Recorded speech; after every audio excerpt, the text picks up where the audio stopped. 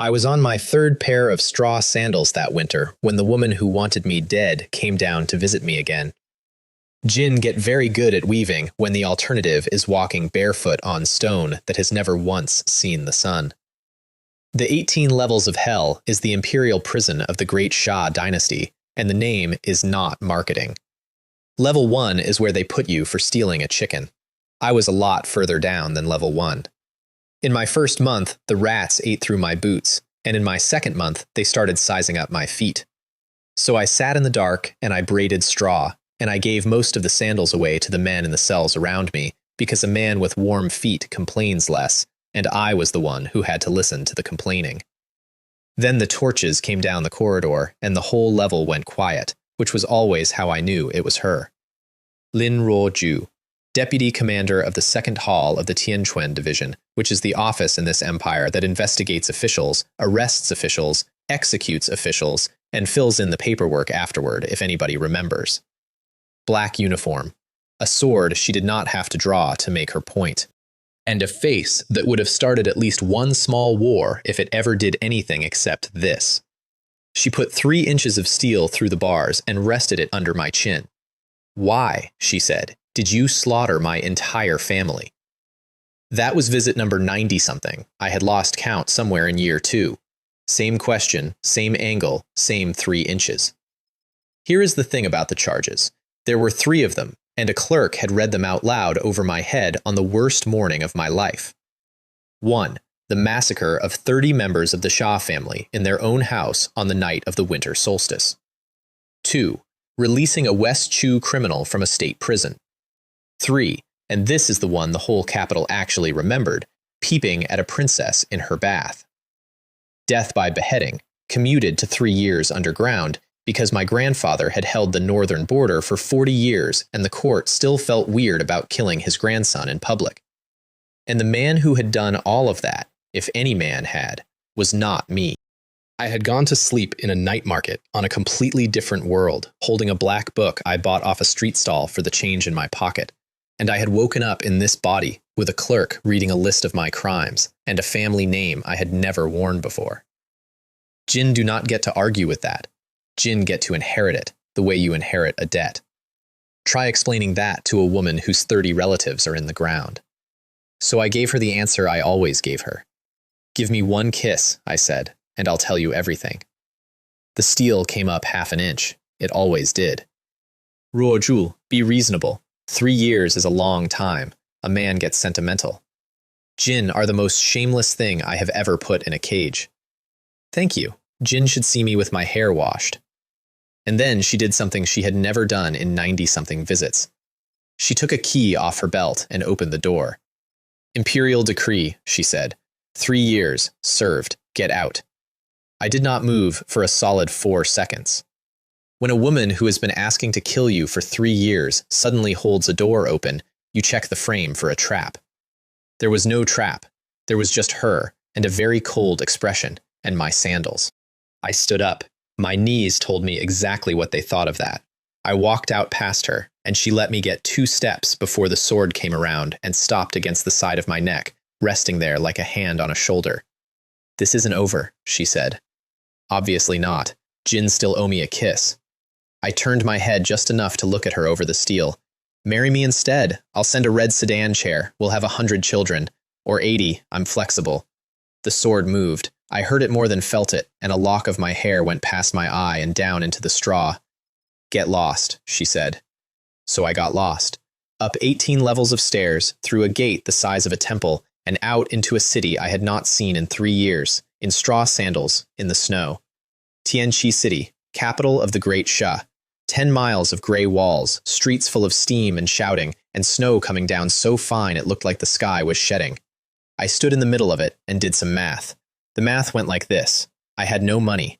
I had no cultivation because the body I was wearing had a spirit bone the local doctors politely called useless and everybody else called garbage. I had a black book that could look at a technique and hand it back to me fully deduced, cover to cover, in the time it takes to blink, which was the single most valuable object in the empire and completely worthless to a man whose body could not survive using any of it. 3 years of that. A library and no arms. and I had a family that had not sent one letter, one coin, or one bowl of rice to their own heir in 36 months. Behind me, on the wall of the prison, Lin Roju stood watching me walk away and did not follow, because she had just realized something she did not say out loud until much later. The Genshi Marquis Manor had changed while I was underground. It had changed a great deal. Anyway, I was cold, and there was a tea house pavilion up the road with a stove in it, so I went and stood in the doorway like a stray. That is where I met my fiancée. Ex-fiancée. She had made that very clear. 3 years ago, while the sentence was still warm, Song Lianhua had walked into my family's front hall in front of my relatives and annulled the engagement out loud, using the words vicious, dissolute, a complete waste of space, and unworthy of me. 4 separate insults in order, like she had written them down first, which she had. Song Lianhua is the daughter of the Minister of Personnel, and she does not improvise. She was sitting by the stove in a white down dress with fur at the throat, warming her hands, looking like the first day of a very expensive winter. A serving girl saw me in the doorway and reached for a coin to make the beggar go away. "I'll take it," I said. Song Lianhua looked up. She looked at the sandals and the hair and the beard I had been growing on a diet of cold rice, and there was not one flicker of recognition on her face. 3 years, and she did not know me. "Miss," I said, "I want you to understand that I clean up extremely well. Give me 1 bath and a razor, and you will regret this conversation for the rest of your life." "Give him 2 coins," she said, "and have him moved along." Then the door opened behind me, and a young man came in with an oil paper umbrella, shaking snow off it, and every servant in the room bowed at the same angle. Wei Minghui, son of the Marquis of Feng'an, shackles peak at his age, which, around here, is the kind of talent that gets you a nickname before you get a career. Shu took one look at the beggar standing between him and his tea, and he put his hand on the pavilion pillar. Shu did not hit it. Shu just let a little of himself out through his palm, the way you let a dog off the leash to make a point about the dog.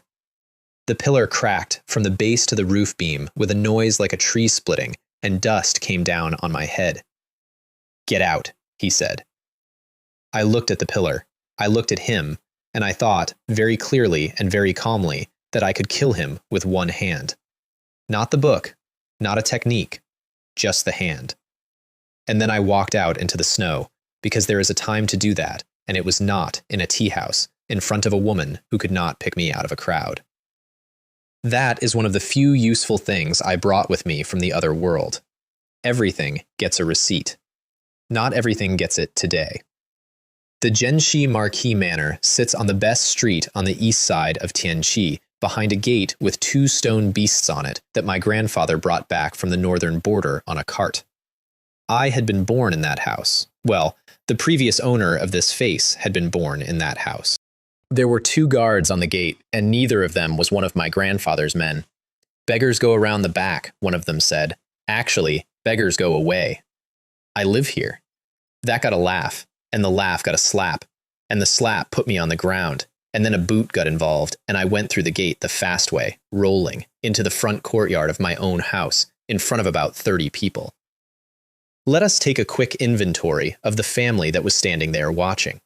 My grandfather, Lin Fengyan, the man they used to call the god of slaughter on the northern border, had died 3 years ago in failed seclusion, which is a thing that happens. It is also a thing that gets arranged. My father, Lin Haoran, had ridden out with 100,000 men and been ambushed and killed by a giant rock, which sounds like a fairy tale until you learn that in this world the fairy tales file reports. Which left my second uncle, Lin Zhiyuan, wearing my father's title as the acting Marquis Zhenqi, and my cousin, Lin Jingyu, standing in the middle of the courtyard in silk, holding a wine cup at 3 in the afternoon. Shu came over and crouched down so I could hear him properly. "Cousin," he said, "I am the master of this house now. Jin are a stray dog that wandered in off the street." And there it was.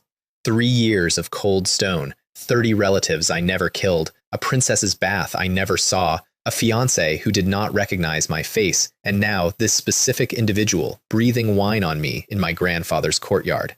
I reached down and took off my left sandal, then I got up and put it in his face. Not slapped, put. I hit him with a wet straw sandal hard enough to turn his head 90 degrees and drop him flat on the flagstones in front of 30 of his own people. And then I stood over him, and then I had a sword. I do not entirely remember taking it off the guard. I remember that the point was under Lin Jingyu's chin, and that his eyes had gone very wide and very sober, and that somewhere behind me a middle-aged general was shouting. Then everything stopped. I mean, everything. The general's shout stopped halfway out of his mouth. The guard stopped mid-stride. Snow stopped falling in the 10 feet around me and hung there like it was waiting for instructions. Jin, old man in a plain gray coat, was standing at the edge of the courtyard with his hands behind his back. Uncle Gu Li. Not an uncle. Shackles Middle, my grandfather's man for 40 years, the household steward, the person who taught the previous owner of this body how to hold a brush. Young master, he said, not in front of the servants. The snow started again. Lin Jingyu crawled away backward on his hands. I gave the sword back to the guard, who took it like it was a live snake. Uncle Gu Li, I said, is there hot water in this house, or did they sell the tubs too? There was hot water. 3 years underground does things to a person that I am not going to put you off your meal with, so this is the short version. The first bath ran black. The second ran gray. The third one ran clean, and I sat in it for a very long time with my eyes shut. A maid brought a razor and a white robe, and I scraped a beard off a face I had never actually seen clean, and then I stood in front of a bronze mirror and had a look. Sharp jaw, good eyes, absolute disaster of a reputation. 3 years underground, I told the mirror, and it did not wear down my handsomeness even slightly. Genuinely impressive. Young master, said the maid behind me in a very small voice, you were always like this. Meilan. She had been keeping my rooms swept for 3 years in a house where every other person had written me off, and dusting furniture nobody was ever going to sit on. She had been crying when I came through the gate, and she had gotten in trouble for it. I did not say anything sentimental. I flicked her forehead with 2 fingers on my way past. Stop leaking, I said. Jin will freeze your face. Uncle Gu Li was waiting in the corridor with his hands still behind his back, and he confirmed both deaths flatly, the way a man confirms things he has already said out loud 100 times to himself. The old Marquis. Then my father. Then he told me to go and see the third master. Third master, I said. Jin mean the drunk. I mean the third master. Lin Yi Zhou, my third uncle, the family's spectacular disappointment. A man who lived in a falling-down house at the back of the compound, with a plaque over the door that read, "Life is but a dream," and who had, as far as anyone in the capital knew, spent 20 years achieving absolutely nothing except a very consistent relationship with wine. Shu was on a bench under the eaves when I came through the moon gate, one leg up, a gourd in his hand, snow on his shoulders, and no coat. I bent down, packed a snowball, and threw it at his head, because you learn more in 1 second of somebody's reflexes than in an hour of their conversation. The snowball came apart in the air. Nobody hit it, and nobody blocked it. It stopped existing about 4 feet from his ear and fell as powder. Jin have grown up, Lin Yi Zhou said, without opening his eyes. I want grandfather's sword manual, I said. The Godly Ghost 7 kill sword. The gourd stopped halfway to his mouth. Jin have no cultivation. Jin have a waist bone. Jin would be better off asking for a wife. I have asked for a wife. She sliced my hair off. So now I am asking for the sword. Shu looked at me for a while. Then he tipped the gourd up, drained it, and stood off the bench in a way that made no sound at all. Show me why, he said, and he flicked 2 fingers, and the air over the courtyard turned into several hundred swords made of ice, hanging point down, filling the sky from wall to wall like a ceiling that had opinions. Then they became one sword, 30 feet long, and it came down at me. I had exactly one thing in the world, and I used it. The black book opened somewhere behind my eyes, took the shape of what was falling on me, and handed it back to me, solved, and I moved my hand. The giant ice sword stopped an inch from the ground, because Lin Yi Zhou had reached out and pinched the blade between 2 fingers. Interesting, he said. The manual is in the study. Jin have 1 hour. I read it in 1 hour and came out knowing all 7 forms, which I did not mention because a man who shows you everything he has is a man you no longer need to be careful with. I showed him 1. First form. The 5-story pavilion on the far side of the courtyard came apart from roof to foundation in a single clean diagonal, and the pieces stood there for a second before deciding to fall. I showed him a second one, Shadow Kill. Shu put a dozen ice puppets in the yard, and every one of them lost its head at the same instant from the same stroke, which is not how strokes work. I showed him a third, 10 swords in the air at once, moving where I looked. Lin Yizhou watched all of it with a face like a man watching rain. Then he tossed me a sword in a black scabbard, a spirit artifact with a small pale flower carved into the guard, the kind of flower they put on graves. After that, a storage ring, which in this world means a pocket the size of a room. And after that, a job. Tianchuan Division, he said. Jins start when they tell you to. The office that investigates officials. The office that investigates everyone. I turned the ring over in my fingers. Third uncle, did my father leave anything?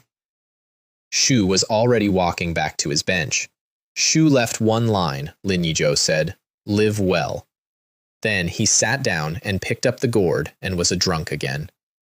3 years of stone, 1 bath, 1 sword, 1 ring, and 4 words from a dead man. I stood in the snow in my grandfather's compound and worked out that I now owned exactly nothing, was owed a great deal, and had just been handed a badge that let me legally arrest anybody in this city. I decided the correct next move was obviously a brothel. Wansha House is the most expensive building on the west side of Tianqi that is not a temple, and I had a specific reason for going. 3 years ago, the previous owner of this body had broken a West Chu criminal out of a state prison for a girl who worked in it. Her name was Xiao Mei. She sang, she poured wine, she was famous, and one of my 3 charges had her fingerprints all over it. So I walked in wearing my new white robe and my new sword and asked for her. Xiao Mei left, the madam said. 2, nearly 3 years ago. Walked out one night and did not come back. Left for where? Sir, if the girls told me that, I would be running a temple. The new top girl was called Wen Qing, and she sang behind a screen so that the men downstairs could spend a year's salary imagining what she looked like. I sat there listening and getting absolutely nowhere, and thinking that Xiao Mei disappearing at exactly the moment my sentence started was the kind of coincidence that has an owner. Then somebody upstairs started screaming, and the front door came off its hinges, and the Tianchuan Division came through it.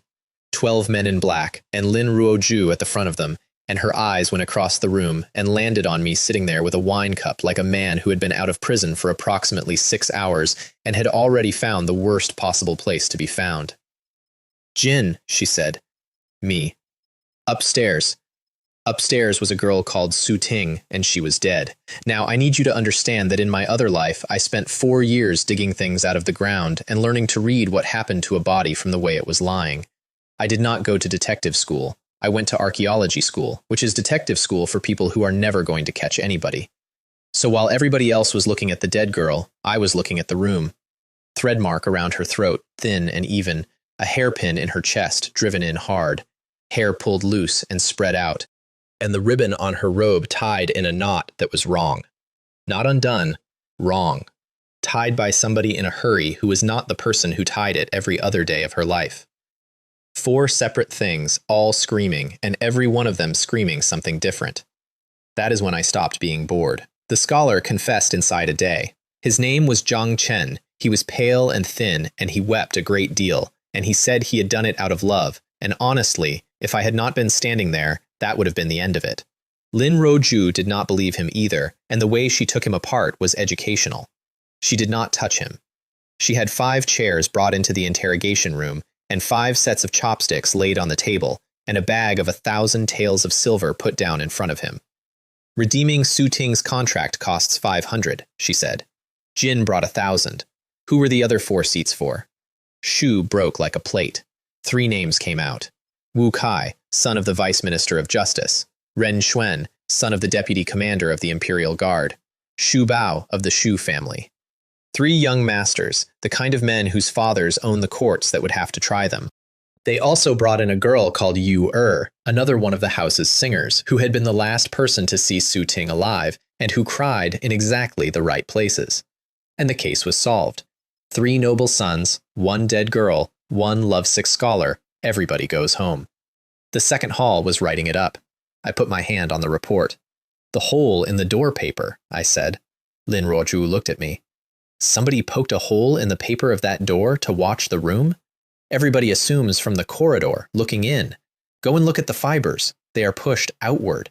Somebody made that hole from inside the room, looking out, which means at the moment that hole was made, the person making it was already in there with her and did not want to be surprised. Silence. Also, there are 2 wine cups on the table, and both of them have lip color on the rim. 2 women drank in that room, not 4 men. And the hairpin? The hairpin is furniture. She was dead before it went in. I sat back. Su Ting did not die of a wound. She died of perfume. There is a scent that comes out of the western regions called fragrant beauty. It is a monopoly. Exactly 1 person in the empire is allowed to import it, and that person is a princess, which tells you what it costs. On its own, it is just extremely good perfume. There is also a plant called sleeping snow that any herbalist will sell you for the price of a bun. Put the 2 together on human skin, and they make something that has no smell, no taste, and no color, that goes in through the skin and that stops a heart in about the time it takes to finish a cup of wine. Nothing to find in the stomach, nothing on the mouth. The physicians of the great Shah had no test for it, because the 2 halves are both completely legal. Zhang Chen had brought the perfume. Yu had brought the plant. They had killed her together and then dressed the room up as a crime of passion involving 3 young noblemen so that the Tianchuan division would find it, believe it, and execute all 3 of them for it. That was the part I actually respected. Shu did not want to escape. Shu wanted us to be the weapon. His motive, when we finally got it, was that Su Ting used to tell the customers she sold her art and not her body, and it turned out she had been telling him that too, and it turned out that was a lie. Yu was older and worse. She and Su Ting came from the same village, and Su Ting had brought that village's story to the capital with her and told it as an entertaining anecdote for tips, and Yu's mother had heard the story come back around and had not survived hearing it. Take the hush money from 3 rich boys, use the money to buy the perfume, kill the woman, and hand the boys to the empire's execution office in a bow. 4 birds, 1 stone, from a man who could not lift a bucket. Lin Ruoju read the confession twice, and then looked at me for a long moment across the table. Jin were in a cell for 3 years, she said, and now I am out. Jin should see what I do with a whole week. I bought 2 things on the way home that night, a ghost mask off a street stall, painted white with a red mouth, and a black robe, plain, no crest. I bought them before anybody had attacked me. 2 days out of prison, and I had already worked out how this city operated. They came for us in an alley 3 streets from the division. 16 of them, Xuanhuang realm, the cheapest killers money can buy. Lin Ruoju did not draw. She walked into them, and they came apart around her like a wave going through a fence, and it took about 4 seconds, and she did not change her breathing. Then the 17th one dropped off the roof, masked, Tuojiang middle, which is 2 whole floors above anything she should have been meeting in an alley, red blade. Shu hit her once, and she went 10 meters down the alley and did not get up cleanly, and there was a line opened across her side that I did not like the look of at all. So I went around the corner, and I put on the mask, and I came back. Shu heard me and turned. I was riding a sword through the air about 6 feet off the ground, which is a thing I had learned to do that afternoon out of a manual, and the landing was elegant and controlled, and it absolutely was not. Shu raised the red blade. I did not draw. I stepped past him with the sword still in the scabbard, and then I drew, and the draw and the cut and the sheathing were the same motion. His head came off on the way past. I did not say anything. I got back on the sword and left. Behind me, Lin Ruoju sat up against the alley wall holding her side and stared at the place where the masked man had been standing.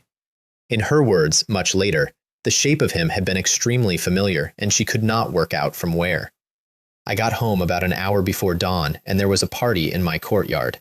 Music, lanterns, wine, 20 young men from good families, in my house, on my ground, and Lin Jingyu at the head of it holding court with his arm around a girl who was trying very hard to be somewhere else. And there was a young man standing over Mei Lan, who was on the floor. His name was Zhao Kai, 3rd son of the Anping Marquis estate by the 3rd wife, which in this city means a man with enough name to be untouchable and not enough to be careful. Shu had slapped my maid across the face for pouring slowly, and he had just finished explaining to my cousin that he wanted her, and my cousin had just finished saying yes. Everybody turned around when I came in. Mei Lan's cheek was already going purple. I would like to tell you that I said something clever. What actually happened is that I drew, and Zhao Kai's head left his shoulders and hit the flagstones before the music stopped, and about 20 young noblemen discovered they had urgent business elsewhere. Lin Jingyu got up. Lin Jingyu got his sword out. Lin Jingyu got about one word into a sentence about his father. I took his arm off at the shoulder and put my foot on the side of his head and pressed it into the stones until he stopped making words. Listen carefully, I said, to him and to the general and to all 40 of the guards standing frozen at the edge of the courtyard. A usurper's son invited outsiders onto my grandfather's ground, made the women of the Genshi Marquis Manor pour their drinks, and let a guest put his hand on my maid. In my house. Nobody moved. 100 lashes. Every guard on the wall. The general first. They took it. That is the part worth sitting with. 40 armed men in my second uncle's pay stood in the snow and took 100 lashes each, because not one of them was sure any more whose house they were standing in. I crouched down in front of Mei Lan and wiped her face with my sleeve.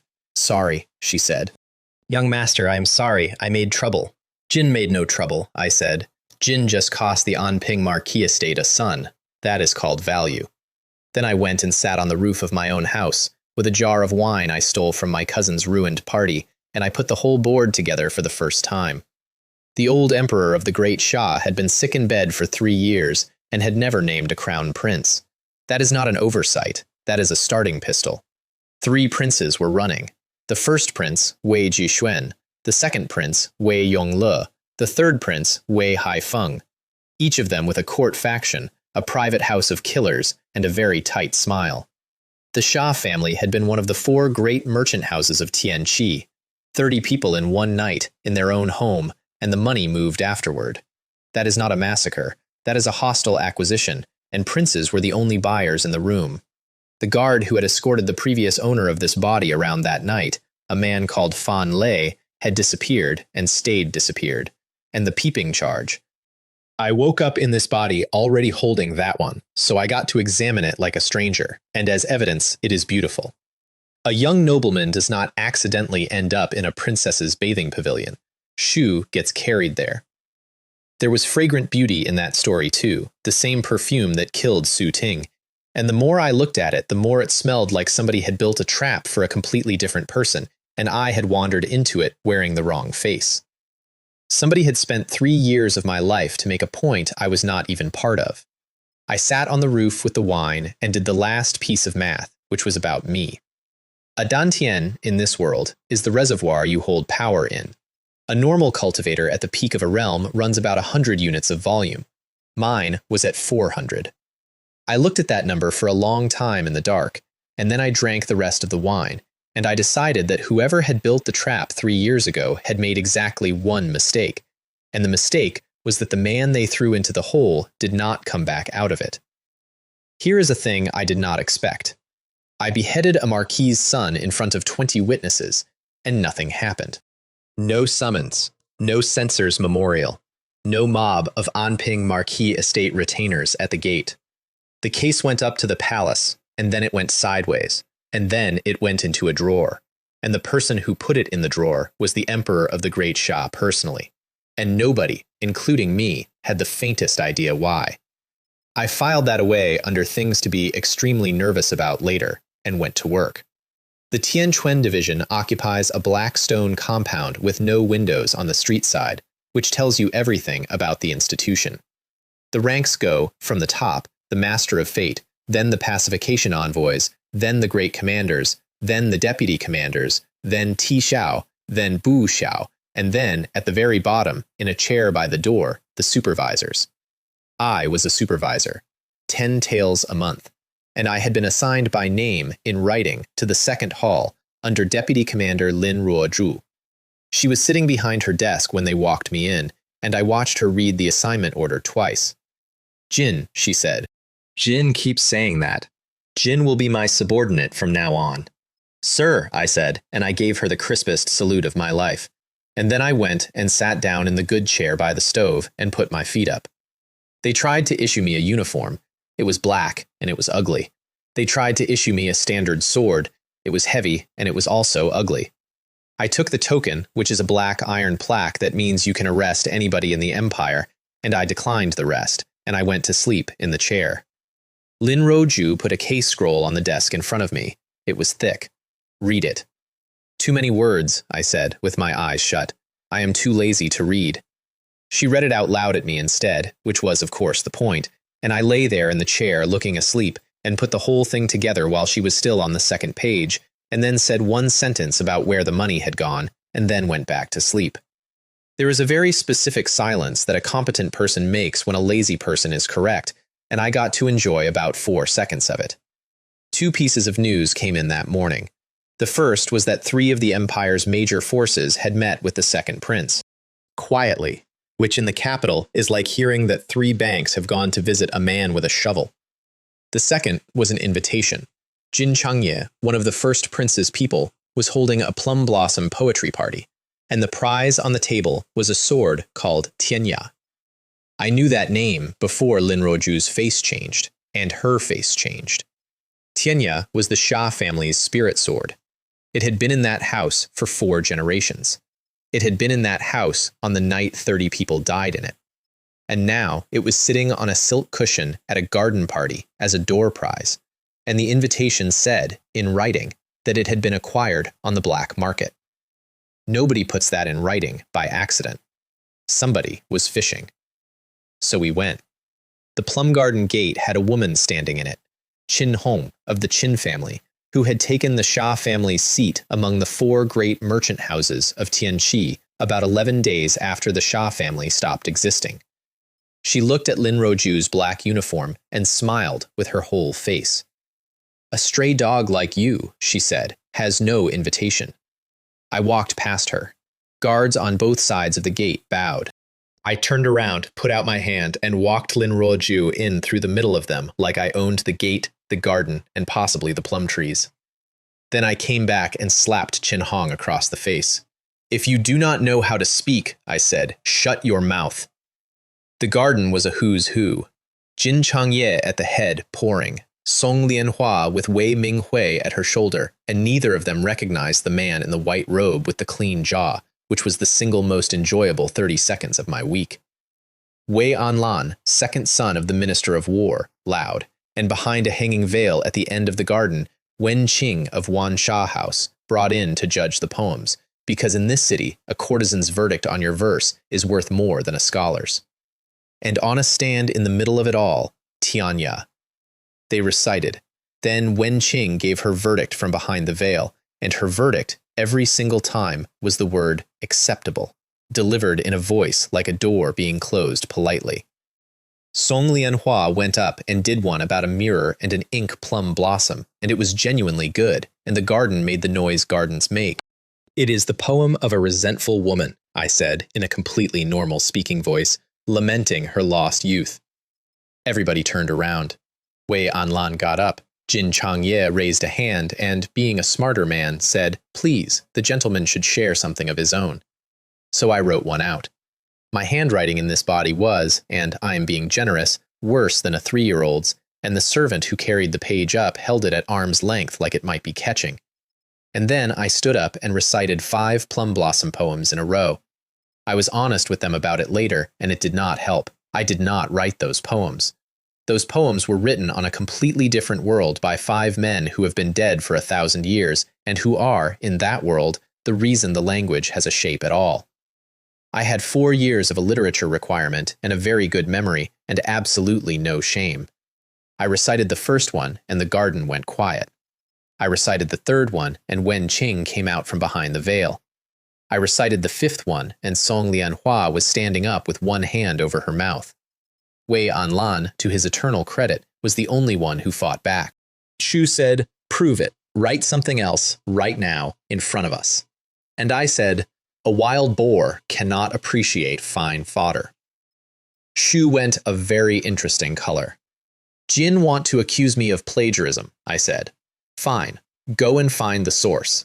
Find the man, find the book, find the province. When you find it, come back, and I will kneel down in front of you in the street. Jin cannot find it, so you cannot prove it, so sit down." Then I walked over to the stand, picked up the Xia family's sword, and turned around and tossed it underhand across the garden. "Ruoju," I said, It is for you." She caught it against her chest. She did not say anything at all, which, from her, is a great deal. Everything that happened in that garden was reported to a woman on the other side of the city inside the hour. I know exactly what was said in that room. It took me a while, and it cost me, and I got the whole scene out of her own people afterward. And it is the piece that reframes my entire first month out of prison. Princess Wei Jiao. Veiled, always. Wine warming on a small stove. A maid in black robes standing in the middle of the floor, reciting my 5 plum poems to her from memory, because that is how fast that city moves. And a piece of news delivered flat. The emperor intended to marry her to Lin Mo. The cup in her hand stopped moving. She hated me. Not politically, personally, and specifically, and for a reason that had nothing to do with anything I had ever done, which is the best kind of hatred to be on the wrong end of, because you cannot apologize your way out of it. She hated me because I had seen everything. Find an opportunity, she told the maid in the black robe, to get rid of him. And then, because she was alone, and because people say things out loud when they think the room is empty, the rest of it came out. 3 years ago, the trap had been hers. She had built it. Fragrant beauty, her own monopoly, her own import, her own perfume. The target had been the third princess, her own sister, and the young lord of the Zhenxi Marquis Manor had been the tool she was going to catch her with. Ruin them both in one night, one scandal, one witness.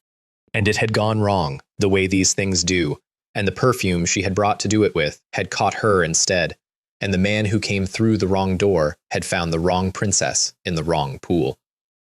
3 years of my life for a mistake she made in the dark. She had been trying to have me killed ever since, quietly, patiently, and without ever once considering that the man in the cell might come out of it and start looking for her. The first attempt came that same night on my walk home, and it was 2 meters tall. Shu was waiting where the lane narrowed, a scarred giant with a chain in one hand and a hammer in the other, and the scars on him were the kind you get in a profession, not in a fight. "Captain Guanlong," I said. "Mengwu Pass, West Chu." Shu stopped, which was flattering.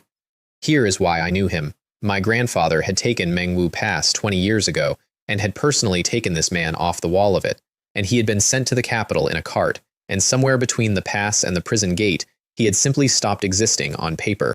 Somebody in this city had reached out and taken a West Chu captain off a prison transport and kept him in a drawer for 20 years. And there was exactly one household with the money and the reach to do that, and the taste to bother. "Jin are going to die tonight," Guanlong said. "Probably, but look at it from my side. Jin are a supporting character who has been off the page for 20 years, and you just got given a speaking part.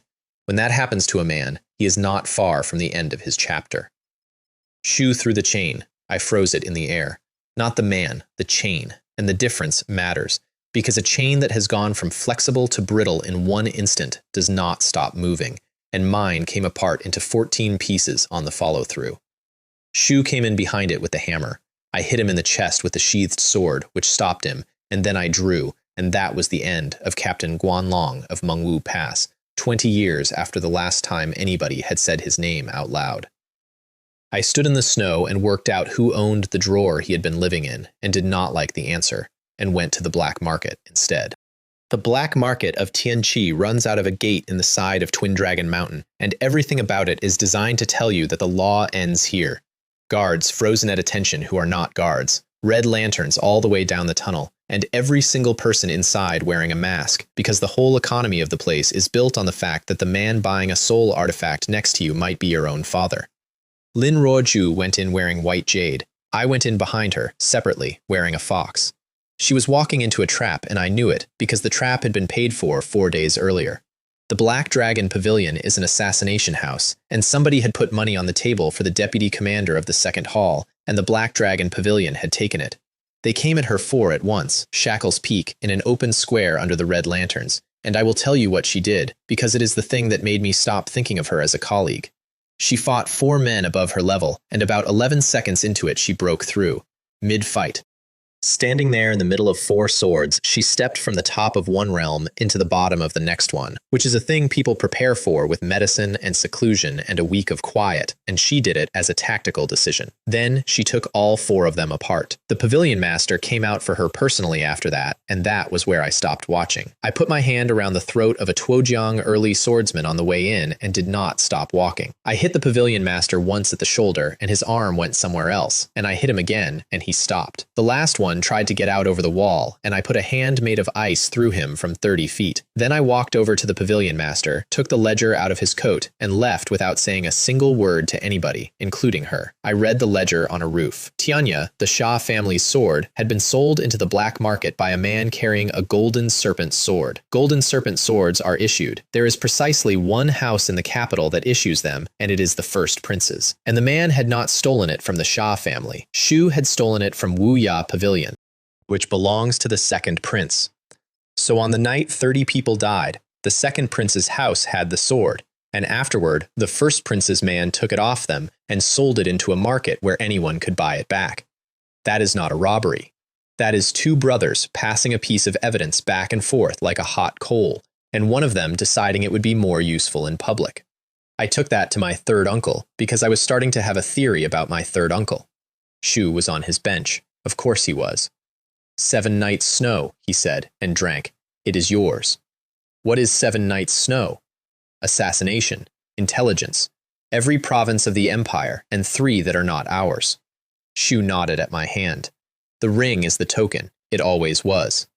I looked down at the storage ring he had tossed me on my first night back, the one I had been keeping my spare socks in.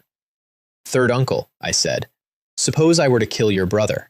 Shu did not look up. They were half-brothers, Lin Yizhou said. Decide what you want. 7 Nights Snow is a 7-story pavilion in a valley 2 hours north of the capital, with wind chimes on every eave that had frozen solid and did not ring. And it is staffed, at the top, by 10 women who are named after months, January to October. I did not ask what happened to the last 2. They came down the stairs in a line and looked at me the way you look at a delivery that has arrived without a receipt. Then one of them, Jing who is July, informed me that she had been waiting 3 years to beat me up over something the previous owner of this face had said to her at a wedding. That is fair, I said. Get in line, it is a long one. Then Liu Ye saw the ring on my hand and made a noise like she had swallowed a stone. The whole line went down on one knee. I gave 3 orders. All 3 of them are questions. A man who orders killings first and asks questions afterward ends up dead in a city like this one. 1. Find Fan Lei, the guard who walked the previous owner of this body around on the night of the massacre and then evaporated. Alive, if possible. 2. Find out who inside the palace the Shah family had been dealing with. Merchants do not get 30 people killed for being merchants. Merchants get 30 people killed for being useful to somebody in a building with a wall around it. 3. Find out whether Wuya Pavilion's men were physically present at the massacre. Then I went back to the capital and went to Lin Ruoju's house because I had nowhere to sleep. That is not a joke. I had a title, a badge, a divine sword, an assassination network, and no bed, because going back to the Genshi Marquis Manor after dark was an invitation, and I was not that tired. She opened the door about 4 inches. No. I have information about Tianya, where it came from, who moved it, and which prince's house had it on the night. The door opened. I traded it for a night indoors, which was an excellent deal for both of us, and then, while she was in the middle of a sentence about Wuya Pavilion, I lay down on her bed and fell asleep. Not the floor, not a chair, her bed, boots off, face down, mid-conversation. She sat on the floor with her sword across her knees and cultivated all night, which is what she does instead of being furious, and in the morning I woke up, reached over without opening my eyes, and put my hand on her leg. If you dare touch me, she said, in a voice with absolutely no temperature in it at all, I will break your hand. I opened one eye. Ruoju. As a doctor. Jin are not a doctor. As an enthusiast. The next case landed on the desk 2 days later, and it came with 2 bodies in 2 different pawns on the same night, which is the kind of coincidence that is never one. Body 1. Liang Zai, assistant minister of works, found face down in the ornamental pond in his own garden. Body 2. Ren Hu, his son-in-law, found the same night in a different pond, in a different house, 3 streets away. Both of them reported by the same woman, Liang Xuan. Liang Zai's daughter, Ren Hu's wife. Grief, said the report from the district office. Terrible accident. Terrible second accident. I went and looked at the first one. Liang Zai had been pulled out with his outer robe off and folded, in a blizzard, in his own garden. There was a bruise on his forehead, and his face, when they turned him over, was doing something a face should not do on a dead man, which was smiling. I have seen that before. Not in this world, in textbooks. When a body gets cold enough for long enough, the last thing it does before it stops is get confused. People take their clothes off because they suddenly feel hot. They wander, they smile, they walk into water. A living man, I said, does not get up from a warm room in a blizzard and stroll around outside until he falls into a pond, unless something made him feel warm.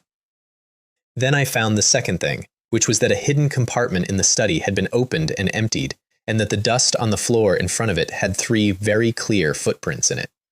3, in a room that had otherwise been cleaned. Dust does not survive in a minister's study by accident. Somebody left those for us, I said. The Jin residence was worse because the Jin residence had witnesses. 4 separate members of the household had seen a water ghost come out of the pond in the dark, take Ren Hu by the ankles, and pull him under. They had all seen it. They were all sober. They were all still shaking. And people believe in water ghosts in this world for the extremely good reason that some of them exist. So I took the ghost apart, piece by piece, in the courtyard, with the whole household standing there listening.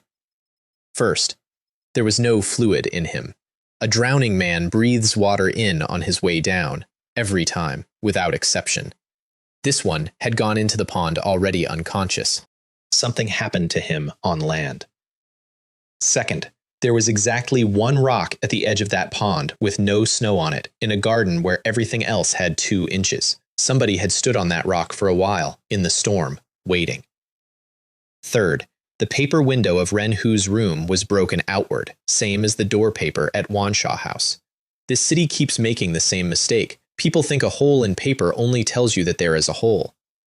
Fourth, and this is the one that ended it, on the night of a blizzard, the snow outside Butler Wu's door had been swept. The snow outside Liang Xuan's door had been swept.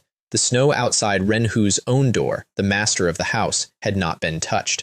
2 people had been walking around that compound all night, in the dark, in a storm, and they had tidied up after themselves everywhere except the one place where a dead man was not going to complain.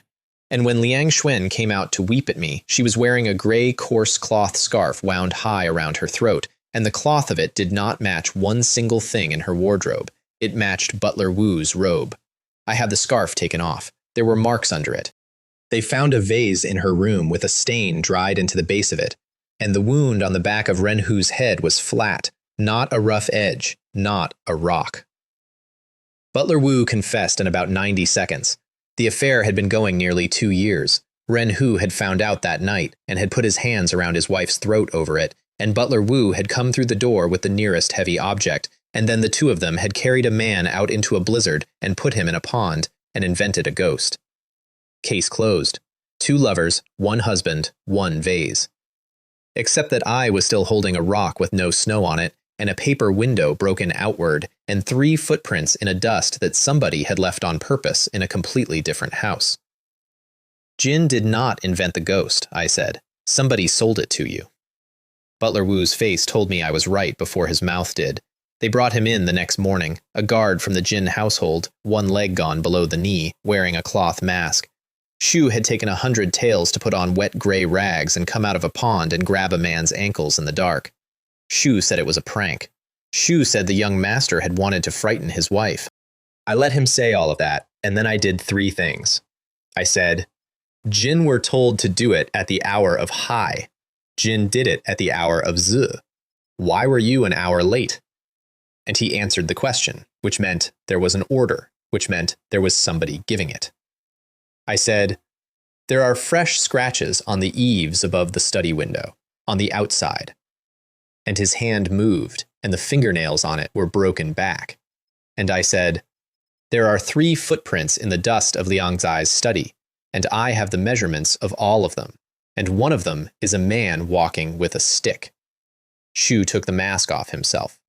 The face under it had been in a fire years ago and had not won, and his name was not the name on the household roll.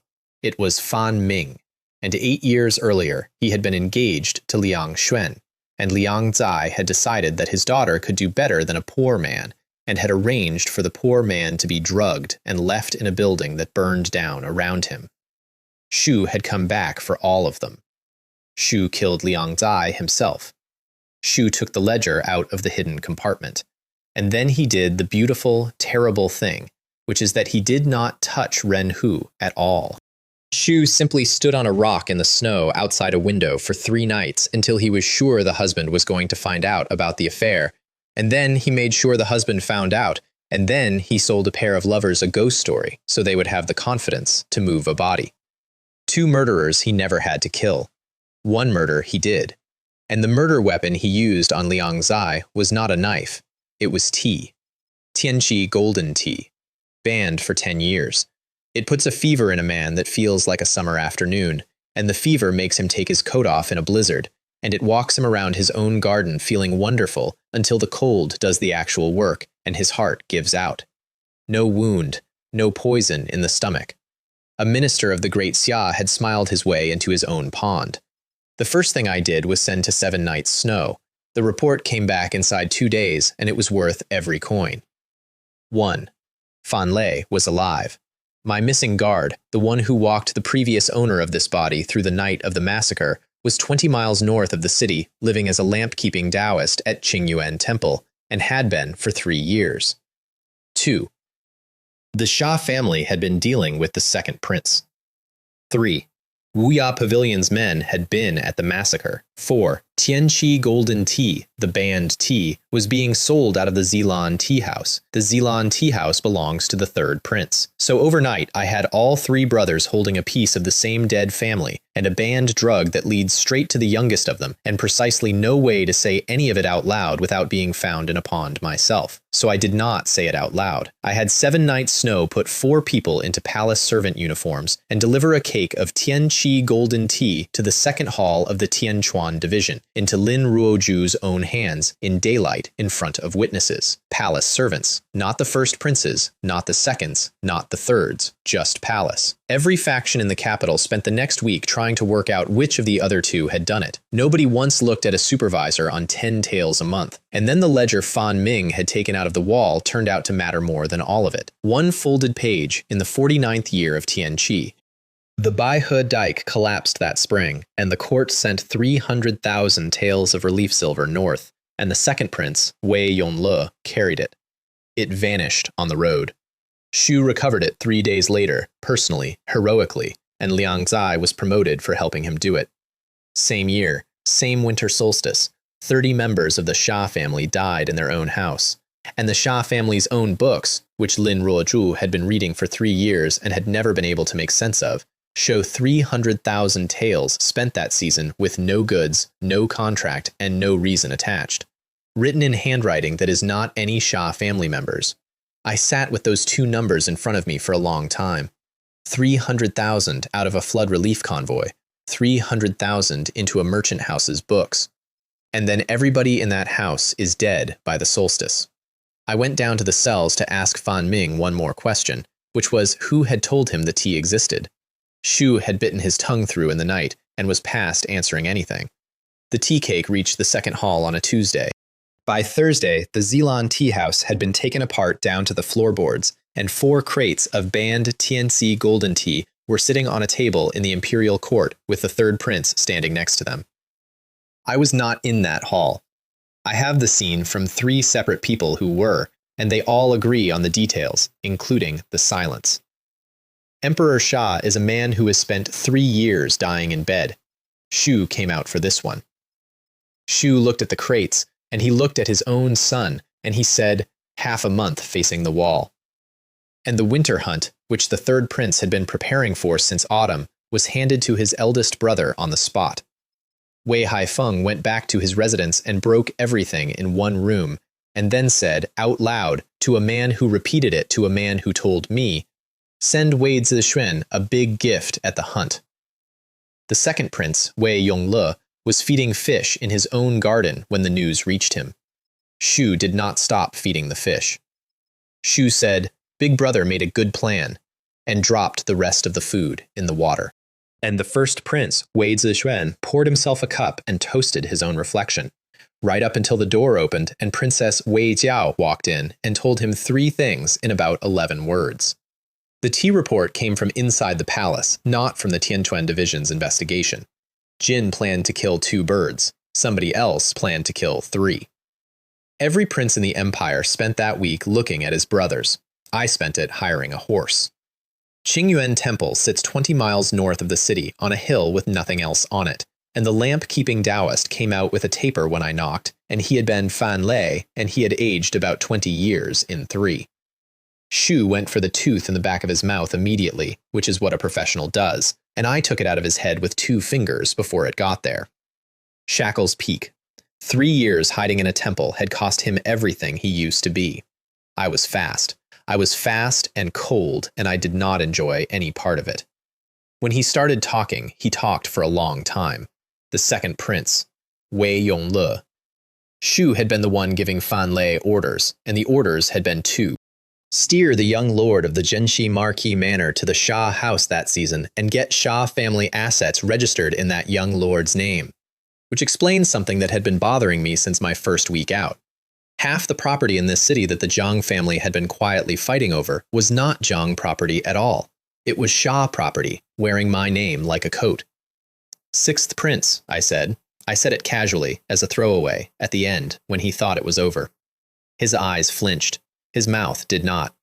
But his eyes went somewhere and came back, and a man who has already confessed to naming the second prince has no reason left to protect anybody unless what he is protecting himself from is worse than me. There is no 6th prince in the politics of the great Shah. 3 brothers are running for the throne. Everyone in the empire could tell you their names. Nobody had ever once mentioned a 6th. I killed Fan Lei there because he had walked a 19-year-old boy into a house where 30 people were about to die, and because a man who has already been bought once is a man somebody else can buy back. And then the hill outside started making noise. They came up through the trees in the dark, hundreds of them, and they were people, and they were not. Demon humans. West Chu takes prisoners and pours something into them, and what comes out walks upright and remembers your name and has eyes with no person behind them. They came over the temple wall in a wave. Behind them came 2 that were not human at all. A red wolf the size of a cart that turned the whole sky over that hill the color of a bad sunset. And a black python 20 meters long that came up the road like a river going the wrong way. Both of them Tuojiang late, which at that point was 2 full stages above me. I did not fight brilliantly. I fought with the burial flower sword and the 7 forms of a dead general's manual, and it took a while, and by the end the temple did not have a roof. But it ended with 2 demon cores in my hand, warm, about the size of a plum, and a hilltop full of things that had stopped moving. I stood there in the wreckage with somebody else's sky going dark above me, and I said out loud to nobody, "Right, time to go back to sleep." The second ambush was waiting outside the city walls, because of course it was. 30 men in black, on the road, at the hour when the gates are shut. And at the front of them, the middle-aged general from my own courtyard, the one Uncle Gu Li had frozen mid-shout on my first afternoon home, wearing a mask that did not cover his voice. My second uncle had sent his own household guard to kill me on a public road. They were gone in one flick of a sleeve. I did not even take the sword out, and the general knelt in the road in front of me with the mask off and started on the sentence that all of them start. "Young master, I was only following. If you are wrong, you die," I said, walking past. What is the use of begging? Lin Zhiyuan was waiting up for me. Shu was sitting in the main hall of the Zhenxi Marquis Manor at 2 in the morning with a lamp and a knife on the table in front of him, and there was a stain on the knife, and the stain was there for my benefit. My second uncle is a man who arranges props. "Jin cut off Song Yu's arm," he said. "Song Yu is a clown." "Song Yu is still your cousin." I kicked the table across the room. "Second uncle," I said, "you should be grateful I stopped at the arm. And since we are discussing family, I would like the seat. Get out of the chair and get out of my grandfather's house. Shu did not move. Shu is a Shackles Peak cultivator, and I was, as far as he knew, a cripple with a badge, and he sat there and looked at me for a very long moment. And then he laughed, and the laugh was the first honest thing he had done in front of me. I went to bed. Uncle Gu Li was waiting outside my door with a lamp, and the expression of a man who has been standing there for 2 hours deciding whether to say something. Young master, he said, the property's in your name. Shah family properties. 5 mansions, 3 restaurants, 3 jewelers, 2 cloth shops, and a gambling house. Shu paused. Madame Lin has had them all signed over to Lin Jun. Madame Lin is my second uncle's wife. Lin Jun is his eldest son, the good one, the one who cultivates. I stood in the corridor and thought about a woman sitting at a card table in a warm room quietly moving a dead family's houses into her son's name while their heir was underground. Tomorrow, I said, I will go and meet my aunt. If she is blind, I will blow her eyes out. I did not know it yet, but on that same night, in a room I would not see for months, a man was playing a zither behind a gray screen. I got this later, in pieces, from people who paid a great deal for having been in the building. But it happened, and it happened while I was standing in a corridor deciding how to threaten my aunt, so you should have it now. The zither stopped. A voice from behind the screen said that Fan Lei had been carrying a demon soul poison in him for 3 years, and that if he had ever said the wrong name out loud, the poison would not have killed him. It would have unmade him. Soul first. That is why his eyes flinched and his mouth did not. Shu was not protecting a secret. Shu was protecting the last thing he had left. The man behind the screen was the 6th prince of the great Shah, Liang Yunli. A name that does not appear in any list of the men running for the throne, because Liang Yunli had spent his entire adult life being the harmless one. The brother nobody counted. The one at the back of the family portraits. Then the air in the room folded, and a woman in white stepped out of nothing, and she was not a woman, and she said, in a very reasonable voice, that she had just lost a wolf demon and a snake demon at a temple 20 miles north of the capital, and how exactly were they going to settle that? Shu told her to go and harvest her replacements at the winter hunt, in Snow Wolf Valley, where 3,000 of the Empire's best young cultivators were about to be assembled in one place with a scoreboard. Meanwhile, I was in my own courtyard breaking through to Tuojiang Peak, which took me about 6 hours and 1 demon core, and which put my Dantian volume at 500. A normal cultivator at that stage runs 100. I sat there in the dark, looking at that number and doing the arithmetic on what it meant, which was this. The next realm up is called Tao Repository, and what it does is take your heart, your liver, your spleen, your lungs, and your kidneys and forge them one at a time into things that are no longer organs. 5 of them. Most people spend a decade on the first one. I was going to need a lot of medicine and a lot of money, and it was very convenient that I was about to go and take some.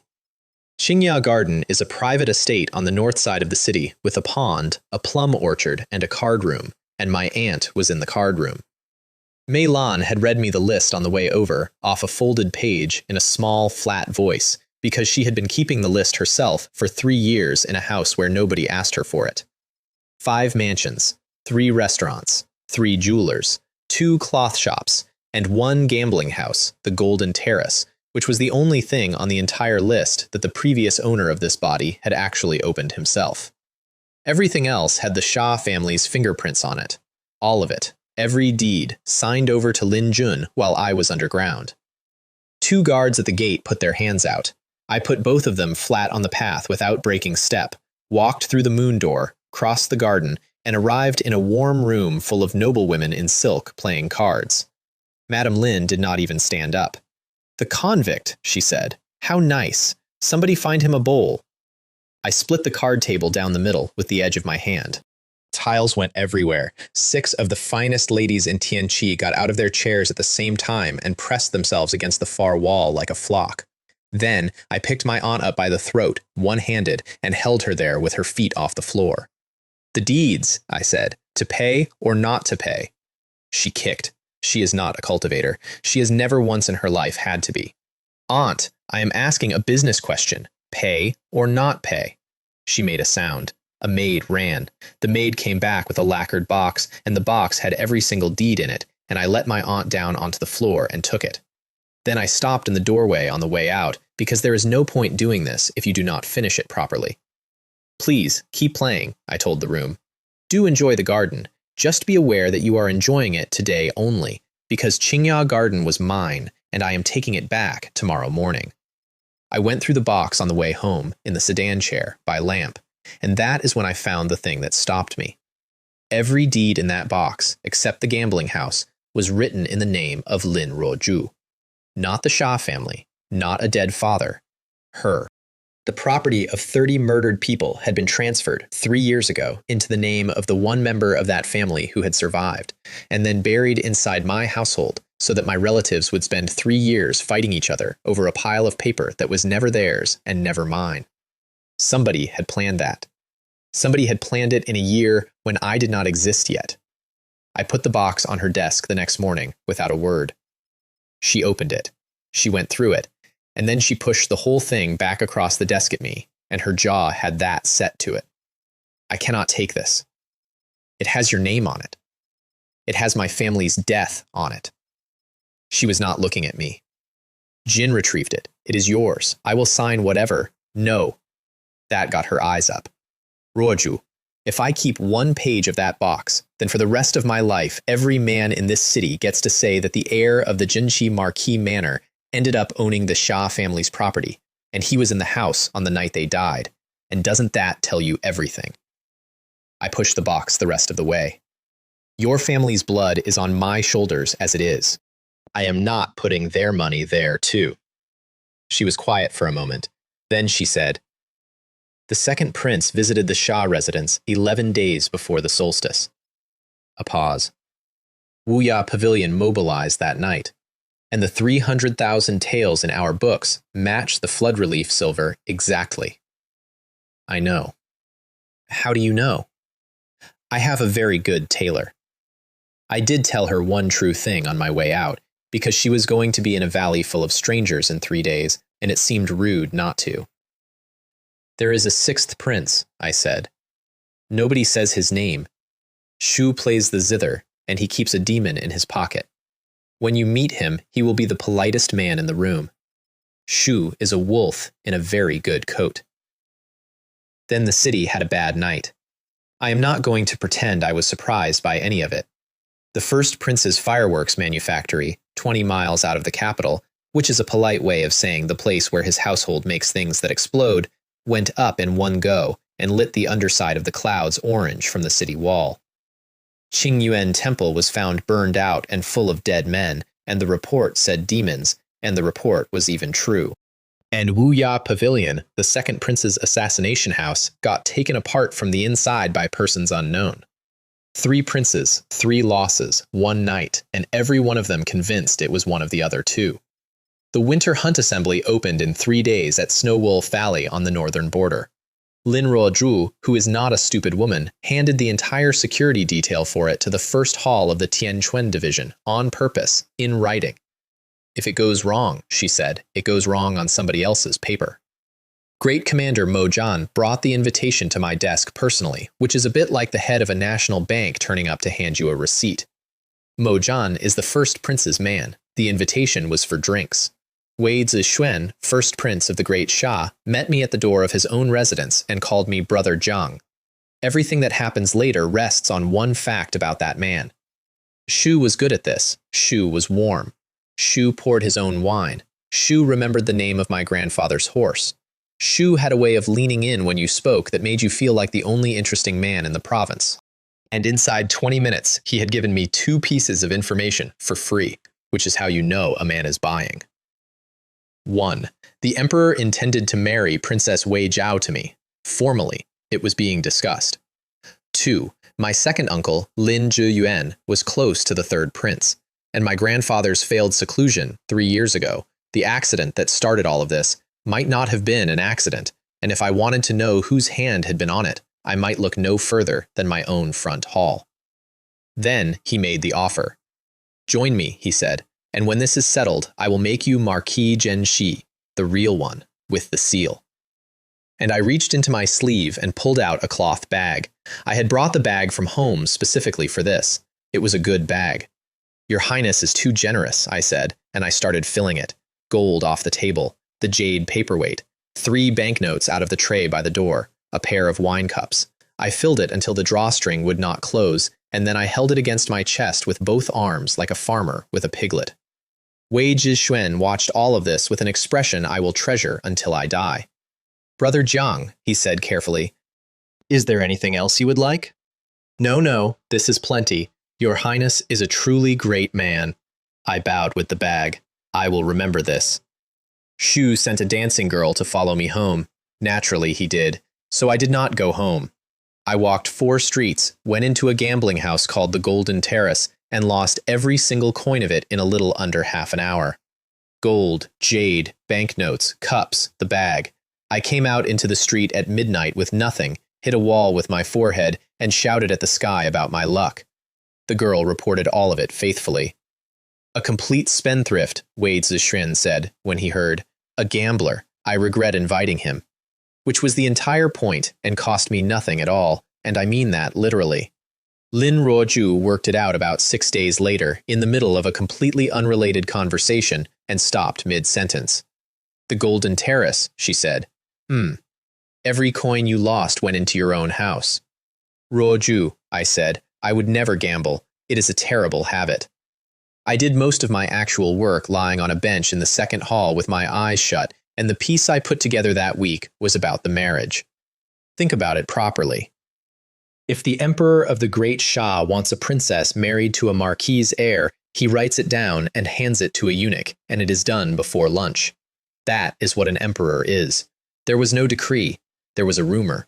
A rumor delivered to me by the first prince at his own table, warmly, like a gift. A rumor that was already inside the palace before it reached the street. So somebody had leaked a marriage that had not been ordered. And who does that hurt? Not me. I was a supervisor with a bad reputation and a good sword. It hurt exactly one person. Princess Wei Jiao had been standing behind her eldest brother's chair for 3 years, and the day the city starts saying she is going to be married off to a convict from a broken house is the day she stops standing there and starts standing somewhere she can be safe. The rumor split them. That was the whole function of the rumor. And once I had that, I turned it around and pointed it at 3 years ago. Somebody had known that fragrant beauty existed, and that Wei Jiao had it, and that she was going to use it on her own sister on a specific night. That is not information you buy. That is information you have because you are close enough to her to be told. Her eldest brother was close enough to be told. I lay on that bench for about an hour with my hat over my face, and came out the other side reasonably certain that the man who had spent 3 years of my life had also just spent an evening calling me brother and offering me a title. Which is fine. I have always preferred an enemy who invites me to dinner. The food is better. Lin Ruoju came by while I was working through it and made the mistake of asking what I was thinking about. Come here, I said. Walls have ears. I will tell you the secret, but you have to come close. She came close. Because she is a professional, and because the room genuinely did have ears, I bit her earlobe. She did not move for about 1.5 seconds, which in her is an eternity, and then she went across the room in 1 step and put a hand on her sword, and did not draw it, which is worse. Ruoju, I said, why is your face as red as a candied hawthorn? She threw the inkstone. We had one other conversation that week that turned out to matter more than anything else in the month, and it happened because she made an offer. I can teach you, she said, the second hall's foundation method. Jin are a supervisor with no cultivation, and this city is full of people who kill supervisors. Very kind. It will not work. She said it flatly, and she said it looking at the floor rather than at me, which is how she delivers things she has already decided not to soften. Your spirit bone is a waste bone. It does not conduct. Jin can practice the method for 30 years and stay exactly where you are. There is one way around it. Somebody transplants a compatible spirit bone into you, and compatible is a very narrow word, and the operation is not legal anywhere in the empire. And yours? Mine is neither high grade nor supreme, she almost smiled. I am a very hard worker. I filed that away in the place where I keep things I am going to need later, and then I did not think about it again for a month. That was a mistake. Somebody else in this city had already had the same idea about spirit bones and had gone a great deal further with it. The alley on the way home gave me 2 ambushes in a row, which I thought showed a lack of coordination. The first was a dozen absolute nobodies with clubs. Madame Lin's, obviously. My aunt had spent the last of her private money on the cheapest men in Tianqi, which tells you her exact opinion of my worth. I was carrying an oil paper umbrella because it was snowing, and I shook the snow off it, and the shake went through all 12 of them, and I kept walking. The second was better. 1 man, 1 sword, Tuozhang early, no crest, no insignia, coming down off a roof with the point already out. Prince quality. Which prince I could not tell you, and that is the problem with a city where 3 brothers are shopping in the same market. I caught the blade between 2 fingers. Shu pulled. Nothing happened. Shu put both hands on the hilt and put his shoulder into it, and I let him have about 4 seconds of that, and then I flicked my wrist and the sword left his hands and went into a wall to the crossguard. Go and tell whoever sent you, I said, that the supervisor is very frightened. That night I did something that I still consider the best value for effort of my entire first month. I put on the black robe and the fox mask, and I walked up the outside of Princess Wei Jiao's residence, and I stood on her roof. She came out fast. She hit me with an open palm before I had finished straightening up, and I took it, deliberately, because a man who dodges is a man you chase, and a man who takes it is a man you listen to. A prince asked me to pass on a message, I said, through the mask. She stopped. 3 years ago, at the bathing pavilion, Jin were framed. It was the first prince. And then I stepped backward off her roof and let the night have me. I have thought about that sentence a lot. Every single word of it is true. I did not accuse anybody of anything I did not believe. I simply chose to say it in a mask, at night, on a roof, and to attribute it to an unnamed prince, and then leave before anyone could ask a follow-up question. Jin do not have to lie in this city. Jin just have to be extremely careful about the order. I also sent a note to the first prince's banquet that evening, apologizing for my absence. It explained that I had been attacked in the street, that I had been rescued by men I did not recognize, but who fought like his household guard, and that I was too shaken to attend and would express my gratitude properly when I had stopped trembling. Wei Zixuan believed every word because it flattered him, and he went and told the emperor that his people had saved the Jinshi heir's life. Shu collected credit for a rescue that did not happen, from an attack he probably ordered on a man who was on his roof at the time. Then it got cold, and I got homeless. I would like to defend myself here, and I cannot. I had a manor. The manor had my second uncle in it, and my second uncle had sent 30 men to kill me on a public road, and I had decided that sleeping in that house was optional, which left the problem of where I actually slept, and the answer was a house on the east side with a plum tree in the yard, and a woman in it who had promised to break my hand. So I stood outside her gate in the snow and cried, loudly and very badly. I stood in the middle of the lane at the hour when everybody in that neighborhood was going to bed, and I scooped up a handful of snow, and I ate it, and I sobbed. The gate opened. What, said Lin Roju, are you doing? The people of the Jinshi Marquis Manor will not let me back in. Sniff. Another mouthful of snow. It is fine. I have had worse. In the prison, there was at least a wall. Jin have a manor. Jin own half this street. They locked the door. She looked at me for a long moment, standing there in her doorway with her hair down and a lamp in her hand, and I watched a woman who investigates professional liars for a living decide, consciously, to be lied to. Come in, she said. Eat something. Jin are eating snow like a stray. She fed me. Then she sat down and cultivated, because that is what she does with an evening, and around the 4th hour the technique took more out of her than she had budgeted for, and she slumped where she sat. So I picked her up and put her in the bed and put the blanket over her and went and slept in the chair. In the morning, she woke up in her own bed with the blanket tucked in and looked at me with an expression that could have stripped paint. Jin climbed in on your own, I said, from the chair. Halfway through the night. Jin said you were cold. I was extremely uncomfortable about it, but I did not want to wake you. I did not. Ruochu. I did not. Jin were quite affectionate. She threw the blanket at me and stood there in the middle of her own bedroom, honestly uncertain, going back over a night she could not remember the end of, and I sat in the chair with a completely straight face and let her. She got there eventually. About 4 days later, in the middle of a briefing, she stopped and stared into the middle distance and said, out loud, in front of 2 constables, Jin drama queen, I actually fell for it. The next case came in on a piece of paper so cheap it had been folded 4 times to survive the trip, and the person who filed it was 15 years old. Her name was Fan Lihua. Her brother, Fan Jian, had been a groom at the court of imperial studs, which is the office that buys the empire's war horses, and a young man named Wei Chuen had ridden him down in the street for being slow to move. Their father went to complain. Shu did not come home.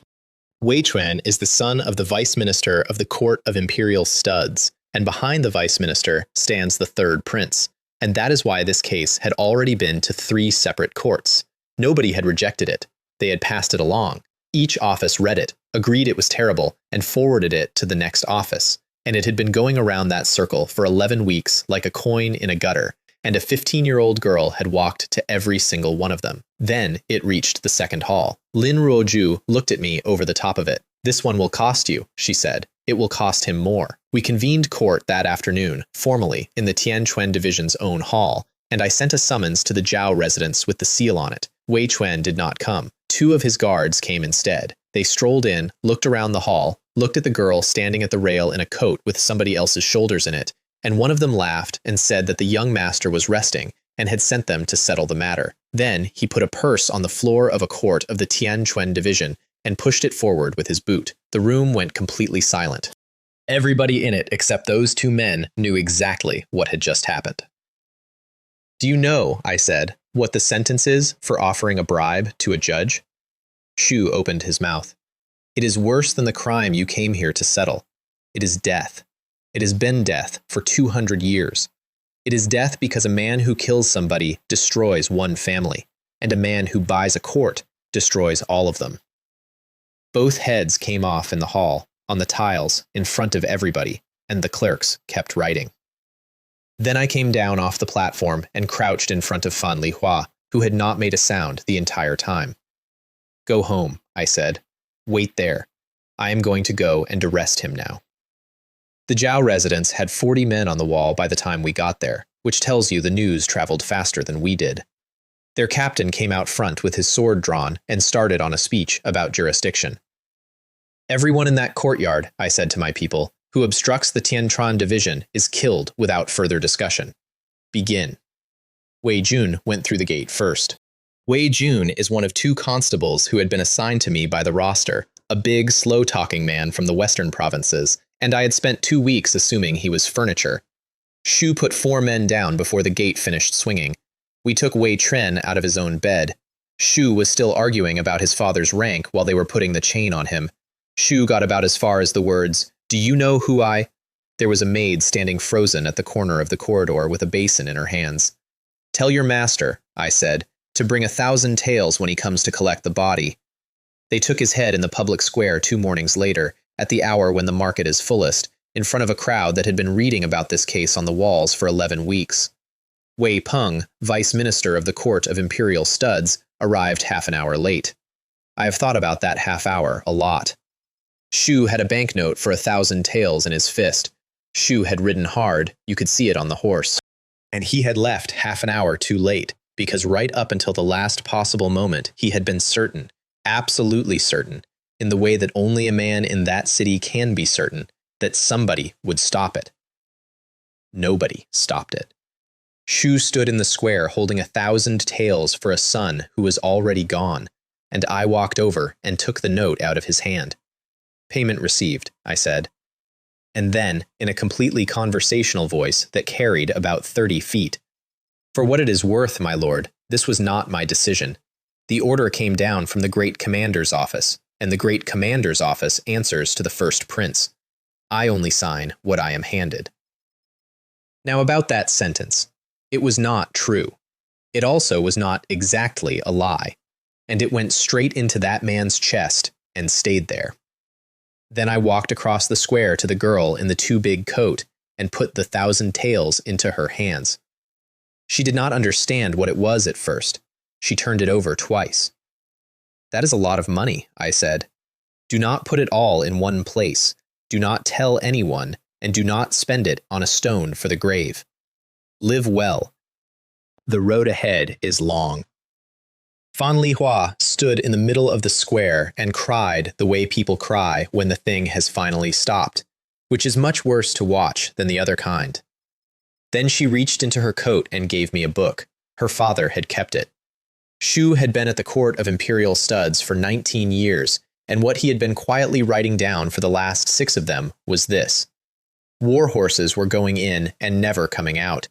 Good stock, purchased at good prices, entered into the books, and then replaced on the picket lines with cheap animals from the border. The paperwork was clean. The paperwork had been made clean by Wei Peng personally. A man had been killed for complaining about his son, but he had been killed by a man who was already terrified of him for a completely different reason. The empire had been buying war horses for 6 years and receiving donkeys. I did not take that ledger to the emperor. I did not take it to the Ministry of War. I took it straight to the first prince's residence, and I made sure to arrive at the busiest hour of his day, and I handed it over in the doorway, loudly, with about 11 people in earshot. Your Highness will know what to do with this. Shu did. Shu also knew, within the hour, that half the capital had watched me do it, and the third prince knew by dinner, because a household with that many servants is not a household, it is a public square with a roof. The court of imperial studs is the third prince's, the ledger was now the first prince's, and there was nothing either of them could do except stand in the middle of the court looking at each other. I gave them 1 night to sit with that, and then I made it worse. The third prince sent a thief after me, a good one, Tuozhang late, professional, in through a window at the wrong hour. I met him in an alley 2 streets from my own house, and it did not last long, and afterward I took 2 things off him. I took his head, and I took his gauntlets. They were spiked. They were also distinctive, in the way that a household's equipment is always distinctive, and any man who had ever done business with the third prince's people would know them across a courtyard in the dark. So I put them on and broke into the first prince's residence. I went over the west wall, through the garden, into the inner court, and I hit Wei Zhixuan in the chest hard enough to put him through his own breastplate and into a pillar. Su is a cultivator. Su is a good one. Su simply had not budgeted for it, at that hour, in that place, from a man he did not know. Jin, old servant, came out of a side building who was not a servant, sealed the whole courtyard with 1 hand, and made the air feel like standing in a bath. Dao repository. I did not stay to be introduced. Behind me, on the ground, holding his chest, Wei Zhixuan looked at the marks on his own armor and said, correctly, to his household, Wei Haifeng sent him. Then I went home, changed my face, and did the other half. There was a mask I did not have yet, and a technique I did, and what I could do that year was walk into a place looking like a man of a different age, a different build, and a different realm entirely. That night, I walked into the third prince's residence as a Dao repository cultivator with a demon core burning in my palm. Then I beat Wei Haifeng most of the way to death in his own reception hall, while 2 Dao repository old men fought each other in the sky above the roof and knocked the tiles off it. 2 princes injured in 1 night in their own houses by 2 attackers, each of them wearing the other's colors. I sat on the top floor of 7 Nights Snow at dawn with a cup of wine and watched the messengers go back and forth across the city like ants who had found a corpse. Every faction in the capital started hunting for the hidden hand, and every single one of them started hunting in the same direction, which was toward a man with a zither. 6th Prince, I said to the window, Liang Yun Li, I will crush you sooner or later. The only person who came for me directly that week was family. Lin Jun, my second uncle's eldest son, the good one, the one they had been putting resources into since he was 8, Shackle's middle. Shu came into my courtyard at dawn and stopped a very fast sword 1 inch from my throat and held it there, breathing hard. Jin hurt my brother, he said. Jin insulted my mother in her own card room. Jin, put your hand on her throat. Well said. I did not move away from the sword. Genuinely. Good delivery, good posture, you have clearly been working on it. Jin are a clown performing a grand opera. His hand shook. Shu did not do it. Shu was going to have another chance at it in about 4 days, in a valley on the northern border, in front of nobody at all, and he was going to take that one. We went north on snow-treading spirit horses, which have wings, and which cover 100,000 miles in a day, and which I would like to formally state I did not enjoy even slightly. Get on your own, Lin Roju said. Absolutely not. What if I fall off and die? Jin will not fall off. Roju, I am a supervisor on 10 taels a month with a useless spirit bone and no life insurance. So I rode behind her, with both arms around her waist and my face against her back, and I slept the entire way, which is a thing I am told is very difficult to do on a flying horse. Wei Jun looked up at us from his own saddle somewhere over the 3rd province and said, with total sincerity, "Your Highness, you are a role model to us all." The northern border city is 30 meters of ice wall and nothing else. There is no farmland behind it. There is no reason for it to exist, except that if it stops existing, the things on the other side come south. The man who holds it is General Zhenbei, Dongyuan, Dao Repository Peak, with a demon-slaying sword strapped across his back that has a notch in it for every year he has been up there. Shu met the delegation at the gate and did not smile once, and I have rarely liked anybody so immediately. The Qintian Bureau sent Wei Long, who is the disciple of the imperial preceptor and who looks like a scholar and is not. And Snow Wolf Valley itself had been divided into 3 zones on a map nailed to the wall of the hall. Zone C, harmless things, deer, foxes, snow hares, where the sons of ministers go. Zone B, beasts that have been touched by demonic chi, where the ones with something to prove go. Zone A, forbidden.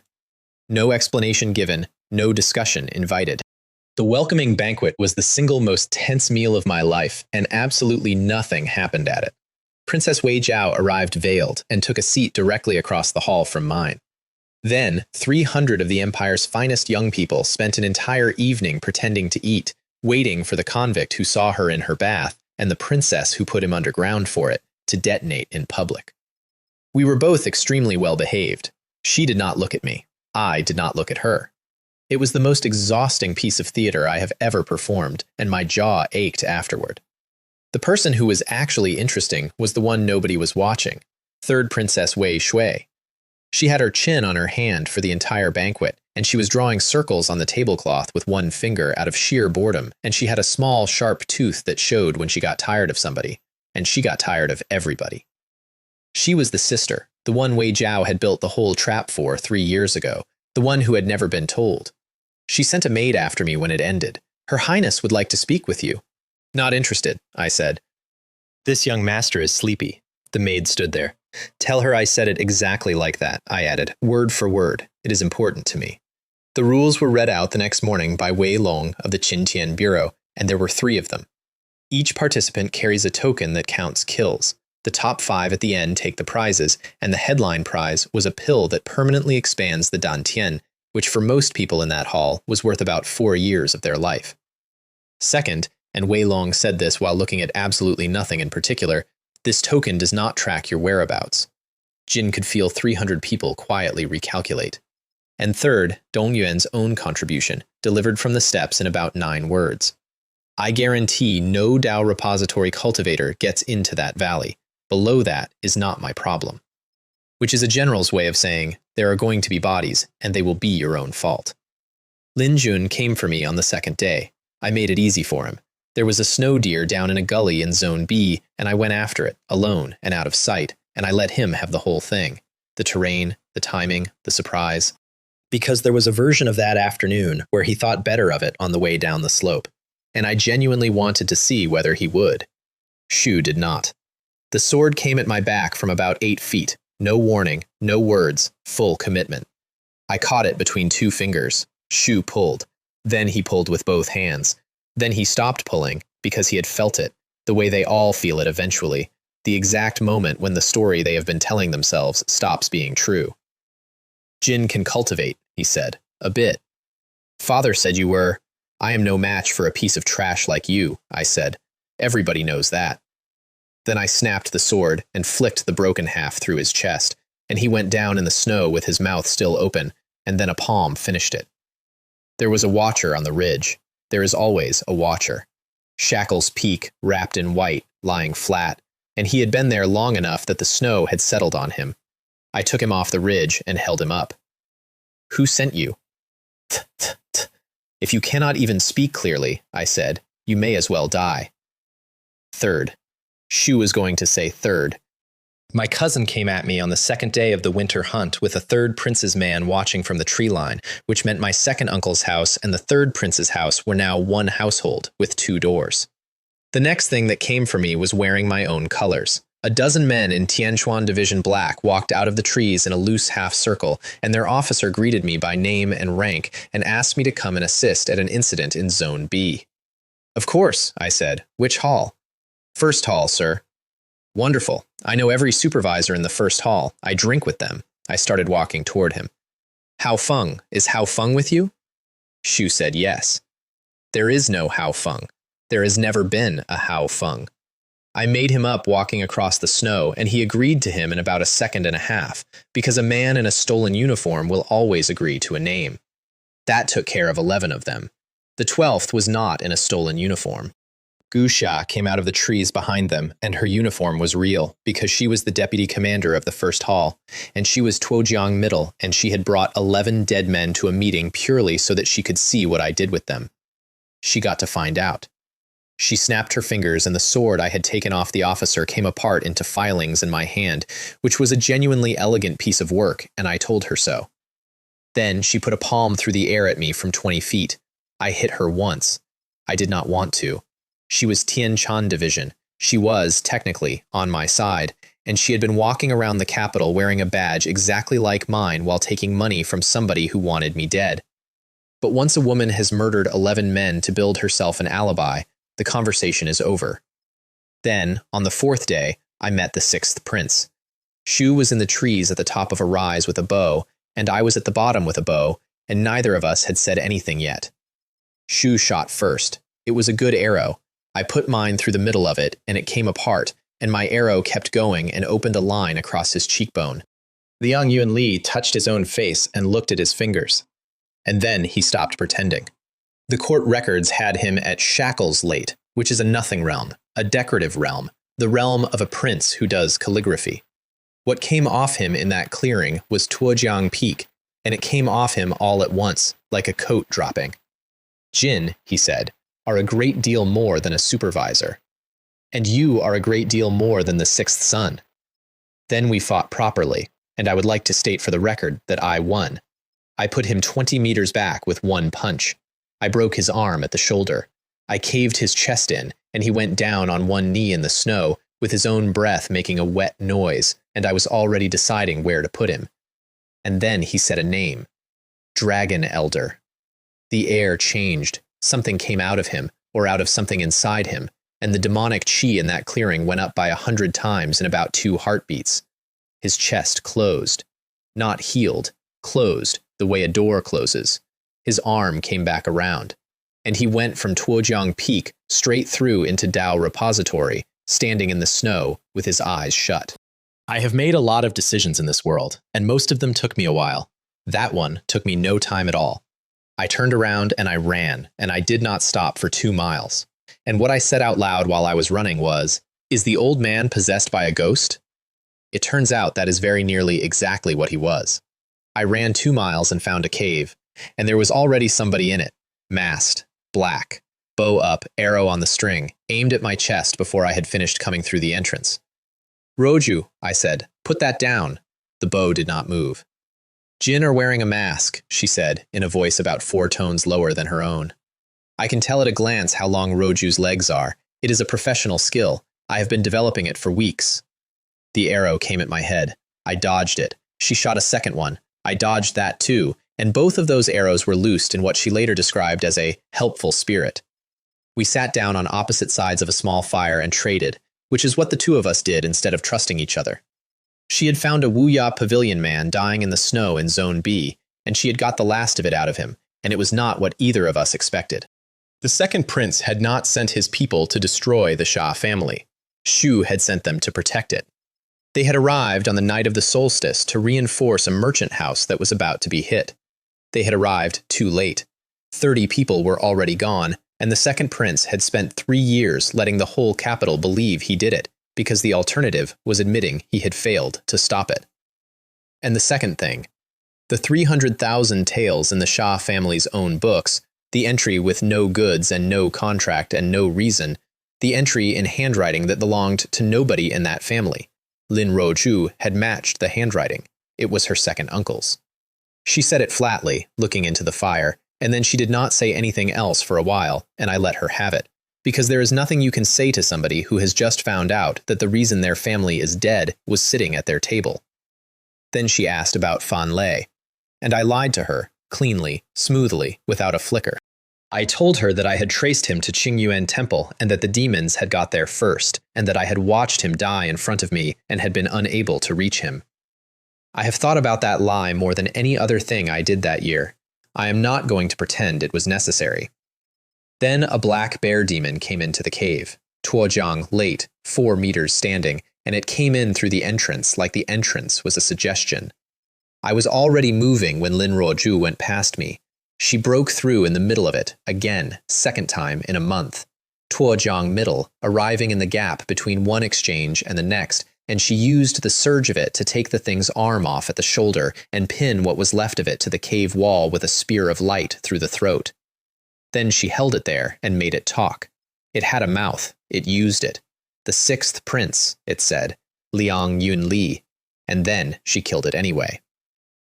Ruozhu, I said, into the silence afterward, I never imagined you would turn out to be such a ruthless, untrustworthy woman. I feel misled. I feel that our whole relationship has been built on a false premise. The thing that came for us next was not sent by a prince. Shu walked into the clearing outside the cave the following evening with a red blade and a face that was mostly human, and the parts that were not human had been added deliberately by somebody who knew what they were doing.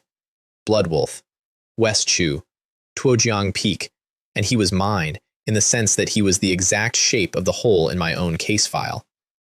3 years ago, the previous owner of this body had broken a West Chu prisoner out of a state jail for a girl called Xiao Mei, and that prisoner had gone home, and this was what somebody had built with him afterward. Shu was the receipt for the second charge on my sentence. Shu had been sent by Princess Wei Jiao. Lin Ruozhu went first because she always goes first. Her strongest form, the one she calls Qinglian, questioning the heavens, a lotus of light that opens across 100 meters and closes on whatever is inside it. Shu walked through it. She went down hard, and she did not get back up. And then I saw her hand come up toward the space between her own eyebrows, where there is a rune I had noticed once and never asked about, and I got there first and caught her wrist. Ruozhu, I said, that is about enough. Then I stood up. Shu put a blade edge 100 meters long across that clearing at me, and I flicked my sleeve at it, and it came apart in the air like a wave hitting a rock. I killed him with the burial flower sword, drawn, this time, in front of her, in daylight. And that is the moment she stopped guessing. She was lying in the snow with a hand on her side, and she looked at that sword, and I watched the whole thing land at once. The masked man on the flying sword in the alley behind Wansha House. The fox mask in the black market who took a pavilion master's arm off and left without a word. The same pale flower carved into the same guard. It was you, she said. All of it. I did not answer that. Jin could have stopped any of it at any time. She was working it out loud, which she does. Jin let me fight 4 Shackles Peak in the black market. Jin let me fight that thing just now. Jean wanted to see. And she stopped. Say it. Jean wanted to see whether I was worth showing your strength to. Then I picked her up, and I made an enormous production out of where my hands were going, and she called me several things, and I carried her 3 miles to shelter and put her down and let her heal and did not touch her at all. On the 6th day, the valley opened up. There is a lake at the bottom of Zone A that has been frozen since before the dynasty, and on the 6th morning, the ice over it turned into a vortex, and out of the vortex came a building. A bronze hall, 9 pillars. It came up out of the water the way a whale surfaces, slowly and entirely too large, and every cultivator within 30 miles turned around and started running toward it, which tells you everything about cultivators. It was not a treasury. Half the empire spent the next month calling it one, and half the empire was wrong. It was a lid. Somebody, a very long time ago, had built a temple on top of that lake for the specific purpose of holding something down, and the ice had been the last polite gesture. Things came out of it anyway. Treasures, scattering in every direction over the ice, and 300 young cultivators diving after them like gulls. Song Lianhua came up with hers and screamed. It was an arm, A withered skeletal arm, black, dry, about the length of a man's and not shaped like a man's, and she made a sound and threw it away from herself in pure reflex, and it landed at my feet. I picked it up and put it in my ring. I have made worse decisions in my life. I would struggle to name 3. Then the adults arrived. Dong Yuan came down off the wall and cleared the ice in about 90 seconds. 20 Tuojiang beasts, gone. 4 Dao repository beasts, a snow wolf king, a purple tiger, a black dragon, and a gray elephant the size of a house, gone in 4 strokes. Shu did not appear to be trying particularly hard, and afterward he stood in the middle of it looking annoyed, like a man who has had to clear a drain. Then Wen Than of the Qintian Bureau and Gao Changfeng of the Great Sha Holy Academy, both Dao Repository Peak, walked out of the sky. And then 3 more. And they did not walk. 3 Dharma images came up over the valley, each one a mile high, translucent and slow, and the temperature dropped 10 degrees under them. The Grand Supervisor Jing Yu, Mr. Liang of the Holy Academy, and a thing that called itself Lord Wen Qin. Profound manifestation realm, all 3. 300 of the Empire's best young talents stood on the ice under those figures and understood, all at once, and possibly for the first time, exactly how far down the ladder they were. The winter hunt was declared over on the spot. The consolation prize was 15 minutes inside the Bronze Hall, and 1 rule. Anybody who came out carrying a legacy got a place at the Holy Academy, which is the single most valuable thing a young person in the Great Sha can be given. There were 9 pillars in there. 7 of them were white jade, and the 7 white jade ones flew out to 7 people over the course of a quarter of an hour, and each time one moved, the whole valley made a noise. 2 of them were bronze, and nobody could touch the bronze ones. Lin Ruoju walked out with both. She did it quietly, in the crowd, without a word to anybody, and I watched her do it and said nothing, and that is one of about 4 things in my life I am genuinely proud of. I did not go in. I stood at the entrance with everybody pushing past me, and the skeletal arm in my storage ring began to shake. Not vibrate, shake, hard, like something in a box that wants out, and it did not stop until I turned around and walked away from the door. I have learned to listen when the dead things in my pocket have opinions. There was still 1 piece of business left in that valley, and I did it at a jade pillar in front of 2 princes. Wei Zixuan and Wei Yongle were standing there arguing about the division of credit.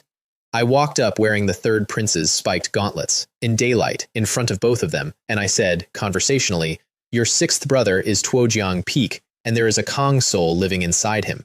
Jin have never seen 2 men leave a location so fast. Not one of them stayed. Not one of them so much as asked a question.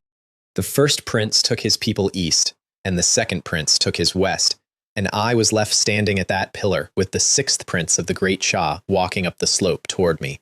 Shu had been listening. That fight is the one I would show people if I could only show one. Shu came at me with the thing inside him fully out. I put him through the pillar. Shu swallowed a demon core and came back. I took his arm off, and he drank something out of a bottle and grew a new one, and I took that one off too. And when there was nothing left to grow, he did the thing I did not expect. Shu drove his own hand into his own chest, took out the last of what was in there, and put it onto a small golden scale that he had been wearing under his robe the entire time. The scale drank it. And the man on the ground in front of me stopped being the 6th son of the Emperor of the Great Sha in a way I do not have the vocabulary to explain. And then he was not there at all. "From now on," I said, to an empty patch of snow, "Liang Yunli will never be the 6th son again." I found the 3rd princess on my way out of the valley with an ice arrow through her. She was lying in the snow behind a rock with her eyes shut and her breathing arranged, playing dead extremely well, and a Kang race archer somewhere up the slope had put a shaft through her shoulder and gone looking for the next one.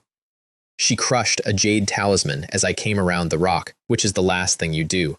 "Stop that," I said. "It is me, the sleepy one." I bandaged her. I would like to say that I did it well. I did it over her clothes, badly, with a strip torn off my own robe, and I did the entire thing while providing commentary. "Jin will want to remember this moment," I said, "in later years. A handsome man came down on a white horse and saved your life, and now you find yourself wanting to repay him with your body. It is very common. Do not be ashamed. I do not, said Wei Shui through her teeth. Understandable. Take your time. I finished the knot, stood up, and walked away. I got about 11 steps. Wait, she said. I kept walking. I said, wait. Unfortunately, princess, I said, without turning around, you are not worthy of me. I have been told that she sat in the snow with an arrow in her shoulder for some time after that, saying nothing, with a very complicated expression on her face. The last thing that happened in the north happened at an inn on the road home, and it happened to Song Lianhua. She had a legacy pillar. That made her, for about 2 days, the single most robbable person in the northern provinces, and Wei Anlan of the Ministry of War had worked that out faster than she had. By the time I came down the stairs, the entire inn was his. The staff, the boy in the yard, the man behind the counter, all of them. She held off a 3-man combined attack technique on her own, which was genuinely impressive, and then a shackle's peak came in under it and broke her sword, and she stood there in the middle of a room full of men holding half a weapon. I set my wine cup down on the table. The palm strike coming at her back came apart in the air about a foot from her spine. Then I flicked a single drop of wine off my finger across that room, and it went through the assassin's forehead and out the other side and put a hole in the wall behind him, and the whole inn stopped. I reached up to the second-floor gallery, took Wei Anlan by the ankle, and pulled him down through the railing onto the floor. Song Lianhua was staring at me.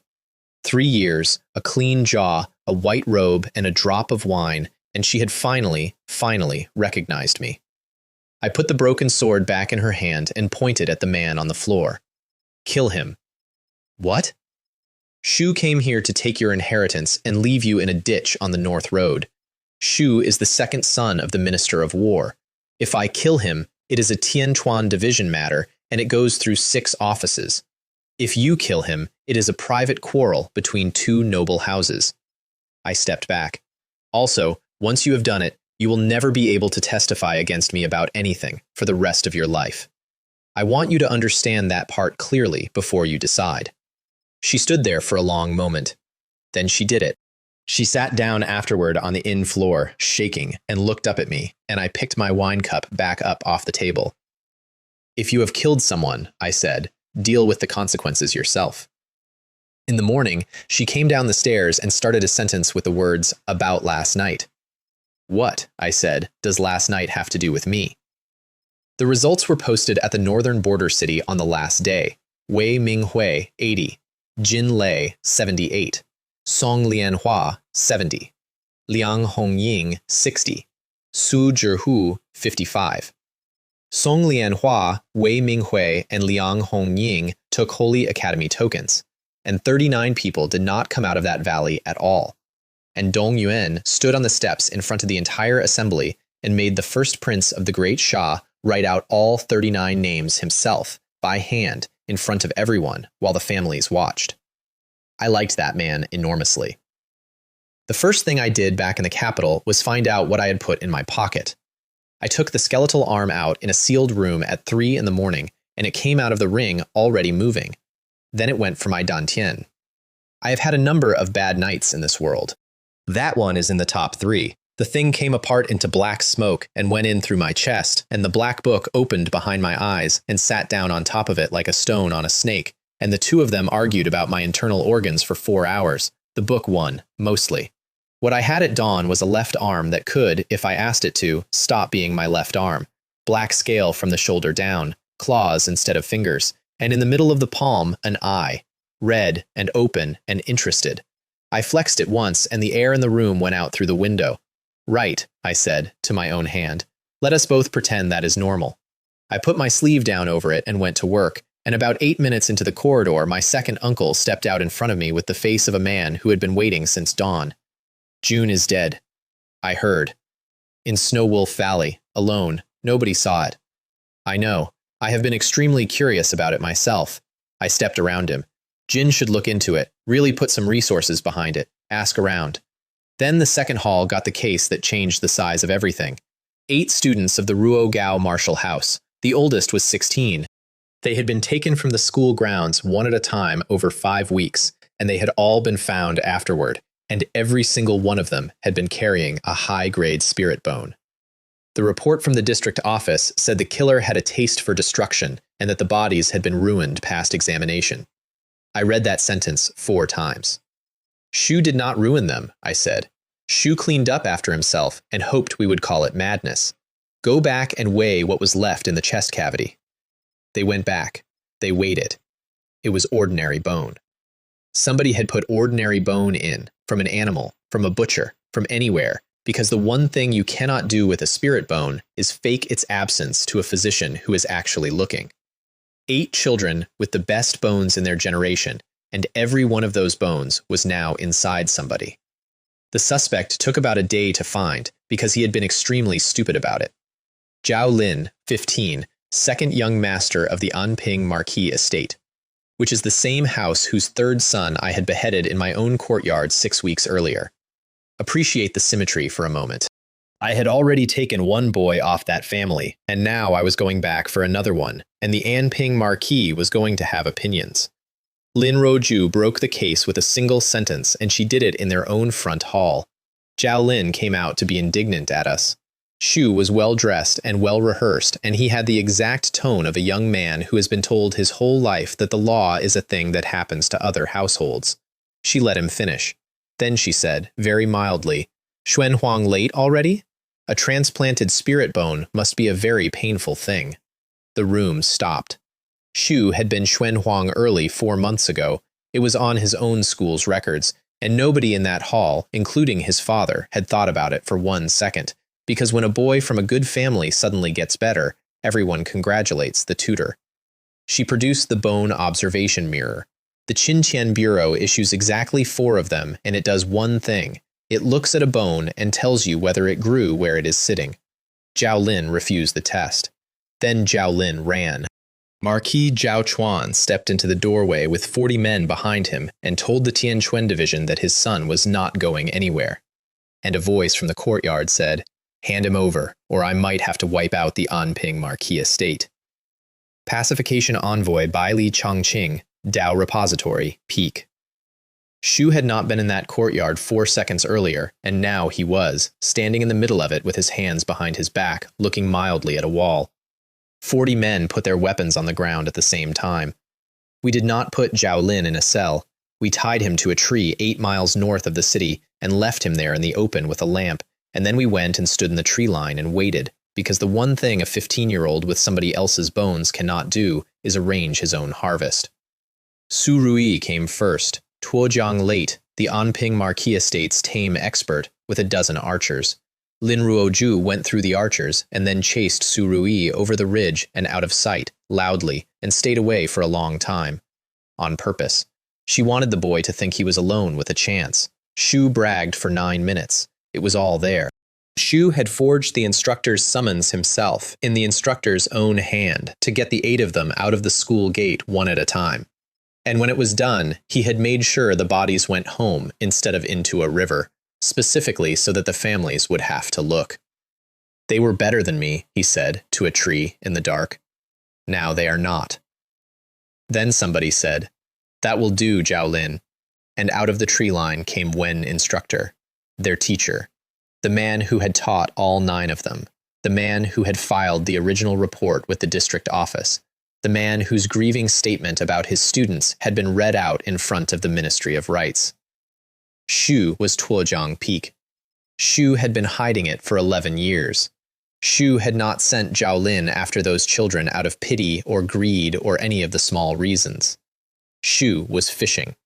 Shu had been running the whole thing as a survey, testing what the boy's body could take, working out which bones transplanted cleanly and which ones killed the host. 8 test subjects, and he told us, quite calmly, what the survey had been for. Shu had been looking for a supreme-grade bone. Shu had already found one.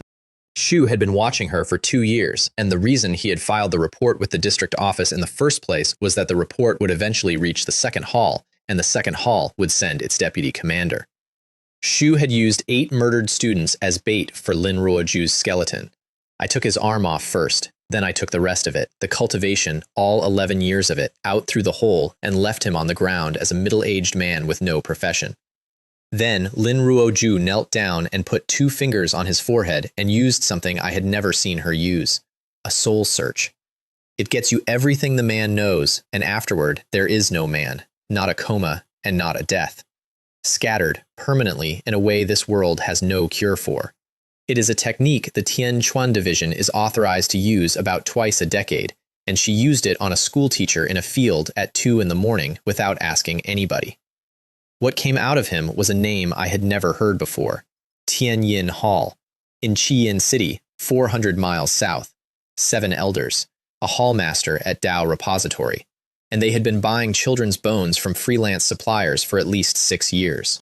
And 2 more threads came out with it, which is why she did it and why nobody ever asked her about it afterward. The second prince's 300,000 missing tails had gone to Tianyin Hall, and so had the 6th prince.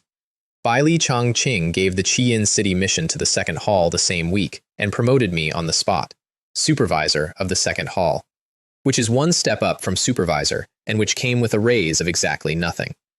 Shu kept me back afterward in an empty room and told me one thing. "I owe your 3rd uncle my life," he said. "That is the only reason you are in this building. Do not embarrass either of us." 10 taels a month, I said. "Yes. Sir, the tea in this office costs more than I do."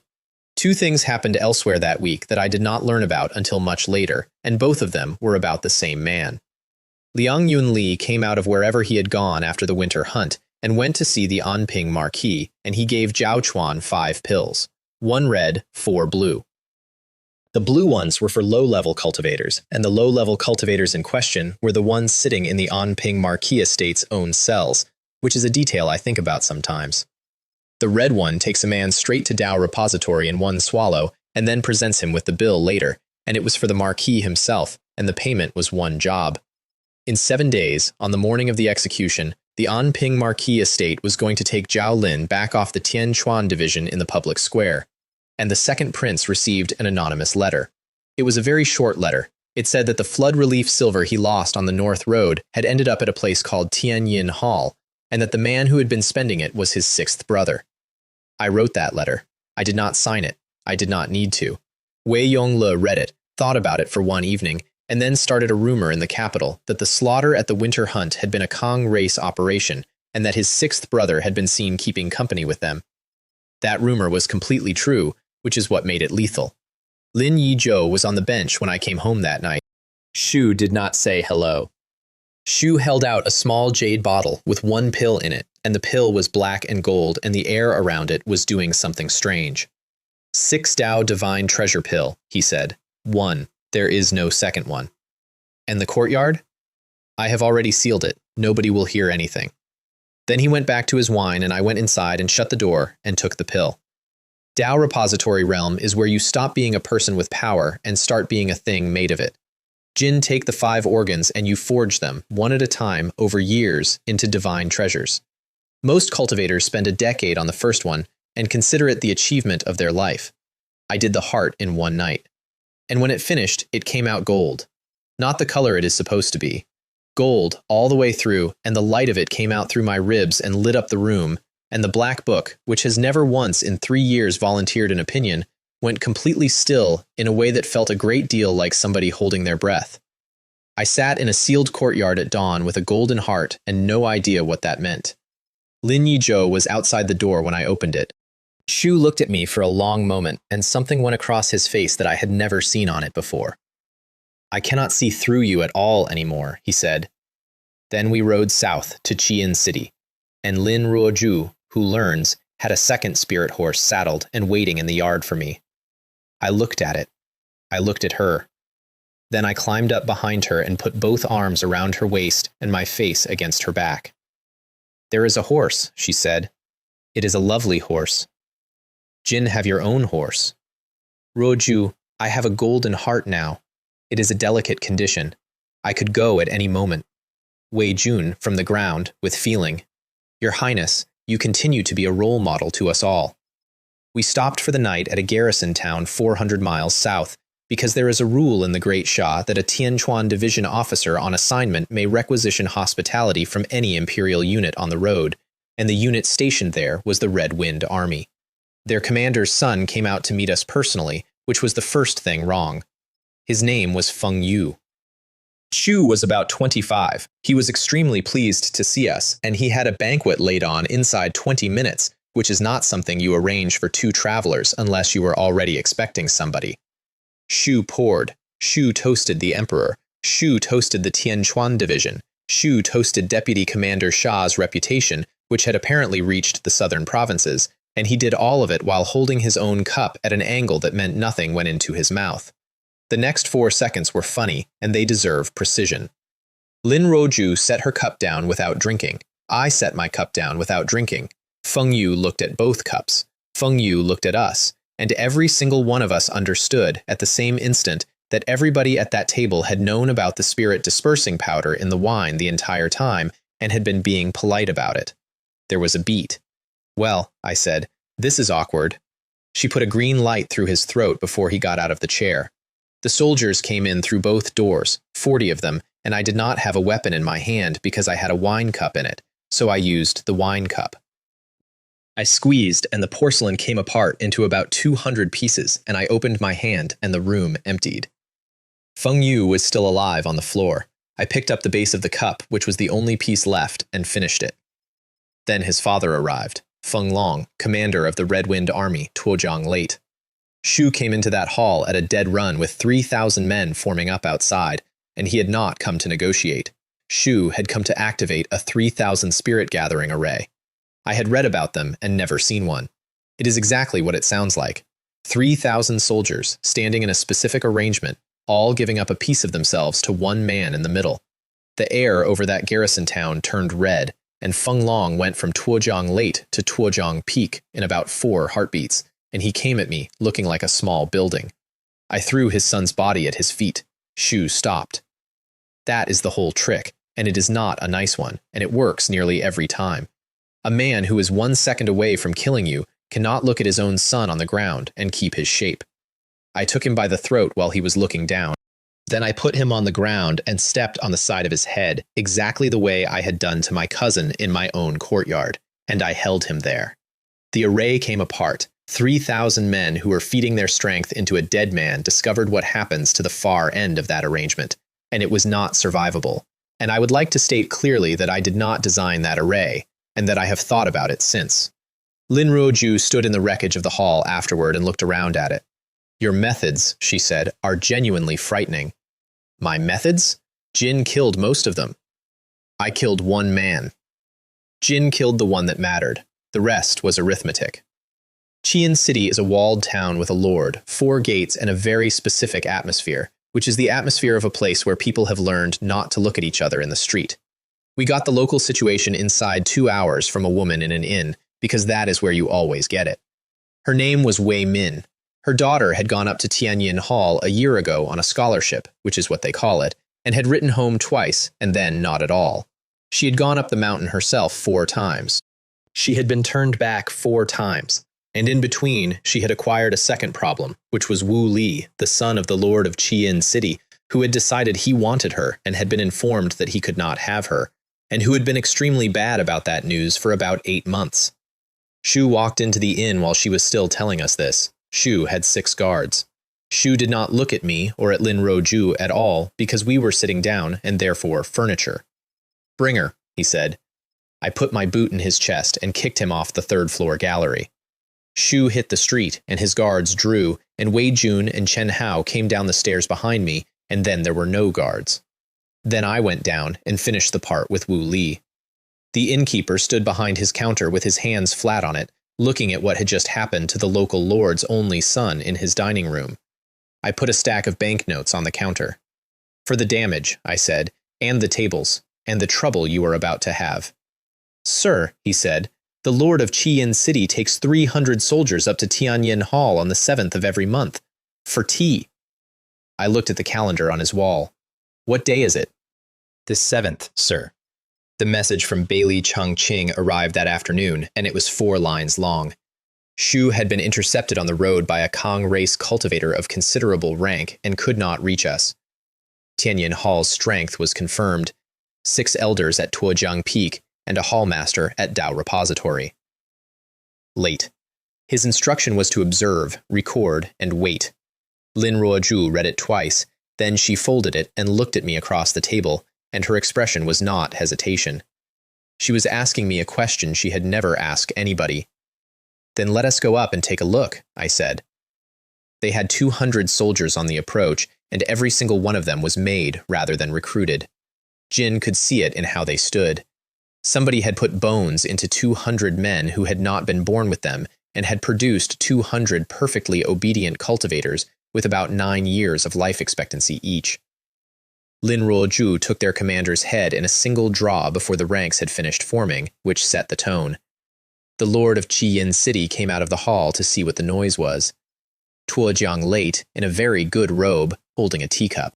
She hit him hard enough to fold him over his own arm and put him back through his own doorway. A white-haired elder came out of the smoke to save him and got about 2 words out. I did not draw. I stepped past him with the sword in the scabbard, and then I drew, and then it was sheathed again, and the 2 halves of the conversation had not met. Then the hallmaster came out, and he was better than his file, Dao repository, late and smart with it. Shu did not engage me. Shu put 5 Tuojiang Peak elders around me in a circle and had them close simultaneously from 5 directions, which is the correct way to kill a man who is faster than you. Shadow kill is the second form of the godly ghost 7-kill sword. It is not a cut. It is the shadow of a cut arriving in more than one place. 5 heads came off at the same instant. The hallmaster stopped moving forward. I took the heaven-mending art and pushed, which is a thing I can do exactly as often as I am willing to pay for it, and it moved me a full stage up in the space of a breath. Dao repository, middle. His sword broke on the first exchange. Shu drew a second one out of his ring, and that broke too. Shu put up a shield of bone that had been somebody once, and I collapsed 100 swords into one point and put it through the middle. And then the ghost stones started falling. They came out of the sky, small, black and white, dropping onto the courtyard in a pattern, and each one weighed about as much as a cart. Jin old man in a gray robe was sitting in the air above the hall with an ancient board on his knees, placing stones one at a time, and I did not need anybody to tell me what he was. Profound manifestation, early. The Tianyin old ancestor. The reason a bone harvesting operation had run for 6 years 400 miles from the capital without anybody stopping it. Shu put one palm out and the entire courtyard became a handprint. I went into the ground under it and the mask came off my face on the way down, in pieces, and I was lying in a crater in the open with the Lord of Qiyin City looking straight at me. Shu recognized me. That is what killed him. Shu said my name out loud with a look of total confusion, and then something in his chest failed on the spot, because a man of his level should not have been able to survive the last 4 seconds either. The Nirvana Sutra is a technique for putting a body back together, and it works from the inside out, and it hurts more than the original damage. I lay in that crater and let it run, and got my ribs back, and then my left arm woke up. The demon hand came up my shoulder and kept going, and I let it, and the world went black at the edges. Not dark the way a room is dark, black, like the light had been taken out of it and put somewhere else. Space bent around my arm. The old ancestor's own arm came apart at the elbow before he had finished reaching for a stone, and the expression on his face is the single most satisfying thing I have ever caused. 2 punches. The first one took the go board. The second one took the Tianyin old ancestor and the hall behind him and about 1/3 of the mountain. When it was over, I was standing in a crater with a black arm and an eye in my palm that was extremely awake, and Lin Ruoju was standing on the wall about 40 meters away looking at me. She did not say anything. Neither did I. We had, by that point, an arrangement about that sort of thing. The cells were under the hall, and there were more of them than I had budgeted for. She went down, and I stayed up top, because somebody had to hold the gate, and because I did not want to see it. The ones who were still there were the ones whose bones had not been taken yet, which is another way of saying they were the recent intake. What had happened to the previous intakes was in the ground on the north slope, and we found it, and I am not going to describe it. There were markers. Somebody down there had been keeping count, which I think about more than I would like. Wei Min's daughter came up the stairs on her own feet. I stood at the top of that mountain and watched a woman from an inn in a walled town hold on to her child in a courtyard full of dead cultivators, and I did not make a single joke, because there is a time. Baili Chongqing arrived 4 hours later, which was about 6 hours after everything. Shu walked through the wreckage of a profound manifestation cultivator's mountain hall, looked at the crater, looked at the ridge that was no longer a ridge, and turned around to the deputy commander of the second hall. Report. A masked expert intervened, said Lin Ruoju. Realm unknown. Shu left before we could question him. Baili Chongqing looked at her for a while. A masked expert. Yes, sir. And Supervisor Jiang? Supervisor Jiang hid behind a rock. I did, I said. It was a very good rock. Shu did not believe one word of it. Shu also wrote it down exactly as given, which is when I understood that the pacification envoy of the Tianquan division had made a decision about me some time ago and had not felt the need to mention it. The reward was posted at 100 taels a head, which for once made me the richest man in the building, and 400 miles north, a man with a golden scale under his robe got the news that Tianyin Hall no longer existed. Second supplier in 2 months, taken apart by the same office, and both times a supervisor on 10 taels a month had been standing in the room. Liang Yun Li sent a message that night to an organization I had never heard of, 9 Heavens Tower. Then he went into seclusion, which in his case was less a retreat and more a man stepping back from a table to let somebody else deal the next hand. The White Jade Capital is the finest building in Tianqi City, and it costs 1,000 taels to walk through the door. Not to eat, not to drink, to walk in. 1,000 taels is what a district magistrate earns in 3 years, and the people who pay it consider it a bargain, because on the other side of that door is the only room in the empire where a man's family name genuinely does not matter. There were 8 of us that night, Wei Jun, Chen Hao, 5 of the second hall's constables, and me. We pooled everything anybody had, including the emergency money in Chen Hao's boot, and we got to 800. We stood on the steps counting it a third time like a group of students outside a restaurant. A girl came out, 16 or so, hands folded, extremely well trained, and she looked at 8 men in Tianquan Division black counting coppers on the step and did something absolutely magnificent. She recited a couplet at us. It was about a fine carriage stopping at a gate it could not afford, and it scanned perfectly, and it was so polite that it took me a second to notice the knife in it. The doorman started smiling, so I gave her the matching half. I am not going to repeat what I said, because my half was about what the fine carriage did in the alley round the side, and it also scanned perfectly, and the doorman stopped smiling, and 2 women on the balcony above us had to sit down. The girl, whose name turned out to be Hong Yu, went absolutely scarlet and then, to her eternal credit, laughed. They let all 8 of us in for free. I had the 1,000 taels the entire time. It was in my ring. I had brought it specifically. I simply wanted to see whether I could get in without spending it, because a man who pays full price for something he could have talked his way into is a man who will pay full price for everything else in his life. I mentioned this out loud once we were seated, and Wei Jun put his face in his hands. The rule of the house is that a first-time guest owes the White Jade Capital a piece of writing, and the room judges it, and if the room judges it badly, you are simply never invited again. So I turned in a brothel quatrain, deliberately.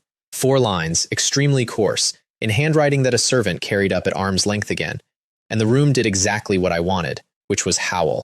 The loudest of them was a young man called Wu Qin, grandson of the Duke of Mei.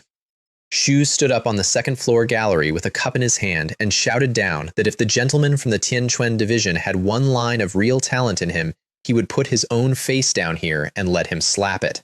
Shu said it 3 times. Shu was very drunk and very pleased with it. Everyone heard that, I said. Everyone heard it. So I stood up and recited the White Jade Capital poem. It is not mine. It was written on another world 1,200 years ago by a man who drank himself out of every official post he ever held, and who is, in that world, the reason a certain kind of sentence exists at all. It opens with a city of white jade standing in the sky, 12 towers and 5 cities of it, and a hand coming down to touch the top of a man's head and give him a life that does not end. It is 30 seconds long, and it goes up like a lantern. Nobody in that room made a sound for about 4 full seconds after I stopped. Then a woman on the 3rd floor dropped a cup, and that started it, and it went on for a while. I let it run. Then I walked up the stairs to the 2nd floor gallery, and Wu Qin was standing exactly where he had been, holding the cup, with all the color gone out of his face. Jin said 3 times, I said. Shu put his face out. I collected on all 3 of them. Slowly. In front of the room.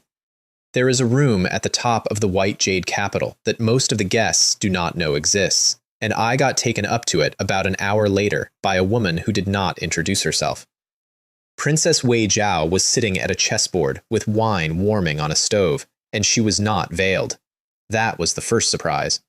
The second one was that the White Jade Capital was hers. All of it. The building, the girls, the 1,000 taels at the door, and, as I worked out over the next 20 minutes, an intelligence and assassination network that ran out of the cellars and covered 9 provinces. The finest social club in the empire is a listening post, and every rich fool in Tianqi had been paying 1,000 taels for the privilege of talking loudly inside it. The poem, she said, not mine. Whose? A drunk called Mo Xian, Sword Immortal. Shu was in the cell across from mine for a while, which is a sentence I enjoyed constructing enormously because every individual word of it is defensible. Shu would recite when he had been drinking, which was daily. I want the rest of what he gave you. Certainly. I sat down opposite her. Let me touch your leg. The chest stone hit my forearm at the speed of a crossbow bolt and broke it in 2 places.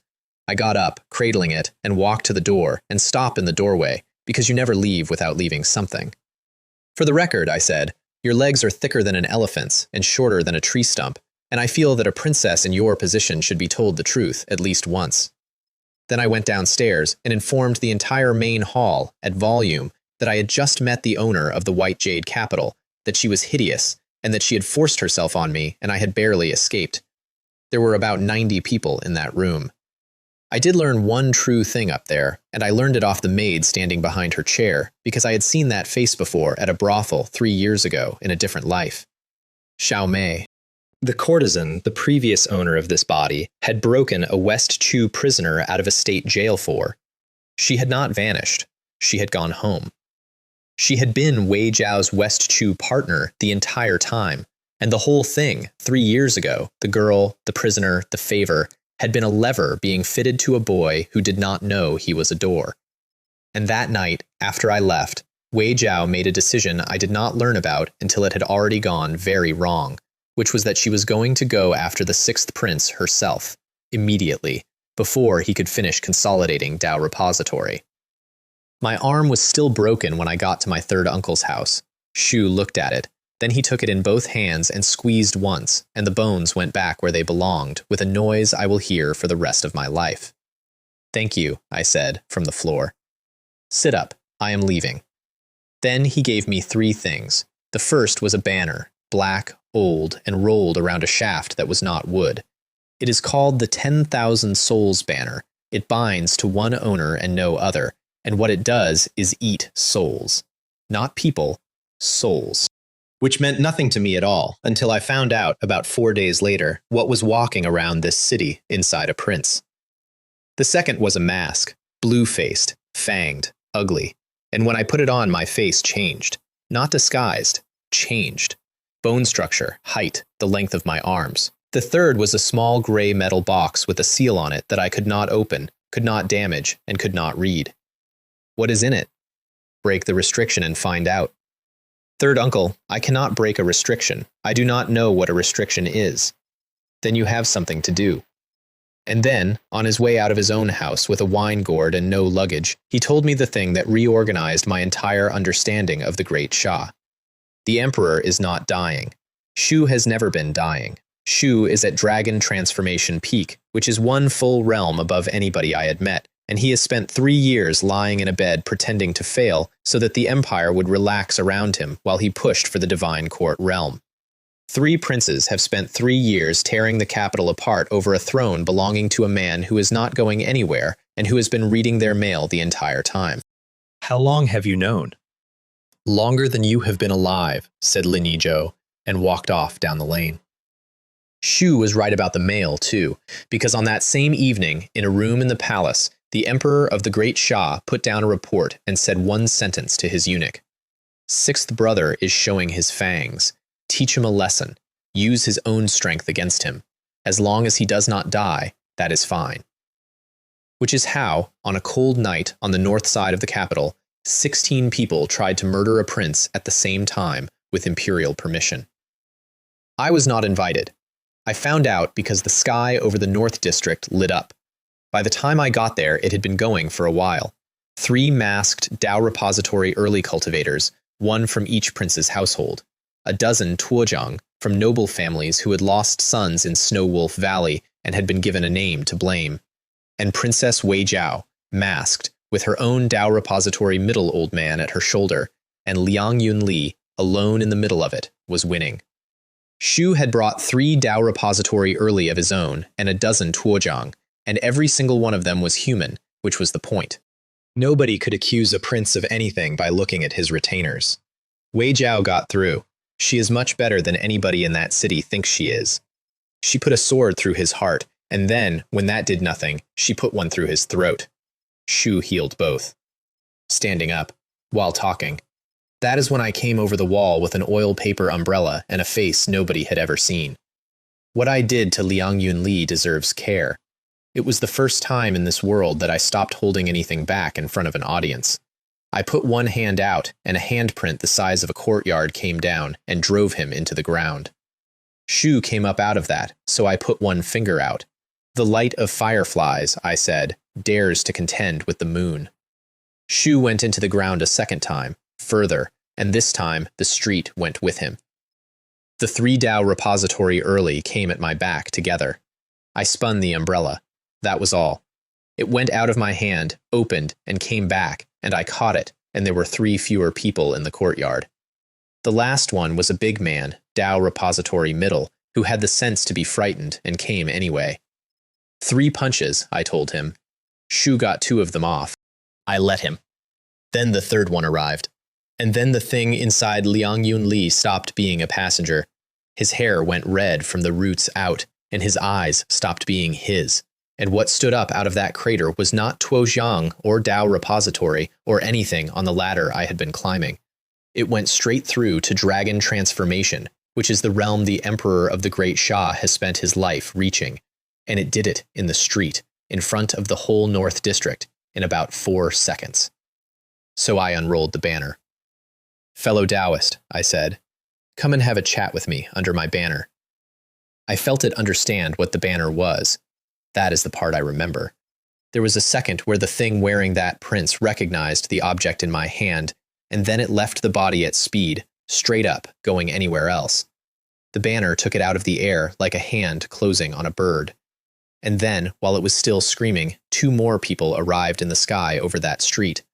The Grand Supervisor of Incense, Profound Manifestation, one of the 3 Dharma images from Snow Wolf Valley, and Qin Zhi of the Great Shah Holy Academy, Dragon Transformation, who I would later find out was Princess Wei Jiao's own teacher, and who had come, on balance, mostly out of curiosity. They had come to guarantee the prince's life. I stood in the wreckage of a street with a soul screaming inside a piece of cloth, and 2 of the strongest people in the empire looking down at me, and I have never been prouder of a sentence in my life. Fine. Since you have all stepped forward, I will spare him. I rolled up the banner. Of course, if you would like to help, feel free. I can barely kill a bunch of you. Nobody took me up on it. There was one piece of housekeeping waiting for me when I got home that night, and it was sitting in the attic room off the west corridor with a knife in its one remaining hand. Lin Jingyu had been up there for a while. Jin could tell from the cups. "Cousin," he said. I put a restriction on the door. It was a bad one, my first serious attempt, and it held for about 4 minutes, which was 3.5 more than I needed.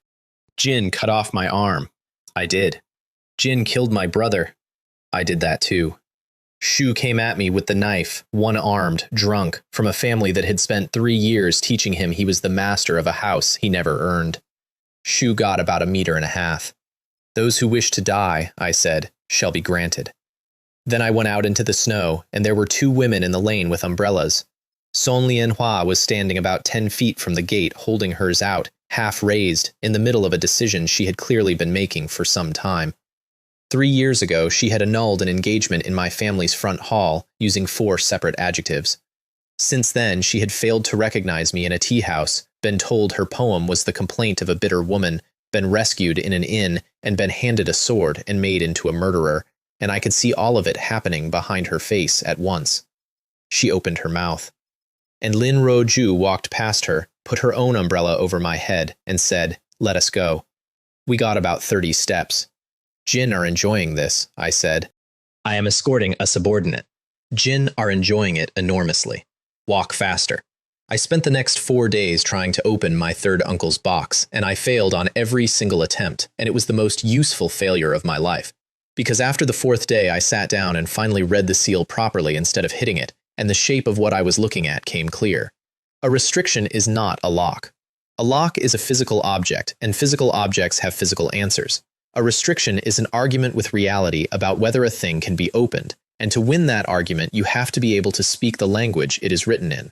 The seal on that box needed a 7th rank restriction master. There are perhaps 4 men in the Empire at that level, and one of them is on the other side of a border.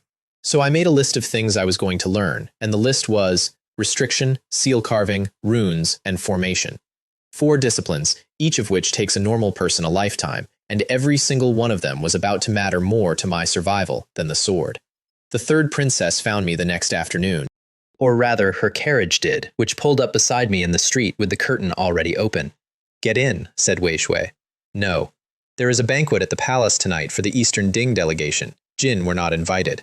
I am aware. I have been savoring it. 500 taels, she said, to escort me. No. 1,000. I stopped walking, which she took as progress, and it was not. Your Highness, I said, I am not for hire at any price, which I appreciate is difficult for a princess to process, so let me put it another way. There is exactly one thing I want that you can get, and it is not money. Name it. The complete restriction canon of Great Master Tianlin, for Deputy Commander Lin Ruoju. There was a pause inside the carriage. That is a very strange thing to want. I am a very strange man. Then I put my hand on the frame and climbed straight in. Your Highness, I am coming in. Which is how I arrived at the Imperial Palace that evening in front of about 200 court officials by stepping out of the 3rd princess's private carriage. The silence was beautiful. I stood on the step and let it develop. My lords, I said, please do not misunderstand. I am not Her Highness's lover. Somebody at the back made a noise like a kettle. My second uncle was in that crowd, in his acting marquis's robes, and he came straight over and started explaining to the officials nearest him that the young man was not authorized to be here, that the family had disowned him, that he should be removed. So I raised my voice and made him an offer. Second uncle, Jin are quite right that we have family business, and here it is. My cousins Lin Jun and Lin Jingyu have not been buried. That is a disgrace. I propose a full state funeral, 100 tables, every official present tonight invited, and each attending household making the customary condolence contribution of 1,000 taels. I said it at exactly the volume required. 200 men in court robes, who had all just heard themselves invited to something, turned to look at the acting marquis, Zhen Shi. Lin Jiyuan made a noise, put a hand over his mouth, and had to be helped to a bench. That was the moment I decided the funeral was actually going to happen. The Vice Minister of Revenue got involved at the palace gate, which was a mistake he did not survive socially. His name was Guan Hong. Shu was a left vice minister, which is the 4th or 5th most important person in a building full of important people, and he decided to defend my uncle's dignity out loud, on the steps, in front of everyone, at some length. Disrespect, filial impiety, the decay of the great houses. I let him get all the way to the end. Second uncle, I said, without looking at Guan Hong at all, if you are going to spend your evenings courting people, court the 6 ministers. Look at what you have attracted, a mere left vice minister. Then I slapped him. The sound of it went all the way up the steps and into the outer hall, and 200 officials of the great Shah stood absolutely still in the cold, and at that precise moment I did not have a plan for the next 30 seconds. Bai Li Chengqing walked out of the gate. Shu did not hurry. Shu came down 2 steps, put his hands behind his back, and addressed the entire assembly in a completely level voice. The Tianquan division oversees all officials of the great Shah and executes first and reports afterward. From the master of fate down to the lowest constable on the gate, any one of them may investigate any one of you. A pause. If a supervisor has struck a vice minister, the correct response is to wonder what the vice minister has been doing. Nobody moved. Then he turned to me and said in a completely different voice, the one thing he ever said to me that I have kept. Stand tall. When you meet injustice, carry out your orders. Taiji Hall is jade brick with gold characters set into the floor, and it holds 1,000 people, and that night it held all of them. I had one job in that hall, and I did it in the first 10 minutes, standing up in front of the entire court with a cup in my hand. His Majesty has been generous enough to consider a match between this humble officer and Princess Wei Jiao, I said. I must decline. I am not fit to be a princess's consort. My family is broken, my reputation is worse, and my ambitions are elsewhere. Then I turned and bowed to the first prince. I follow His Highness Wei Zixuan. I will follow him to the death. Two things happened at once. Princess Wei Jiao crushed the cup in her hand, and Lin Ruozhu, standing along the wall with the second hall, looked at me for a long moment and thought, in words she gave me much later, a man who is that easily provoked into swearing loyalty in public is a man who is far less dangerous than he looks. Which is exactly what everybody in that hall thought, and exactly what I needed all of them to think, and she was the only one in the room who knew she was thinking it on purpose. Then the emperor came in. Shu was pale and thin, and he walked with a hand on a eunuch's arm, and he sat down the careful way a sick man sits down. I stood there with my head bowed and watched every second of it. All of it was theater, performed by a man one full realm above every other person in that building. Shu announced, publicly and pleasantly, that I had been invited to the banquet by Princess Wei Jiao, which was a lie, and which put the marriage rumor back on the fire in front of the entire court and the Eastern Ding delegation, and which was done so smoothly that half the hall took it as an announcement. Then he looked down at me and asked a question. Lin Mo, what kind of monarch am I? Now, look at the trap. There are 1,000 people in that hall. If I say a great one, I am a flatterer, and everyone knows it, and the emperor despises me quietly forever. If I hedge, I am a coward. If I say anything with a but in it, I am dead. So I said, the greatest monarch of all time. The hall inhaled. That is a large claim, said the emperor. It is an arithmetic claim, Your Majesty. 53 years. Jin went east against the Ding and came back with 3 provinces. Jin pacified the south, which 4 dynasties failed to do. Jin have held the northern border against the demon kingdom for the entire reign, which is why every man in this room has never seen one. Jin went west into Chu and took Mengwu Pass. That is the fighting. I was aware that people had started writing. Then the rest. Jin dug the canals from the Bai He to the eastern coast, which is why grain costs what it costs. Jin cut the transit levies, which is why there are 4 merchant houses in this city instead of 1. And you built schools and prefectures that had never had a literate magistrate. I bowed. Any one of those makes a good emperor. Your Majesty is claiming all of them at once. I am not flattering. I simply cannot find the argument against it. Shu let that sit. Then he leaned forward. And corruption? There it was. Because the honest answer, which every man in that hall knew, is that the great Shah is rotten from the Prime Minister down, and that the Prime Minister was standing 40 feet away from me. Your Majesty has built 4 separate offices to answer that question, I said. The Tianquan Division, which executes first, the Court of Judicial Review, which checks the Tianquan Division, the Ministry of Justice, which checks both, and the Censorate, which checks everyone, including itself. 4 offices, none of which reports to the other 3. I looked up. A dynasty with 1 anti-corruption office has a weapon. A dynasty with 4 has a system. Your Majesty did not fail to see the problem. Your Majesty is the only monarch in 600 years who assumed the problem would outlive him. The Emperor of the Great Shah looked at me for about 4 seconds. Then he laughed, and the whole hall exhaled, and I got to sit down.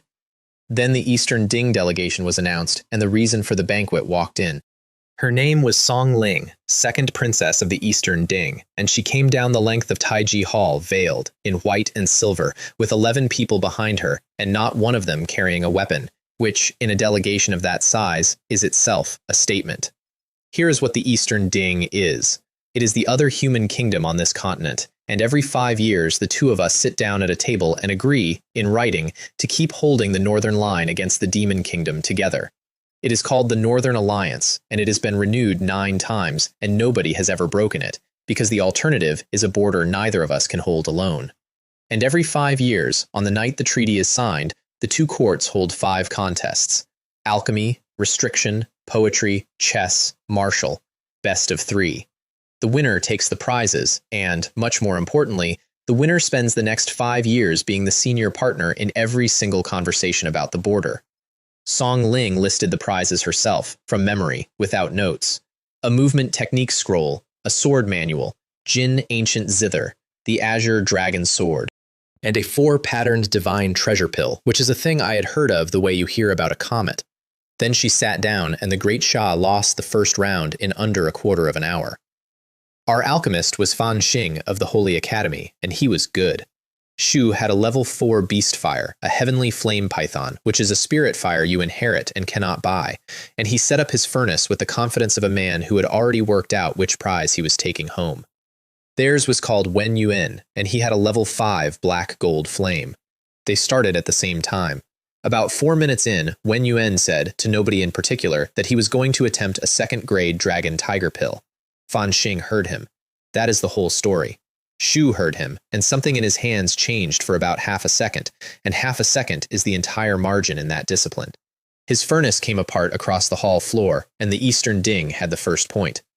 Round 2 was restriction, and Wei Long of the Qintian Bureau won it so fast that half the hall did not see it happen. They brought out a 2nd-rank restriction box. Sealed, layered, the kind of thing an expert opens in a quarter of an hour with a table of tools. Wei Long walked up, looked at it for 2 seconds, and put 2 fingers on the lid. The box opened. There was a pause while the Eastern Ding delegation waited for the rest of it, and then a slightly longer pause while they understood there was no rest of it. I only know a little about restriction, Wei Long said, and went and sat down. That is the point where I started paying serious attention to the Qintian Bureau, which is supposed to be the office that reads stars and picks auspicious days, and which apparently keeps a man who can open a sealed 2nd-rank restriction the way you open a jar of pickles. Round 3 was poetry, and Song Ling chose the opponent herself. She stood up, looked down the whole length of the hall past every scholar, every academy graduate, every minister's son who had been preparing for this all week, and she said my name. The hall turned around. I understood immediately because it was an excellent piece of work. She had heard about the plum garden. She had heard about the White Jade Capital. She had heard that a supervisor of the Tianquan division was going around the capital reciting masterpieces and admitting they were not his. And she had drawn the obvious conclusion, which is that the great Shah's poetry champion was a fraud with a good memory who would collapse the moment somebody made him produce. Wei Zhishuan caught my eye from across the hall and made a very small gesture with 2 fingers. Refuse. Do not touch it. I stood up. Before we start, I said to the whole hall, I want to say this in front of the court so that nobody has to whisper it later. I copy. Everything I have recited in this city was written by better men than me, and most of them are dead. If Her Highness wants to beat a poet, she has come to the wrong table. If she wants to beat me, she is welcome to try. Jin could feel the room reposition itself. There is nothing you can do to a man who has already confessed. Song Ling said, Then recite. They brought 3 cups of wine. I drank one, and I gave her the plum blossom. It is a poem from another world, about a plum tree standing alone in a garden in early spring, after all the other flowers have given up.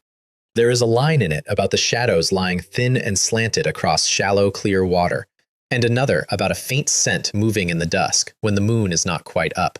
And if you have ever stood outside in February and smelled something before you saw it, then it is already inside you, and you have simply never had the words. I recited half of it. Then I stopped, put the cup down, and sat back. The hall waited. Song Ling was very still behind the veil for a long moment. That is half, she said. It is. If half of it is that extraordinary, what is the other half? I cannot remember the rest. She conceded the round without reciting a single line of her own. She said it out loud, in front of both courts, and she said it in a voice that made it clear she was not being gracious, she was being accurate, and it is the only time in my life I have won a contest by forgetting something. Round 4 was chess, and we lost it, and I lost it on purpose. The Eastern Ding brought out a board with a position already set on it and announced that it was called the 8 Wildernesses, and that their state preceptor Wei Ru had composed it, and that any man in the Great Shah was welcome to try it, and that it had never been solved. Wei Ming Hui went up, Marquis of Feng An's son, the man who cracked a pillar to make me move out of a doorway. Shu is genuinely clever, and he took it seriously, and he made 6 moves. Song Ling answered with 1, and the position died. Then they invited the rest of the hall, and the rest of the hall found urgent reasons to examine the ceiling, and the invitation drifted down the tables and arrived, inevitably, at me. I looked at the board for about 9 seconds and saw the whole thing. That is not a boast. It is the point. I saw it, and I saw what it was for, and I understood in the same breath that a woman who brings an unsolvable problem to a state banquet is not testing the great Shah's chess. She is fishing for one specific person, in public, in front of 2 courts, and whoever puts a stone on that board is going to be having a very different conversation about an hour later. So I looked up and said, "Look at Wei Minghui, all that presence, all that talent, and he lost after 1 move. What chance do I have?" The great Shah lost round 4, and Song Ling's eyes came to me across the hall and stayed there for about 3 seconds longer than a person's eyes stay anywhere. Round 5 was martial, and they sent Shungu Li, Xuanjian physique, which is a body type roughly 2 people a generation are born with, and Tuojiang late before the age of 20. Shu came out onto the floor and drew and put the whole hall's hair on end, and the great Shah's side of the room got very quiet, because we did not have a Tuojiang late under 20, and everybody knew it. Lin Ruoju stepped out of the line along the wall, 1 full realm below him, in a Tianchuan division uniform, in front of 1,000 people, with a sword she had been given at a poetry party by a man who stole it back off a black market. Shungu Li was polite about it. Shu offered her the first move. "Tianya," she said, without a trace. "I have watched her fight a great many times by now, and that is still the one I would show you. There was no wind-up. There was no flourish. There was a sound like a sheet of silk being cut. And then Shungu Li's sword was in 2 pieces, and Shungu Li was in the jade dragon pillar at the far end of Taiji Hall, with the pillar cracked around him.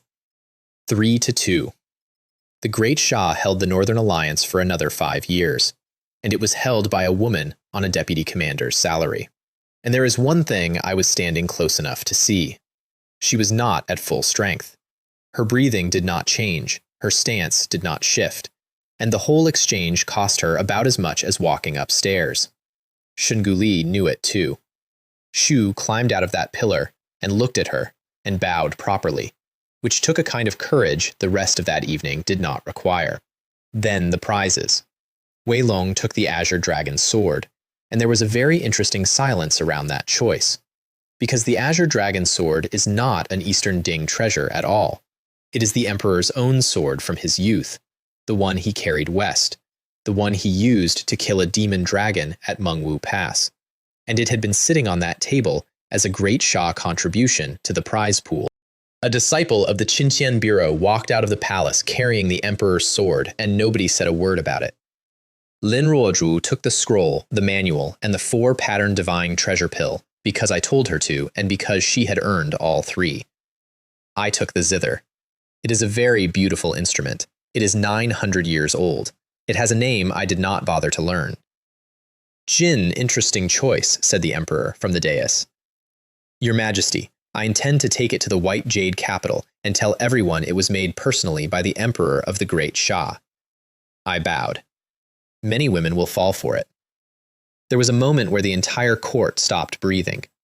Then the Emperor of the Great Shah laughed out loud, in front of the Eastern Ding delegation, and said, "Jin, excellent idea. Leave my name out of it."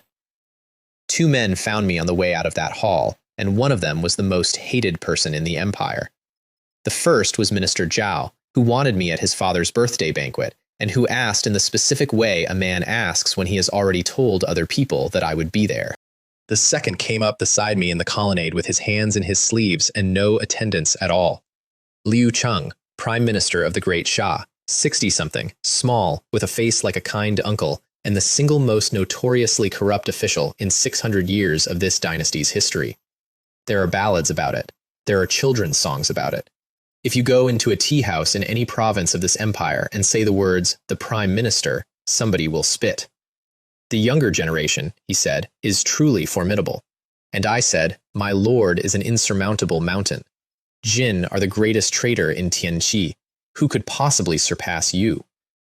There was about a second and a half where I genuinely did not know which way it was going to go. Then Liu Cheng laughed until he had to stop walking. Come and visit, he said, wiping his eye. My granddaughter is of marriageable age. The third princess caught up with me in the courtyard and wanted to know whether I had lost my mind, because she had watched me insult the prime minister of the great Shah to his face and get invited to dinner for it. So I explained it to her, and it is worth explaining to you because it is the single most useful thing I understand about this empire. A civil official's dream is to stand second only to the emperor. That is the whole ambition. There is no higher rung. The problem is that standing second only to the emperor is the most dangerous place in the empire, because from up there you cannot be promoted, you can only be replaced. And every replacement in the history of every dynasty has involved a rope. So there are two ways to stand there. Jin can stand there as a loyal, upright, incorruptible minister who serves the people, which sounds correct and which is fatal, because a man like that becomes beloved, and a beloved minister is a man the emperor cannot dismiss without a riot, and a man the emperor cannot dismiss is a man the emperor has to kill. Or you can stand there as a monster. Jin can be visibly, spectacularly, undeniably corrupt. Jin can let the whole empire hate you and write songs about it, and then you are perfectly safe because you can be destroyed at any moment, on any morning, on the emperor's word alone, and everybody in the empire will cheer. A man the emperor can execute whenever he likes is a man the emperor never needs to execute. Shu is not hiding, I said. Shu is standing in the middle of the road being as loud as he can, because the day he starts looking honest is the day he dies. Wei Shui did not say anything for a while. That is horrible, she said eventually. That is the job. The emperor of the great Xia had the same conversation that night, from the other side. I got it much later, from a eunuch who owed me, and it is 4 sentences long. Shu said, "The greatest monarch of all time and the greatest traitor of all time. What a perfect pairing." Shu said, "There cannot be 2 firsts." Then he ordered rewards sent to both of his daughters, Wei Jiao and Wei Shui, in identical quantity on the same afternoon, by the same eunuch, and he did it for the sole purpose of setting them at each other. That man had been in a bed for 3 years and had not stopped playing for 1 single day of it. The restriction manual arrived the next morning, and it did not arrive by messenger. I was standing in the third princess's residence being served tea I had not asked for when the air in the room changed and a man was standing by the window who had not come in through it. Gray robe, a mask with a pattern of stars worked into it, dragon transformation. Great Master Lei Tianlan, the first restriction master of Tianqi, the man whose name is on every seal on every imperial vault in the capital, and whose face has not been seen in public in 30 years. Zhu put a stack of books on the table, the complete canon, every rank he had ever written down.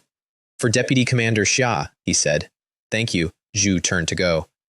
"Master Tianlan," I said to his back, "only ugly people refuse to show their faces." Zhu kept walking, but he paused for about a quarter of a second in the doorway, which from a dragon transformation cultivator is practically a shout, and that quarter second is how I found out that Great Master Lei Tianlan is not a man. And once I had that, I went back and looked at the whole afternoon again, and found that the third princess had played me perfectly. She had not brought me to her residence to hand over a manual.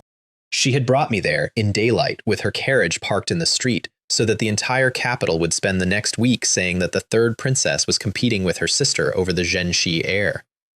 She had used me to make herself look like a rival in a marriage she had no intention of entering, which put her exactly where she wanted to be, which is somewhere nobody looks.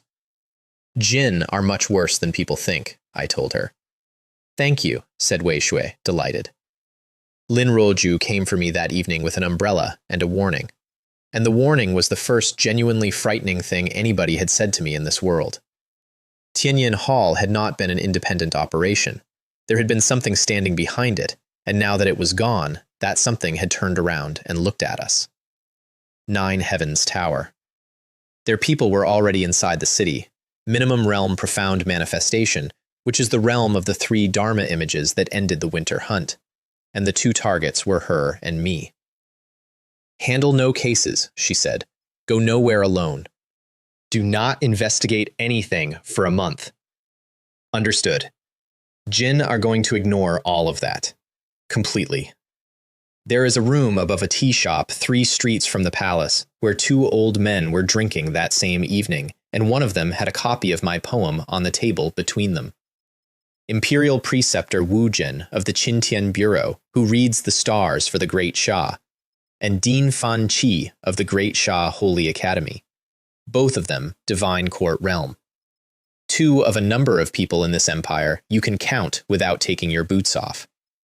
Only a peerless person, said one of them, tapping the page, could compose such verses. I suspect another drunkard, said the other, the one surnamed Jiang. Neither of them was talking about me. That is what I did not know at the time, and both of them were about half right, which is the most dangerous amount to be. I went to the Eastern Ding embassy the next night, carrying a jar of wine. Nobody stopped me at the gate, which should have been the first warning. Nobody stopped me in the courtyard either. I walked all the way to a lit room at the back of a foreign delegation's compound and stood in the doorway, and the woman inside was sitting at the 8 Wildernesses board with the position set up in front of her exactly as it had been in Taiji Hall. There is new wine, I said. It has that green froth on it that means it is too young. There is a small red clay stove. It is going to snow tonight. Will you have a cup with me? Song Ling looked up, and then, because there was nobody else in the building, she took the veil off. She was not 20. She was not a princess. And the pressure that came off her when she stopped bothering to hold it in put me on one knee before I had made the decision to kneel. Divine Court Realm. Weiru, she said, state preceptor of the Eastern Ding. Everybody in the Great Shah had spent a week talking about the great Weiru, composer of the unsolvable endgame, and had assumed he was a man in his 70s somewhere on the other side of the border. Shu had been standing in Taiji Hall the entire time wearing a veil and a princess's name. Jin did not put a stone on the board, she said. Jin were the only one in that hall who could have, and you did not. I did not want to have this conversation. Jin are having it. Solve it and you leave. So I sat down on the floor of an Eastern Ding embassy opposite a divine court cultivator, and I looked at a chess problem for a long time. Here is what the 8 Wildernesses actually is, and why nobody in either kingdom had ever cracked it. Black is enormous. Black has a huge central territory and overwhelming force, and every line Black plays is correct, and Black is winning on every count you can make. Black is the king's way. Force, occupation, the direct road. White is dying. White is scattered and thin and looks about 4 moves from resignation, and every attempt anybody had ever made was an attempt to save White, and every one of them failed, because White cannot be saved. I sat there, and I stopped trying to save White. White is not losing, I said. White is playing dead. She did not move. White gives ground on purpose. Every time Black advances, White folds just enough to make the next advance look worth it, and never enough to make Black stop and consolidate. It is a bundle of hay hung in front of a horse. The horse runs all day. The horse gets a mouthful now and then, exactly enough to keep it running, and never as much as it burns getting there. I put 1 stone down. Not a good move. A cheap one. Black is not defeated from outside. Black cannot be. Black is defeated from inside, because a formation that has been advancing for 100 moves without ever consolidating is not a formation anymore, it is a crowd. And by the time Black notices the gaps, the correction costs more than the gaps do. I looked up. That is the ghost way. Jin do not beat the king. Jin let the king beat himself, carrying you. Weiru's hand was completely still over the bowl of stones. Then White wins. No. That got her eyes up. White does not win. Look at the count when it finishes. White is alive, Black is scattered, and neither of them can kill the other. It is a draw. I sat back. That is why nobody has solved it, Preceptor. Everybody who looked at that board assumed the answer had a winner in it. The King's Way and the Ghost Way are both great Taos of heaven and earth. Neither one is a mistake. They simply cannot eat each other. The room got very cold, and then very warm.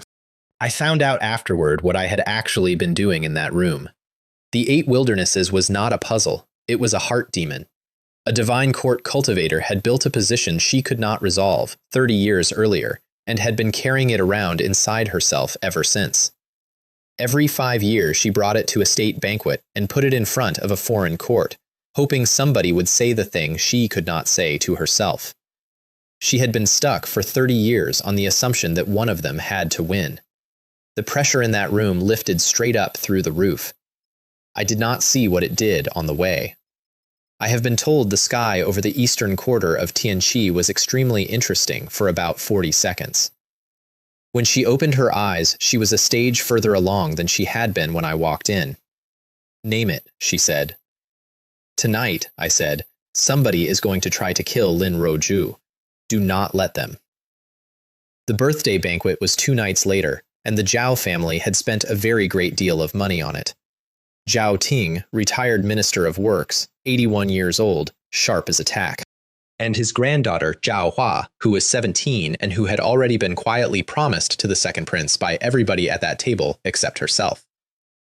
Han Yun got involved before the second course. Xu is the Minister of War's second son, which makes him the younger brother of the Wei Anlan, who had tried to rob Song Lianhua in an inn on the North Road and had been killed for it by Song Lianhua personally, and he had spent 3 weeks working out what to say to me. What he said was that it was fascinating that a man could rise so high on borrowed poems and a princess's carriage. Xu said it loudly. Xu said it at a table where the first prince was sitting 6 feet from me. "Your Highness," I said, turning to Wei Zhixuan with genuine concern, "he is mocking us. I do not actually know the man, so he cannot mean me. Which leaves you." The first prince set down his cup. Han Yun got a cup of wine in the face, and then he got slapped by a prince of the great Xia in front of 200 guests, and then he got told, in the flattest voice I ever heard Wei Zhixuan use, that Brother Jiang's affairs were his affairs. Which is exactly what I had spent 6 weeks arranging for him to say out loud in public. Old Zhao Ting floated the marriage between the 4th and 5th courses, gently, the way old men do, with a great deal about the compatibility of the 2 houses, and not one word about what his granddaughter thought. I was still deciding how to get out of it when the doors opened. Han Yun came back in with somebody, and he came back in smiling, which meant he had spent the last hour buying something expensive. "Su Feng," he announced, "the poetry madman of Lanling." The name meant something to the room. Xu was middle-aged, dressed like a scholar who wanted you to know he did not care about clothes, and he walked to the middle of the hall and recited the white jade capital poem from beginning to end. Then he claimed it. Xu said he had written it 4 years ago in Lanling, that he had recited it to friends, that a certain young man of the capital had evidently heard it second-hand and had been passing it off, and that he had come tonight only because a poet's name is the only property he has. The hall turned to me. I stood up and did the one thing he had not prepared for, which was agree with the first half. "I copied it," I said. "I have said so in front of the emperor. The author is Mo Xian, sword immortal, a drunkard, and I have never once claimed a line of it." I let that sit for a beat. Jin did not copy it. Jin claimed it. Do you understand the difference, or would you like me to say it again, slowly? Xu started on a reply, so I recited 2 more. The first was the one about the wandering swordsman, silver saddle and white horse, going through the city like a shooting star, killing a man every 10 steps and walking 1,000 miles without stopping, and then washing his hands and his name off at the end and going away without telling anybody who he was. The second was the one about the mountain temple at night, a tower 100 feet up, high enough to reach out and take a star off the sky, and a man standing on it, not daring to speak above a whisper in case he startles the people who live up there. The hall did not applaud. That is how you know. Su Feng went down on his knees on the tiles and named Han Yun in about 11 words, which was the fastest collapse I had ever seen, and, as it turned out, the least sincere. Wei Zhixuan had him taken outside and beheaded in the courtyard while the guests were still sitting down. Then he broke Han Yun's leg, personally, at the table and had him carried out. And that should have been the end of the evening. The dancers came back in. They had been in and out all night, 6 of them, silk sleeves, the whole thing. They started faster than before. I noticed that. Then I noticed that the candles along the west wall had gone out, which happens, and then the ones along the east wall went out, which does not. The room got dark in about 2 seconds, and something came for my throat. I was already moving. The dagger went past my ear close enough to take hair, and I had the woman's wrist in my hand, and I looked at the mark on the inside of her forearm. Wuya Pavilion, the second prince's house, and then the second prince killed her, not me, Him. Wei Yongle came out of his seat, crossed 20 feet, and killed every single dancer in that hall in about a second and a half, all 6 of them, including the 4 who had done absolutely nothing. Second brother, said Wei Zixuan into the silence at a volume that reached the doors. Why would you silence your own people so quickly? I did the only intelligent thing available. I made a small, terrified noise, got behind a pillar, and left the building. Here is the part I did not learn until 3 days afterward, and it is the reason the next week happened. Nobody in that hall sent the dancer. Not the second prince whose house she came from, not the first who accused him, not the third who was not there. Because at the same time as all of that, on a street 2 lanes behind the Zhao residence, a Zhao household guard walked into an alley with a body over his shoulder to dispose of it, and Su Feng, the poetry madman of Lanling, who had been beheaded in that courtyard in front of 200 witnesses, walked back out of the alley on his own feet. His eyes were blue, star blue, all the way through, no white left. And the guard did not walk out at all. The 6th prince came out of seclusion that same week, and he did not come out alone. 9 Heavens Tower had sent him an answer to his message, and the answer had a face. They called him the 9th Elder, and he was Dragon Transformation Peak, and he arrived at Liang Yunli's residence carrying a single pill in a jade box. What that pill did to Liang Yunli is not something I can describe as healing. It took him apart and put him back together, and when it finished, he was Tao repository, whole, with a body that was no longer entirely the one he had been born in. And then the 9th Elder told him what the tower had committed. 2 Divine Court cultivators, 3 at Dragon Transformation Peak, 3 at Profound Manifestation, 8 of them in the capital of the Great Shah, for one object and the man carrying it. The 10,000 Souls banner. My banner. There was one other thing said in that room, and it is the piece that explains Liang Yunli entirely. His mother was not a woman of the Great Shah court. His mother was a demon. Half of that prince's blood came from the other side of the northern border, and it had been sitting in the imperial family's registry for 26 years without one person noticing. They came on a night with no moon, and the sky over Tianqi turned into a battlefield. From the ground it looks like this, and the ground is where I was. Imperial preceptor Wu Jun went up first. Shu did not fly. Shu simply stopped being at street level. A chart of stars opened over the eastern quarter of the city, a real one, constellations in their correct positions, about a mile across. 2 masked men who had come in at Divine Court Realm went into that chart and did not come back out of it for a long time. Then Qinzhi of the Holy Academy went up, Dragon Transformation Peak, and utterly uninterested in style. And then a 3rd man went up, wearing the mask of the Master of Fate of the Tianquan Division. Shu was not the Master of Fate. I knew that within 4 seconds of watching him move, and I have never once said so out loud in that city, and I am only saying it now because it does not matter anymore. Emperor Sha took 2 of the 9 Heavens Tower's Dragon Transformation Peaks himself over his own capital in a borrowed mask on a night he was supposedly bedridden. And the actual Master of Fate of the Tianquan Division, who is called Wei Yun, and who had never once in 3 years shown her face in the building, came down out of the sky and landed in my street, to babysit me, which is where the 3 of them found us. Su Feng, with the star-blue eyes, and 2 more exactly like him, and every one of them profound manifestation late, against me. I used everything I had that night, and it was not enough, and then it was. Heaven-mending art first, because there was no time for anything gentler. It costs, and it costs afterward rather than at the moment, which is the whole problem with it. Tao repository middle in the space of a breath. Then the demon hand. Su Feng's profound manifestation is an evergreen tree. That is what it looks like when it comes up behind him, 100 feet of it. And what it means in practice is that you can take his arm and it grows back, and his leg and his chest, and he will stand there and let you do it all night because he has more of himself than you have of your evening. So I took his head instead, which turned out to be the one thing the tree could not do again. The other 2 came at me together, and something came up behind me that I did not summon. Careful now, the demon hand is not a technique, it is a passenger. And that night, for the first time, when I let it up past my shoulder, it did not stop at my shoulder, and what stood over that street was not a Dharma image, because I do not have one. It was a demon god, a mile of it, made out of whatever had been in that skeletal arm at the bottom of a frozen lake, and it put one hand down on 2 profound manifestation late cultivators the way you put a book down on a table. Then it turned around and looked at Wei Yun. I would like to state clearly that I did not decide to attack the Master of Fate of the Tianquan division. I was not driving. She hit me once, precisely, and did not take my head off when she could have, and the black book came up out of my chest and put the lid back on, and I came out of it on my knees in a ruined street with my own arm shaking. She stood there and looked at me for a long moment. Then she took a token off her belt and threw it into my lap.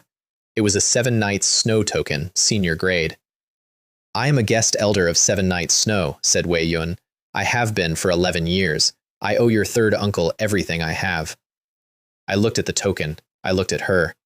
There was a very clear part of me that wanted her dead, purely because she had seen what was in my arm, and there was another part of me that could not have lifted a cup. I believe you, I said.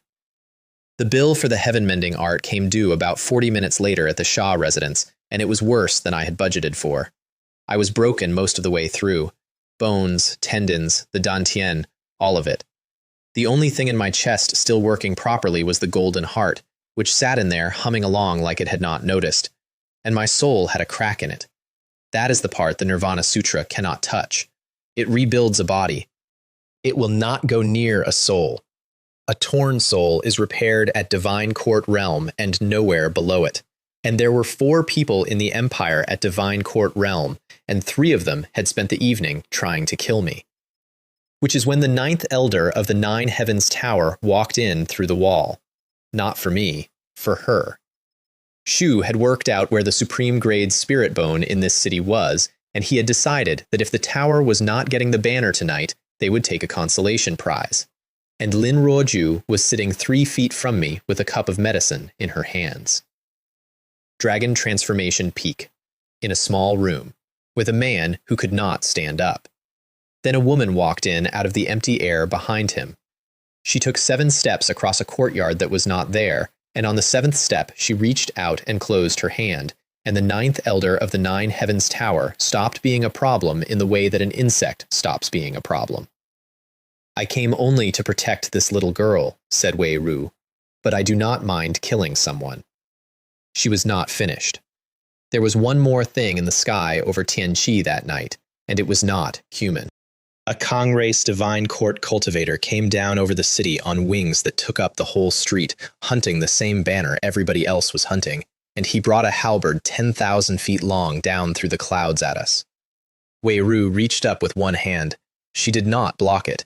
She caught it, out of the air at the shaft, and held it there, and the entire eastern quarter of the capital stopped. Reaching for the stars with one hand, she said conversationally, and then she looked up at him.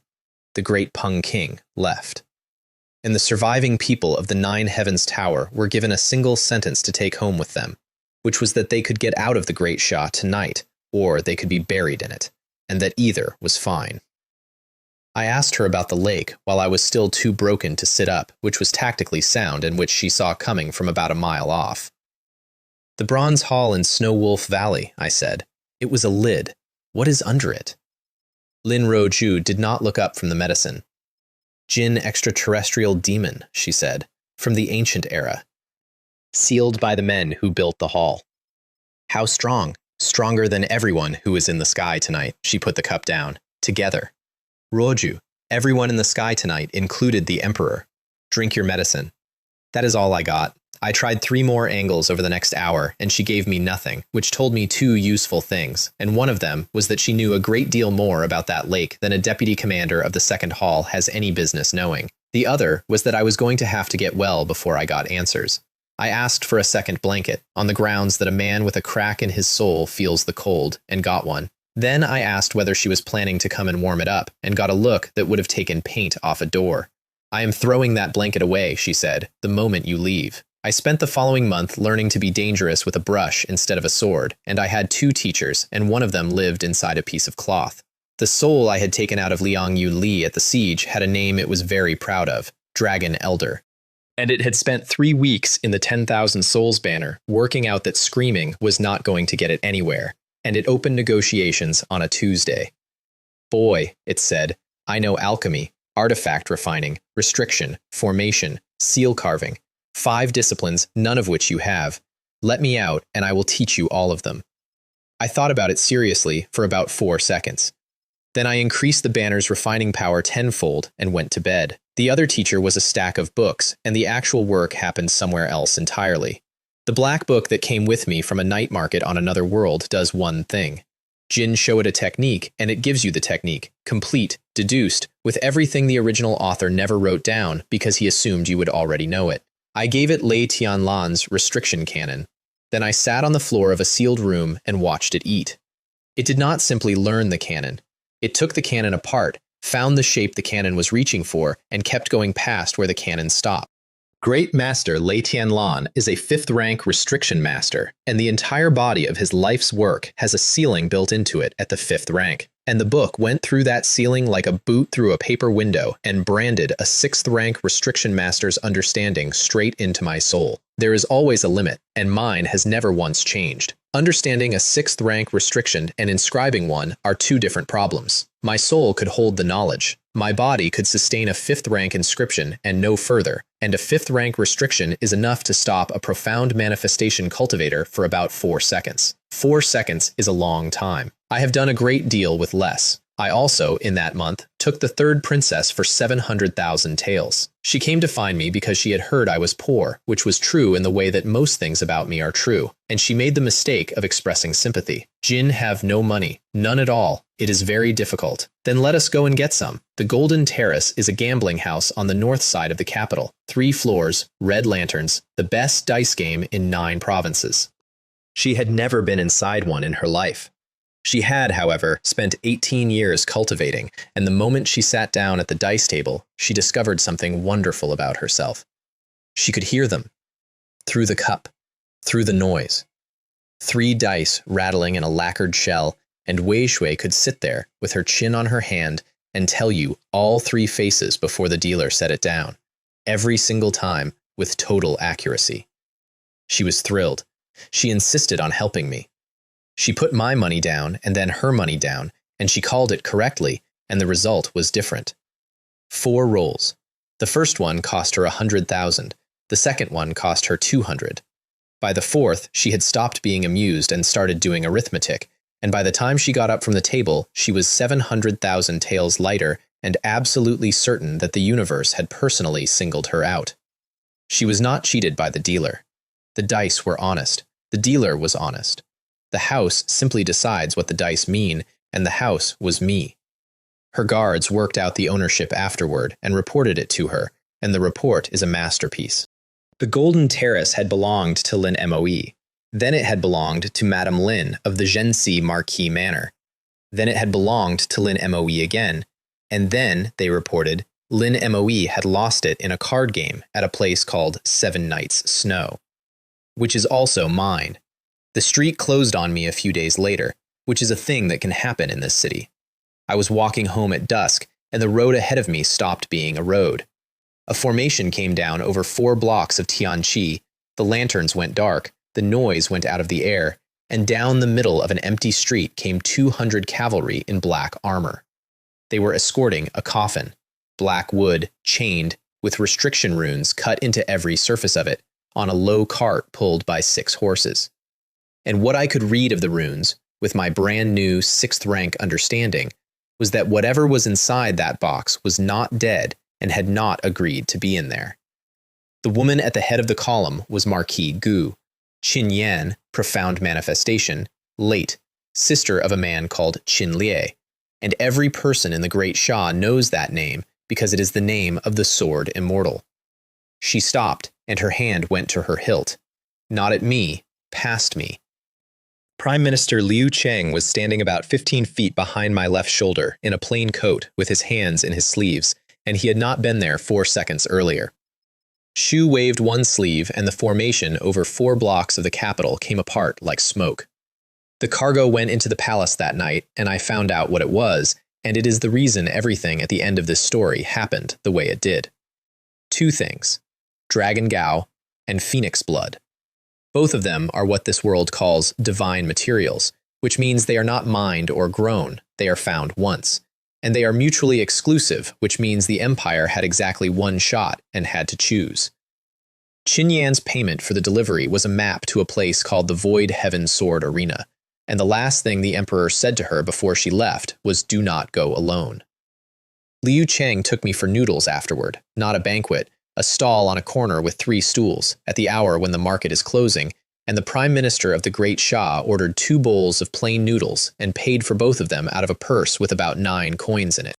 "I came to Tianqi with 3 copper coins," he said, "and I bought a bowl of plain noodles exactly like this one, and I ate it, standing up, over there." Shu pointed with his chopsticks at a wall. "When I was young, 1 bowl of noodles could carry me 100 miles. Now I have eaten every delicacy in the empire, and I am bent double, and I cannot finish this." We ate for a while. Then I said a poem at him. Not one of the pretty ones, a short, hard one, 4 lines, written by a warlord in his 50s, on the eve of a campaign he probably knew he would not survive, about an old horse lying in its stall that still dreams of running 1,000 miles, and an old hero at the end of his life whose ambition has not got the message. Liu Cheng stopped with his chopsticks halfway up. Shu looked at me for a very long time, and something moved behind his eyes that I have not seen on that man before or since. Then he took a scroll out of his sleeve and set it on the stool between us. "Read that," he said. "No." "Jin do not know what it is." "I know exactly what it is." I put my chopsticks down. "It is about the first prince, and it is real, and it is enough. And the moment I read it, I become a man who is carrying it, and men who carry things like that get 1 use before somebody spends them. My lord, I would like to eat my noodles." Shu left it on the stool for about 10 more seconds. Then he put it back in his sleeve, and he smiled. And I have thought since that refusing that scroll may be the only reason I am still alive. Then Jing went missing, and the month stopped being about paperwork. 7 nights' snow had put 4 scouts on the Great Compassion Temple 30 miles outside the city, because reports had been coming in about the road past it, and all 4 of them stopped reporting on the same night. Jing who is July, who had wanted to beat me up on my first visit, was one of them. Liu Yue came with me. Liu Yue. She had never seen me do anything except flirt and complain about money. The temple was drumming when we arrived. There is a wooden fish in every temple in this world, a hollow block a monk strikes to keep time in the chanting, and there was one going in the dark at exactly the right tempo, and it did not stop the whole time we were in there. The monks came out of the halls to meet us, and they had been dead for a while. Death Gao, dozens of them, in the robes they were buried in, and they came at us across the courtyard in a slow ring, and the first one to reach me was Tuojiang Realm. I put my foot through him. Then 4 more came at once, and I took a single step, and all 4 of them stopped existing, and I heard, behind me, a woman who had been calling me young master in a slightly amused voice for 2 months make a sound like she had walked into cold water. The abbot came out last. Dao repository middle, and there was a hole in the middle of his chest where a heart should have been, and in the hole was a small, bright object that I recognized from the restriction cannon's appendix. Jin Evil Bone Relic. Here is what happened at the Great Compassion Temple, as far as I can reconstruct it. The abbot found the relic. The abbot decided that with it he could force his way to Buddhahood in 1 lifetime instead of waiting for the next 40. Shu put it into his own chest, and it worked, in the sense that he is still walking around, and every single monk in his temple died so that he could keep doing it. Shu was very fast. It took 3 exchanges, and afterward his soul came up out of what was left, and it did not attack, and it did not flee. It bent down and picked up the wooden fish, and stood there in the middle of its own ruined courtyard holding it, still keeping time. I did not use the banner on him. "The bell of an ancient temple tolls for 1,000 years, I said. "All of it is the dreaming of fools," and I let him go. The relic came out of the wreckage on its own and went up, and I watched it go over the tree line, and it did not come down anywhere near me. It came down 4 miles away on a mountaintop in the palm of Lin Ruoju, who had been sent there for exactly that object by Baili Chongqing, and who I had not known was within 40 miles. She brought it to me 2 days later, holding it out. "Keep it," I said. "It is worth Ruoju. Keep it. The Great Xia Holy Academy is not in the capital. It is above it." Wade Zixuan took me up, which is a favor I noted and filed. The road is a white jade causeway that goes through the cloud layer. At the top of it there is a bronze gate. And behind the gate there are mountains floating in the air, with waterfalls coming off them that never reach the bottom. 3 sages were lecturing in the main hall to 2,000 seated students. I went for a walk instead. which is how I ended up at Star Lake, standing behind an old man in a straw hat who had been fishing for a very long time. Qin Dragon Transformation Peak, the man who had come down out of the sky at the siege of the sixth prince to guarantee a prince's life. Shu had a rod, a line, and, on the end of the line, a piece of spirit jade the size of a thumb, and he was using it as bait. Any luck? I said. 11 years, said Qin. The lake had starry fish in it. They are exactly what they sound like. Eating one does things to a cultivator that a year of medicine will not do, and the standing rule at the Holy Academy is that only the dean and the grandmaster are permitted to take them, and in 11 years the second strongest man on that mountain had not caught a single one. I looked at the piece of jade on the end of his line. May I? Shu handed it over, mostly out of amusement. I put it in my pocket. Then I walked 10 feet to the left, turned over a flat rock at the water's edge, and dug about a dozen fat white grubs out of the mud underneath it. What are you doing? Baiting a hook. With Master Hongda, I said, in 11 years, has any fish in this lake ever tried to eat a rock? I caught 7 in under an hour. Qin sat on the bank next to me for the entire time without saying anything at all. Then he offered, in a very careful voice, to take me as a personal disciple. No, I said. Jin have not thought about it. I have thought about it a great deal in the last 4 seconds, and the answer is no. Thank you for the jade. Shu put a hand out and caught my wrist on the way past, the way an old man steadies himself, and I felt him look straight through me, all the way down, checking. The black book got there first. What Qin found in my wrist was a dull, low-grade, entirely ordinary spirit bone, and a heart that was a perfectly normal shade of red, and a young man with no talent and a great deal of luck. Shu let go, and he looked out at the lake, and he did not say anything for a while. I walked away with 7 starry fish, and the distinct impression that I had not fooled him even slightly. Yifeng Hall is the oldest building on that mountain, and it has 13 statues in it, 13 Confucian sages standing in a line down the length of the hall.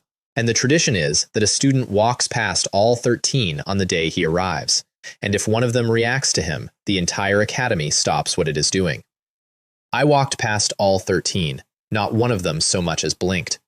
I got about the reaction you would get from 13 well-made statues, which is what they were. Then I came to the chessboard at the far end.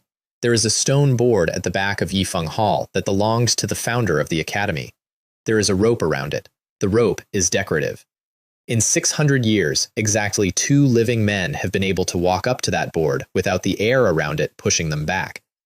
I walked up to it without noticing anything at all. That got attention. I could feel the attention arriving from several directions at once. There was a position on the board, very old, black and white stones fused to the stone by 6 centuries of not being touched. I looked at it for a moment, picked up a white stone from the bowl, and set it down. The board came apart. Not shattered, it stopped holding together, the way a thing stops holding together when the argument keeping it in one piece finally loses, and 600 years of stones went onto the floor and rolled. I stood there in the wreckage of a national treasure, with 2,000 students filing out of a lecture behind me. Qin arrived first. Shu looked at the floor, Shu looked at me, and then he took a token off his own belt and put it in my hand, a small black plaque with 1 character on it, the one that means divine. And that token is free passage in and out of the Great Sha Holy Academy for life. Master Hongda, I broke your table. Jin did. Dean Fan Chi's voice came from somewhere above the roof, and he did not appear, and what he said was 5 words long. Gold will always shine. I left that mountain with 7 starry fish, a lifetime pass, and a small piece of stone in my pocket. The academy had not managed to teach me one single thing, except that on the way down, I found the crack. It was behind a bamboo grove on the western terrace, in a place where no path went, and what caught me was not sight or sound, it was my left arm. The demon hand woke up. Not the way it wakes when there is a fight coming. It came up my shoulder on its own, and it was hungry, and I had to hold my own wrist with my other hand and walk 20 feet against it. There was a restriction across the mouth of a fissure in the rock, and it was a good one, and it was leaking, demonic chi, old, coming out of a crack in the world about the width of a hand, and behind the crack, lying on the stone about 30 feet in, was a corpse. I say corpse. It was the size of a small hill, and it had been there long enough to have stone growing over it, and it had never been human at any point. And a woman in a gray robe and a star-patterned mask was sitting cross-legged in front of the fissure, trying to seal it on her own, and failing. She had been at it for hours. Jin could see it in the way the runes were going down, each one slightly less certain than the last, which is what happens when a restriction master runs out of the thing they run on. I changed my face, walked in, and sat down beside her without being invited. 6th rank, Lei Tianlan said, after about 4 minutes of watching my hand. It was not a question, and she did not stop working. 5th, I said, and made sure it was 5th, and made sure every line I put down looked like a 5th rank line put down by somebody who was working at the very top of what he could do. We sealed it together. It took most of the night. She never asked my name, and I never gave one, and when it was done she was too tired to stand, and I was not, and I made a point of appearing to be. I walked away from a sealed rift with a very clear list in my head of what I was going to come back for. The academy had one more thing for me on the way out, and it came in the form of 2 young men in a corridor. Wu Li, grandson of the Duke of Mei, and older brother of the Wu Qin whose face I had slapped 3 times at the White Jade Capital, and Wei Dong of the Law Enforcement Hall, son of the Minister of Rights. They wanted a conversation about my manners. Song Lianhua stepped in front of me, which I did not ask for and did not expect. She has a legacy pillar and a place at that academy, and about 2/3 of the nerve required, and Wei Dong put her down without appearing to move, so I took out the first prince's token. Wu Li's face did something complicated. Then I took out the black plaque with the divine character on it, which Qinzi had given me 40 minutes earlier, and Wei Dong's face did something considerably more complicated. And then I gave them the actual threat, which had nothing to do with either token. Jin are surnamed Liang, I said. Your father is the Minister of Rights. I am a supervisor of the Tianquan division. I let that sit. I think I will drop by your house one of these days and see whether he is corrupt. If he is, I will bring him back to my office for a cup of strong tea. Every single person in that corridor went quiet, because in the Great Xia there is no such thing as a minister who is not corrupt, and everybody standing there knew what their own father's books looked like. Wei Zixuan arrived at the end of the corridor and put Wei Dong through a pillar, because that is what a prince does when a man he has publicly adopted is being cornered, and I let him. Back at the division, there was a new commander in the first hall. His name was Meng Guang. He was Princess Wei Zhao's man, and on his first morning, he assembled everybody in the yard to announce that discipline had become slack, that officers were failing to appear for duty, and that this would now be corrected. Shu was looking at me while he said it, which was fair. I put my hand up. Sir, that is a wonderful policy, and I fully support it. But I should mention that the 2 officers with the worst attendance in this building are the pacification envoy, who comes in about twice a month, and Lord Wei Yun, the Master of Fate, who has not been seen in this compound in 3 years. I nodded encouragingly. I will let them both know you are planning to restrain them. The yard did not laugh. The yard did something better, which was go absolutely silent. Great Commander Mo Zhan finished the job about 4 seconds later. Commander Cheng Wu, there are potholes on the West Street. Take a detail and fill them in. Then Lin Ruoju came and got me for a trip out of the city, and the destination was not on any map. Millstone Town is 60 miles east of the capital in a valley that does not appear in the imperial survey. There is no gate tax. There is an entry price, and it is paid in resources, and it is high enough that the whole population of that town is cultivators. There is a garrison inside it at Profound Manifestation Peak, whose entire job is keeping the peace within the walls, and whose stated and published policy is that whatever happens outside the walls is not their business. 4 men attached themselves to us on the road in, calling themselves travel companions, and about 11 miles out they made their move. Lin Ruoju killed all 4 without breaking stride, and tossed me the storage pouches over her shoulder. Inside the walls, it is an ancient town under red lanterns, and the stalls sell spirit plants, techniques, and weapons, and every 3rd person is wearing a mask. I spent 40 minutes haggling loudly and publicly over a ley line fire bead and a broken spirit sword, neither of which I wanted, in front of a stall keeper who thought I was an idiot and a crowd that agreed. Then I walked away with a black spirit brush. It was on the corner of the counter, and it was priced as junk because a brush is a brush. and it is not a brush. It is an inscription tool for restriction runes, and it is the difference between a 5th rank inscription that holds for 4 seconds and one that holds for 8. I got about 30 feet before a masked woman arrived at that stall at speed and discovered the brush was gone. Then she found me. "That brush," said Wei Shui through the mask in a voice that was not fooling anybody. "Yes." "I want it. It is not for sale." The negotiation took 11 minutes and ended with a 1,000-year spirit plant coming out of her ring and into mine, and I would like to note 2 things. 1. A 1,000-year spirit plant is worth about 400 of that brush. 2. I fully intended to steal it back and told her so, and she thought I was joking. The auction was in a hall under the town with about 300 people in it, and it is where I learned what the money in this world actually looks like. Lot 1 was a Jiaolong blade. It went for 10,000-year spirit plants, which is a house, and it went to a man in the front row in a gray hood. I knew that shape. I had put that shape into the ground twice. Liang Yunli had come back. Lot 6 was the one we were there for, the Ru Gao Bodhi seed. Lin Ruozhu wanted it, and she had a reason. On its own, it is a good pill ingredient. Combined with the evil bone relic out of the Great Compassion Temple, which she was carrying because I had made her keep it, it purifies the death gao in that relic and turns the whole thing into a foundation, and it does not stop. It would carry her to Tuojiang Peak in a month, and it would keep working all the way up as far as Dragon Transformation. The bidding went past 3 4-patterned divine treasure pills in under a minute. Then, a sect leader of the Jiuhua sect stood up and bid the annual output of a mountain.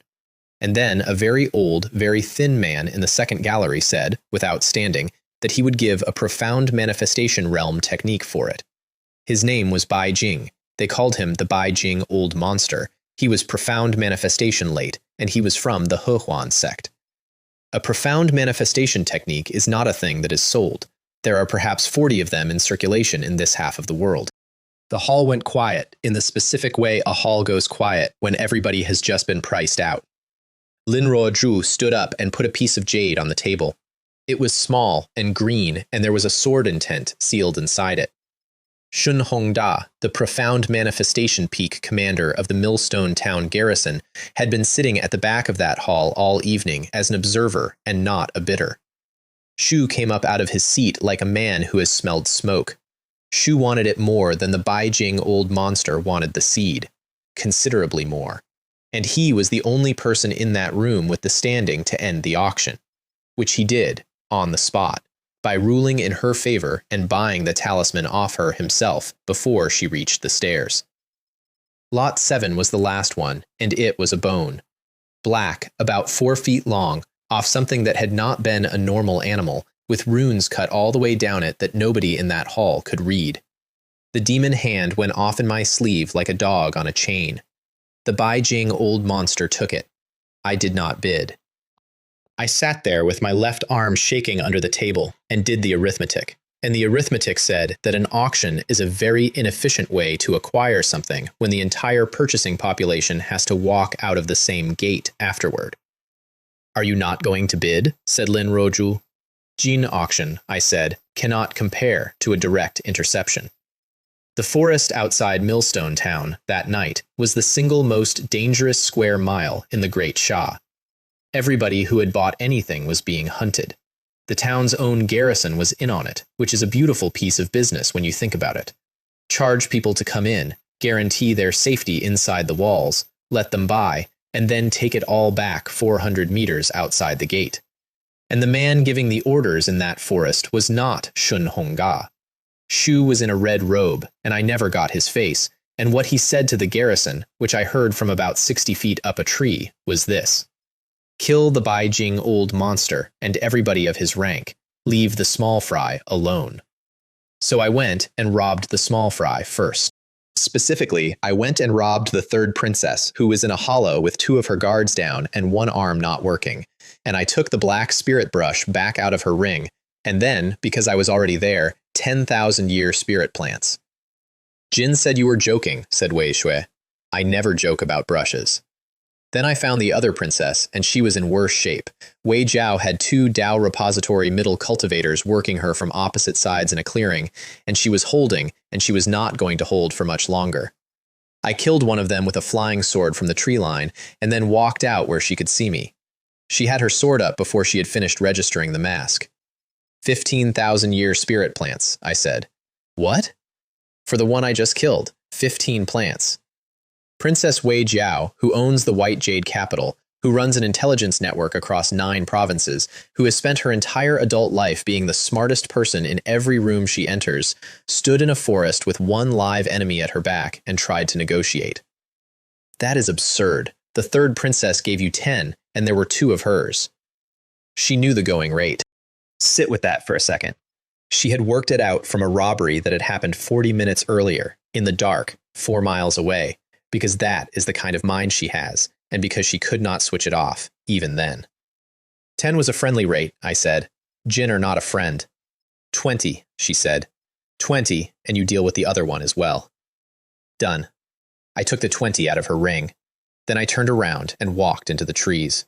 Wait, I agreed to take 20, I said, over my shoulder. I did not agree to the second part. Here is some free advice, Your Highness. Next time you are being robbed, do not try to bargain. Then I put a sword through the air past the side of her head, close enough to take a hand's width of hair off, and left her standing there in the dark with the second man still coming. She survived him.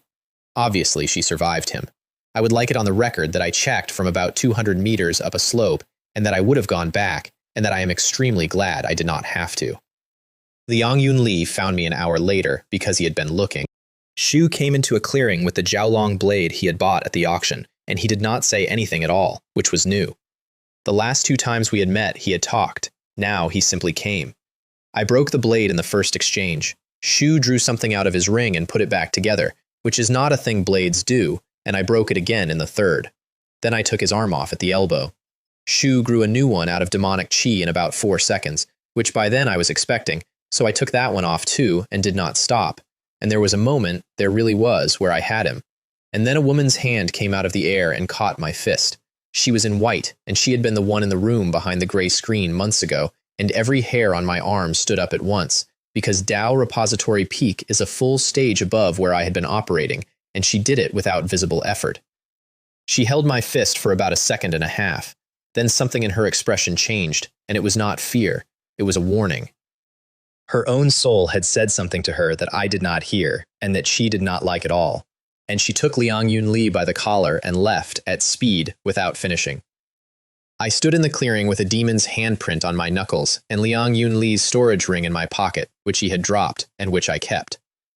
Then the sect leaders arrived for the Bodhi seed, Dong Lei and sect leader Wen, both profound manifestation, both extremely direct about what they wanted, and both operating on the assumption that a Tianquan division deputy commander and her supervisor were the softest target in that forest.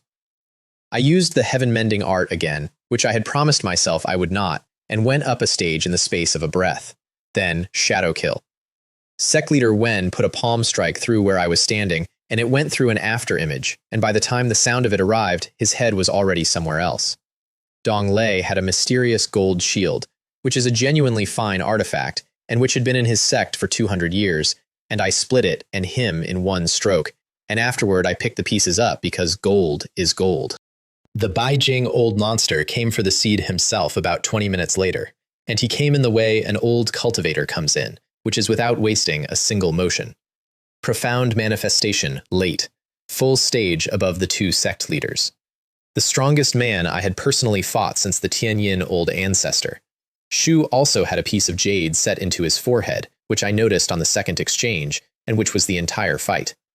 I put 4 swords of condensed demonic chi through him from 4 directions at once, which he survived, because at that realm a body is a formality. Then I hit the jade in his forehead until it broke. Then one punch. Shu had the black beast bone in his ring, and I took it, and the demon hand was so pleased about it that I had to sit down for a moment. And then the forest ended, because a man was thrown into it.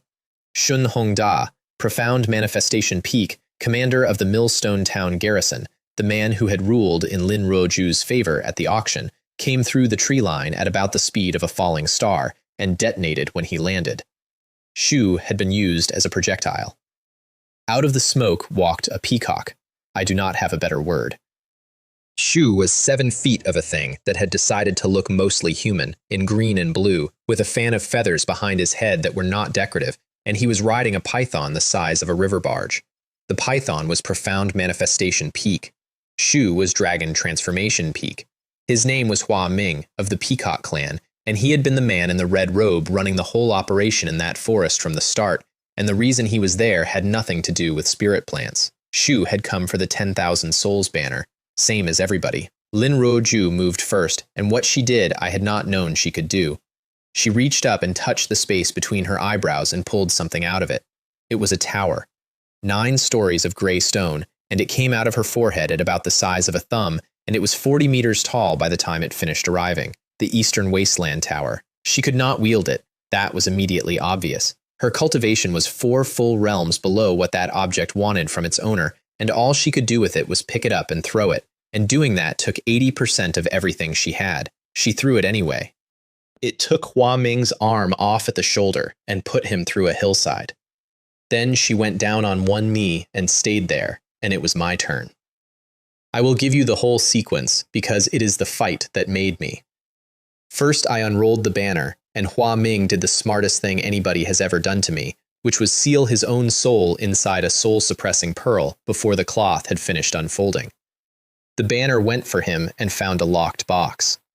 Shu had come prepared for the one weapon I had that could end him, so I inscribed a restriction, 6th rank, not 5th. I put down a 6th rank rune in the air in front of a Dragon Transformation Peak demon, and I held it there with a soul that could take it and a body that absolutely could not, and it stopped his fist. For about a second. A second is a long time. I spent it swallowing 3 divine treasure pills and a fistful of 1,000-year spirit plants and running the Nirvana Sutra flat out to catch the backlash before it took my organs apart. And in the middle of that, standing in a crater, being punched by a demon, I broke through. Tao Repository Middle, complete. The liver forged, and it came out gold, same as the heart. And the crack in my soul from the night of the Sky War, the one that needed Divine Court Realm to repair, closed over on its own while I was not looking. I have thought about that a lot since. I did not break through because I was ready.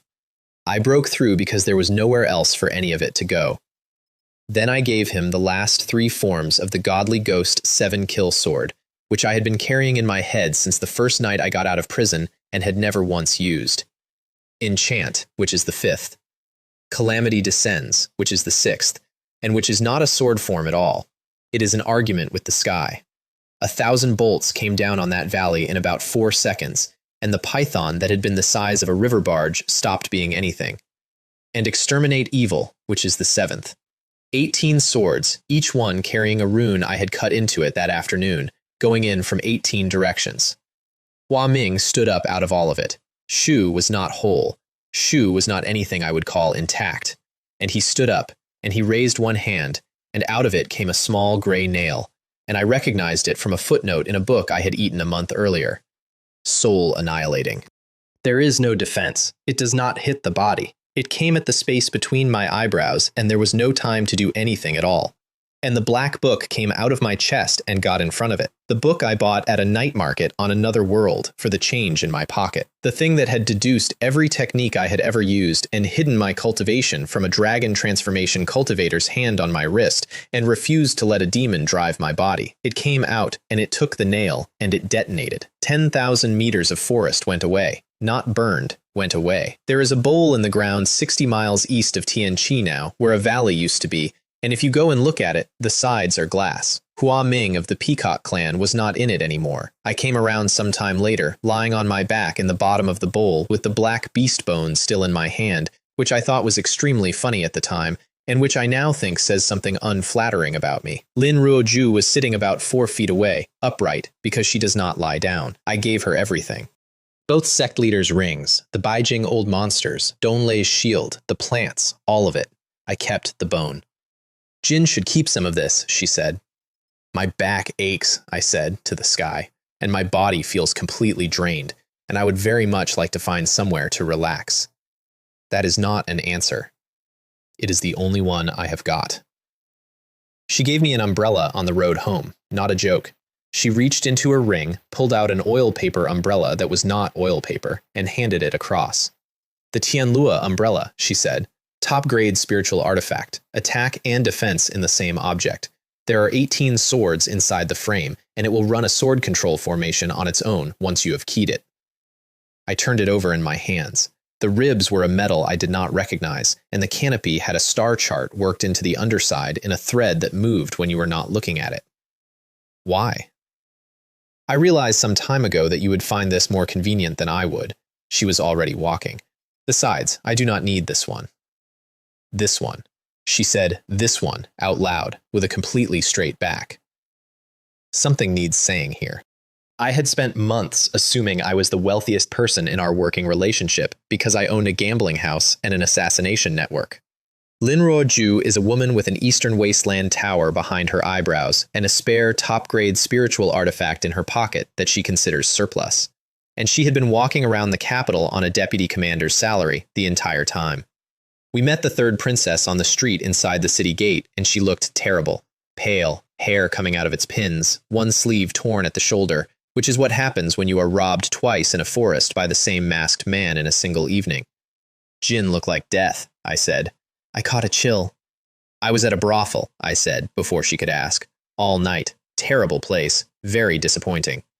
Wei Shui looked me up and down with an expression of genuine medical concern. Lin M.O., you are so weak that a strong gust of wind could put you on the ground. If you carry on like this, you are going to die on a woman's stomach. Your Highness, if that is how it ends, I want it in the report exactly like that. I did the inventory in my attic that night, and it took 3 hours. 50,000-year spirit plants. 50. Most of them from the 2 princesses and the 6th prince, which meant that in one evening I had transferred more medicine into my own pocket than the imperial pharmacy issues in a decade. A metal token with 1 character stamped into it, taken off one of the Wood Dao people, sealed under a restriction I could not read even at 6th rank. I put it aside. It is still aside. I have no idea what it is for. And the black beast bone. I put it on the table, and the demon hand came up my arm on its own. And this time, I let it. And what happened next was not something I did. The bone came apart into light and went into my forehead, and about 900 years of somebody else's understanding unpacked itself behind my eyes. The Great Desolation Demon Slaughter Hand. A demon race technique, old, from before there was a great Shah to have a border with. The description that came with it was 1 line long, and the line was that it carries the might of a heavenly god and suppresses all directions with a single hand. I sat on my own floor for a while after that, then I got up and did the other job, which took all night. Dragon Elder had been screaming inside the 10,000 Souls banner for weeks. That night, I stopped waiting. Shu begged at the end. They all beg at the end, and this one had a variation, which was that he had a big secret and he would trade it, and if I would just let him out, he would tell me everything about... I refined him anyway. What came out of what was left was 2 things, and both of them changed my life more than any sword I ever picked up. The first was the Dan Dao manual, fire control, including a technique called fire separation, and then the whole discipline behind it. Herbs, formulas, alchemy, in order, all the way up to the 7th grade, which is the level at which pills stop being medicine and start being weather. The second was the true explanation of array Dao, formations up to the 7th rank. And then I did what I always do, which is hand it all to the Black Book. The book had been quiet since the valley, not damaged as far as I could tell. Quiet in the way a person is quiet after they have done something they did not know they could do. I gave it the Dan Dao manual, and it refused. In 3 years in this world, that book had taken everything I put in front of it. Sword manuals, restriction cannons, body refining techniques, a demon god's memory of how to punch. It had never hesitated, never slowed down, and never once declined. I put a manual of alchemy in front of it, and it sat there like a stone. Same with the array Dao. Which meant that for the first time since I woke up in a cell with somebody else's crimes on my head, there was a thing I wanted that I was going to have to learn the way everybody else learns it. From zero. Badly. With my own 2 hands. The Zhenshi Marquis Manor was empty when I got home. Not quiet. Empty. No servants in the front court, no lamps in the west wing, no cook in the kitchen. I walked the whole compound and found 1 old gate guard, who told me that the entire household had gone to the old house across the city, because my cousins were being buried in the morning. Lin Jun and Lin Jingyu. 2 funerals, 1 ceremony, the whole family in white, and nobody had told me. I stood in my own empty courtyard and worked out the shape of it, and honestly, I admired the logic. How can you hold a grand ceremony with the man who killed both of them standing in the front row? How can you seat the guests? How can you make any money at all if you invite him? I went to work instead. Lin Ruoju had entered Dao Repository Realm sometime in the previous 3 days and had not mentioned it to anybody, which is the single most Lin Ruoju fact I know. Jin have missed several days of duty, she said as I came through the door. Your pay will have to be docked. Docked. I sat down heavily. Deputy Commander, I earn 10 taels a month. If you dock my pay, it will be the death of me. I will have to sell the umbrella you just gave me. Then I will deduct it from my own monthly salary. That, I said, is much more like it. Then I put 3 starry fish on the desk. I had 7. I had eaten none, and what I did with them over the next hour is the only genuinely generous thing I did that month, so I am going to describe it properly. Wei Jun and Chen Hao split one between them. They are constables. Xuan Huang Peak, both of them, which is the realm you reach if you work hard and start late and never get given anything. They broke through in the middle of chewing. Both of them, at the same time, mid-bite, straight into Shackle's realm, with their mouths still full and their eyes going enormous. Lin Ruoju ate hers slowly, sitting very straight, and about 2 minutes in, the light around her stopped behaving like light and she went somewhere for a quarter of an hour and came back understanding something she declined to explain. I ate mine in 4 bites. Nothing happened. I sat there, waiting. I waited quite a long time. Aside from smelling slightly better than a normal fish, I said eventually, there does not seem to be anything special about it at all. How, said Lin Ruoju without opening her eyes, could a pig appreciate the profound mystery of a divine fruit? I fed the other 3 to the constables as well, which I had not planned, and Lin Ruoju had to step in and steady the surge because 2 Shackle's realm men do not have the plumbing for that much at once. When it settled, 9 of their 12 hidden meridians were open, and both of them had gone straight through to Shackle's late. Chen Hao looked at his own hands like they belonged to somebody else. Sir, he said, where did these come from? A man named Chinja gave me 3 fish. There were 7, sir. Shu is very generous. I stood up and brushed off my sleeves. Also, I would like to be clear, for the record, in front of witnesses, that I am not a cultivator. Nobody in that room said anything at all. Right, I said, both of you. I need invitations delivered to the senior officials of Tianqi City. Invitations to what, sir? A funeral. The first invitation was the hardest, so I went and stole a painting for it. There was a landscape hanging in the corridor of the Tianquan division outside the pacification envoy's office. Ink, mountains, mist, no signature, no seal, and it has been on that wall for as long as anybody in the building can remember. I took it off the hook. Sir, said Wei Jun, in the strangled voice of a man watching a crime, that belongs to the division. I consider the Tianquan division my own home, I said, rolling it. This painting belongs to the Tianquan division, therefore it is mine. There was a girl kicking a shuttlecock in the forecourt of the Prime Minister's residence, and she kicked it into my face. Not near my face, into it. From about 15 feet with excellent technique. Jin are the one from the poetry party, she said. Liu Ying, granddaughter of Liu Cheng, 17, and absolutely nothing like a prime minister's granddaughter is supposed to be. I'm here on your grandfather's business, I said. Su sent for me specifically. Su mentioned that Miss Ying had reached the age where marriage is discussed. Her face did several things. However, I added, you may rest completely assured, I am not interested in you. I have been hit by a profound manifestation cultivator, and I would like to state that the expression on that girl's face was worse. Her father, Liu Gang, was inside, a teacher at the Holy Academy, mild and tired-looking, and beyond him, in a study full of books, sat the most hated man in the great Shah, drinking tea by himself. I unrolled the painting on his desk. A gift, I said, for my lord's collection. I bought it myself. It cost me 3,000 taels of silver, and I want you to know that it hurt.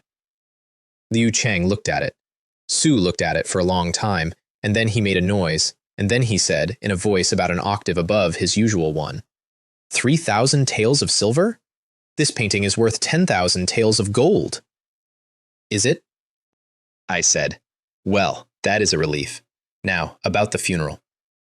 I got the invitation accepted, and I got out of that house, and about 4 seconds after the door closed, the Prime Minister of the Great Shah sat back down and started laughing. Because it was his painting.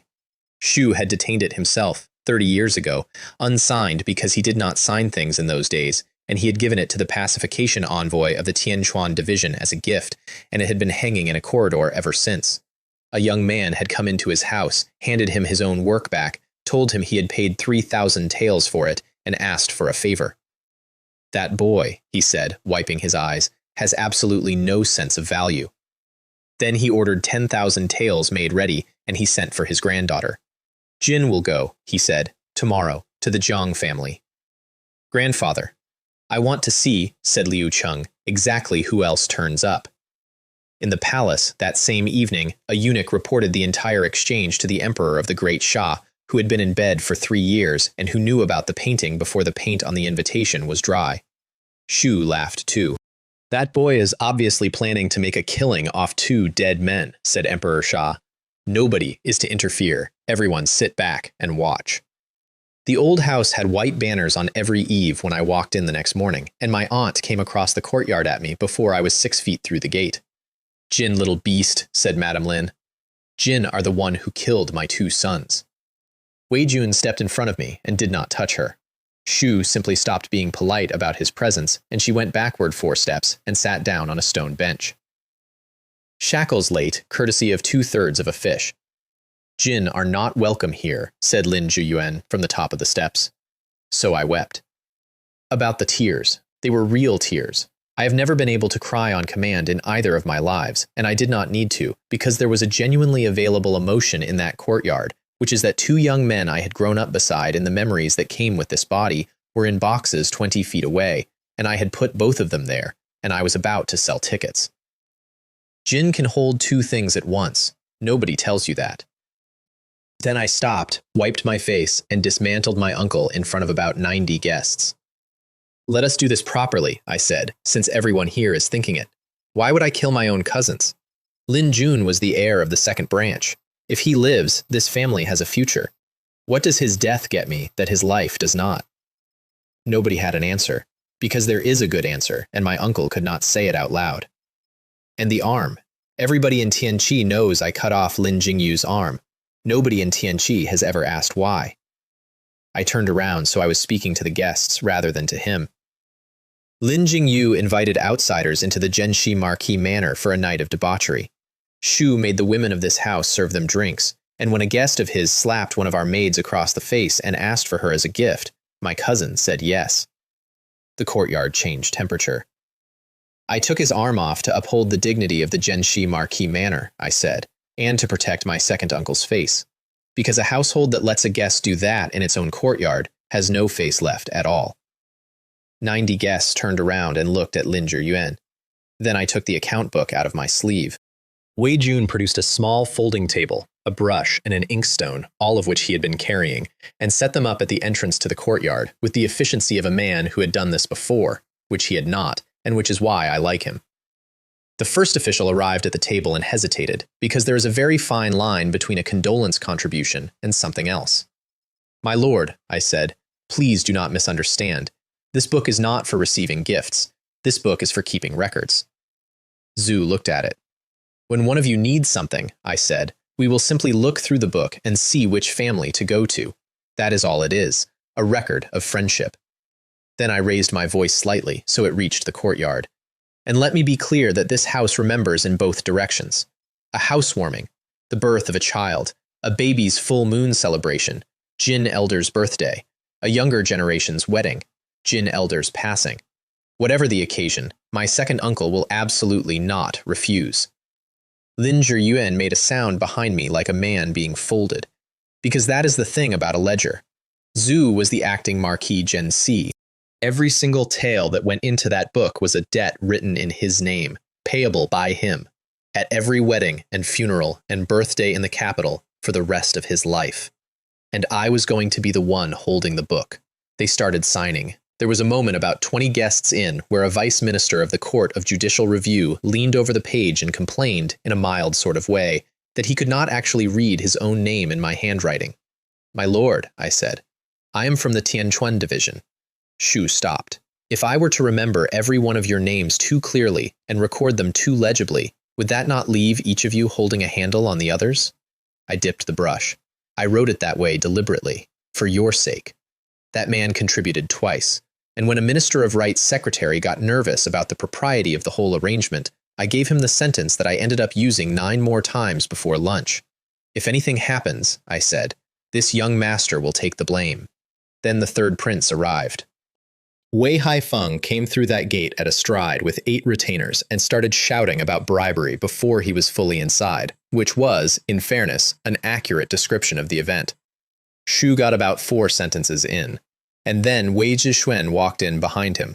I had not invited the first prince. I had invited a great many people, and not one of them was a prince, because you do not invite a prince. You arrange to be somewhere a prince will want to be. "Kostya," said Wei Zhixuan in a voice of real hurt, "you have no humanity at all." Wei Haifeng turned around. 2 young men of a marquis's house are lying in that hall. Their family is not wealthy. Their cousin is trying to raise a little money so that his brothers will have enough to eat and wear in the afterlife, and you come here and call it bribery. Shu put 5,000 taels on the table and pressed a knuckle to the corner of one eye. Have some decency. And then, because this city has never once known when to stop, the second prince arrived. Wei Yongle came in, looked at the situation for approximately 2 seconds, worked out which side of it had 2 brothers standing on it, and said, "Third brother, this really is going too far. 3 men make a tiger." That is a saying in this world, and it means that if 3 separate people tell you there is a tiger in the market, there is a tiger in the market, whatever the market actually contains. The third prince of the great Shah stood in the middle of a funeral courtyard with 2 brothers and 90 officials looking at him and had to leave. I gave it a moment. Then I turned to the queue at my table and said brightly, "My lords, His Highness the First Prince and His Highness the Second Prince are both seated over there. It is a rare opportunity. Jin should go and pay your respects." 90 mid-ranking officials of the great Shah, who spend their entire careers trying to get within 20 feet of a prince, discovered that a funeral in an old house on the west side of the city was the best networking event of the season. The contributions went up. The last guest of the morning was not on any list. Anping Marquis, Zhao Chuan walked in through the gate in white, uninvited, and came and stood in front of me, and did not say a word for a long moment. I had beheaded his 3rd son in my own courtyard. I had arrested his 2nd son for the murder of 8 students, and had used him as bait tied to a tree. And he had gone to a prince and taken a red pill, and agreed to a rescue in a public square, and the rescue had not happened, and he had nothing left to threaten me with at all. Shu looked at the coffins. Shu looked at the book on the table. "I cannot do anything to them," he said to nobody. "I cannot do anything to any of them."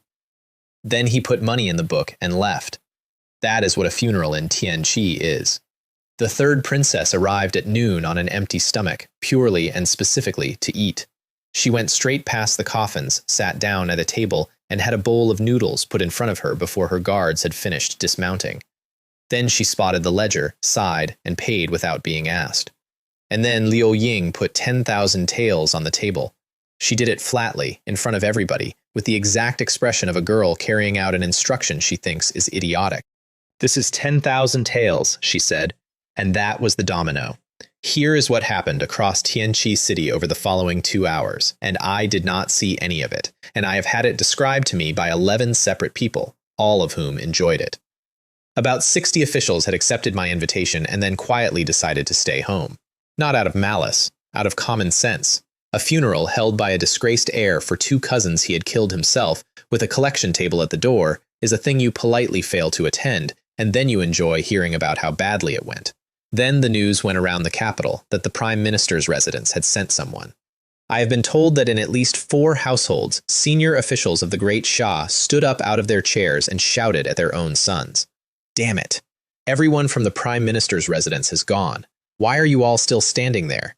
The sons of all 6 ministries came. The Duke of Mei sent money. The Marquis of Feng'an sent money. Households that had not spoken to the Zhenxi Marquis Manor in 3 years sent money with an apology attached. My second uncle had invited nobodies to bury his sons. I had invited the capital. And in the middle of that courtyard, watching officials queue at a table to write their names into a book, Liu Ying worked out what the painting had been for and said to her own maid, loud enough for me to hear, "Using somebody else's name to put on a show. This one is genuinely despicable, and he deserves to be beaten." Then she looked around at the noise and the crowd and the queue.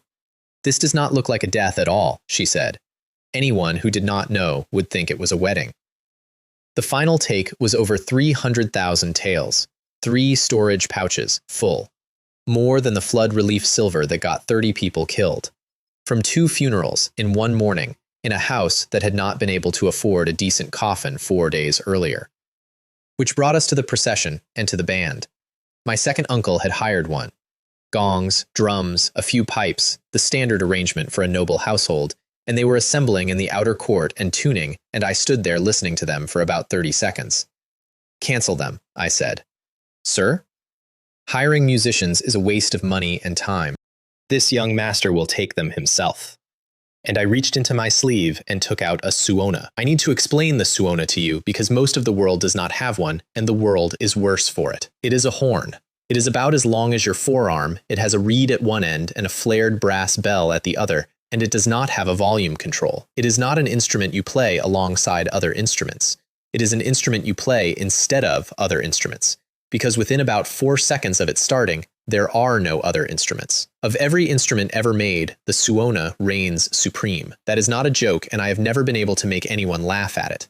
I put it to my lips in that courtyard, and the professional band went away. Not left, went away, in the sense that a candle goes away when you open a door onto a storm. I walked out at the head of the procession playing, and every window on that street opened. Because here is the thing about that sound. In this world, and in mine, the suona gets played on exactly 2 occasions. A wedding and an ascent to heaven. Jin hear it twice in your life if you are lucky, and once if you are not. And the first time you hear it, you are wearing red, and everybody is throwing things at you, and you are too happy to be listening properly. The second time, you do not hear it at all. Jinn are in the box. I stopped at the grave, and I put the horn down, and I said the only thing I said all day that I meant completely. The pipa will last you 1,000 years.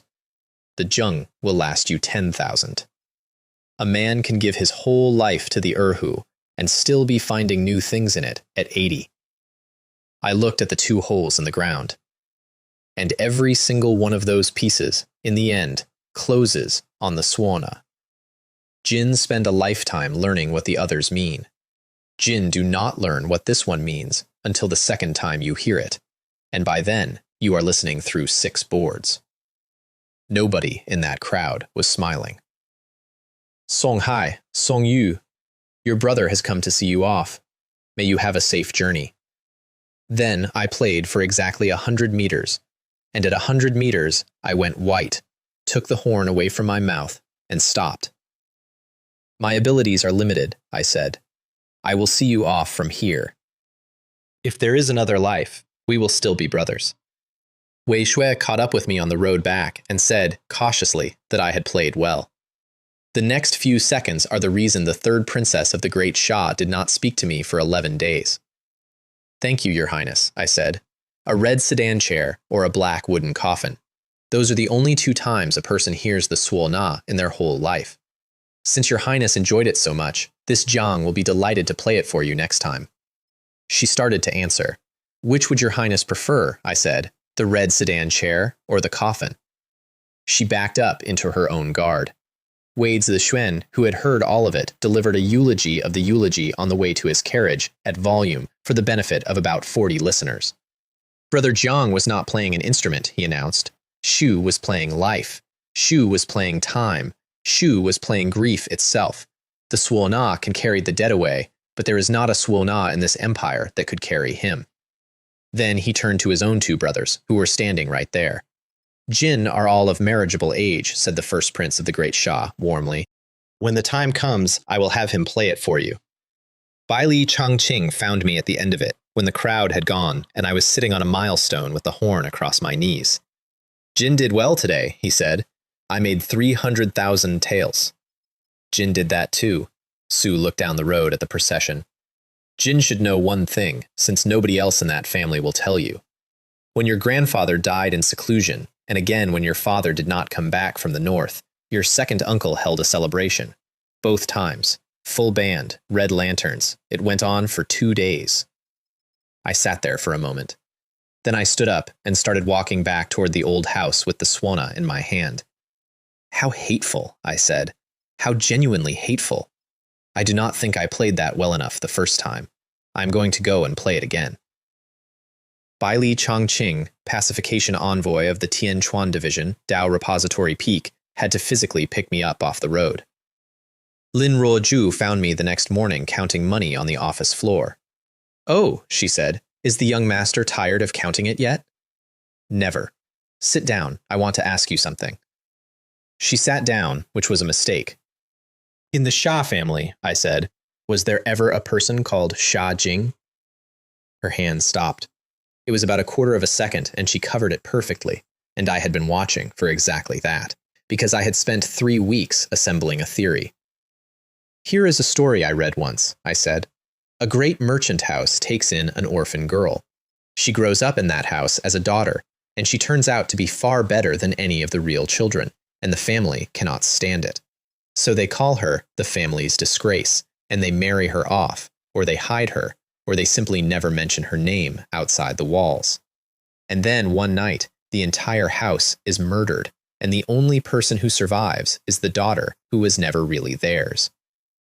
Lin Ruoju looked at me for a long moment. "Read fewer storybooks," she said, "or you will lose your mind." Which is not a denial, and she knew it was not a denial, and she left the room.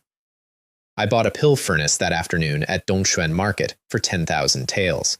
It was 3-legged, bronze, and cracked from the rim to the belly, and the old man selling it was honest with me in a way that nobody in that market is ever honest. "Sir, your furnaces here were all spirit treasures once, every one of them. Now they are damaged, and they have lost all their spiritual essence. This is scrap with a good shape.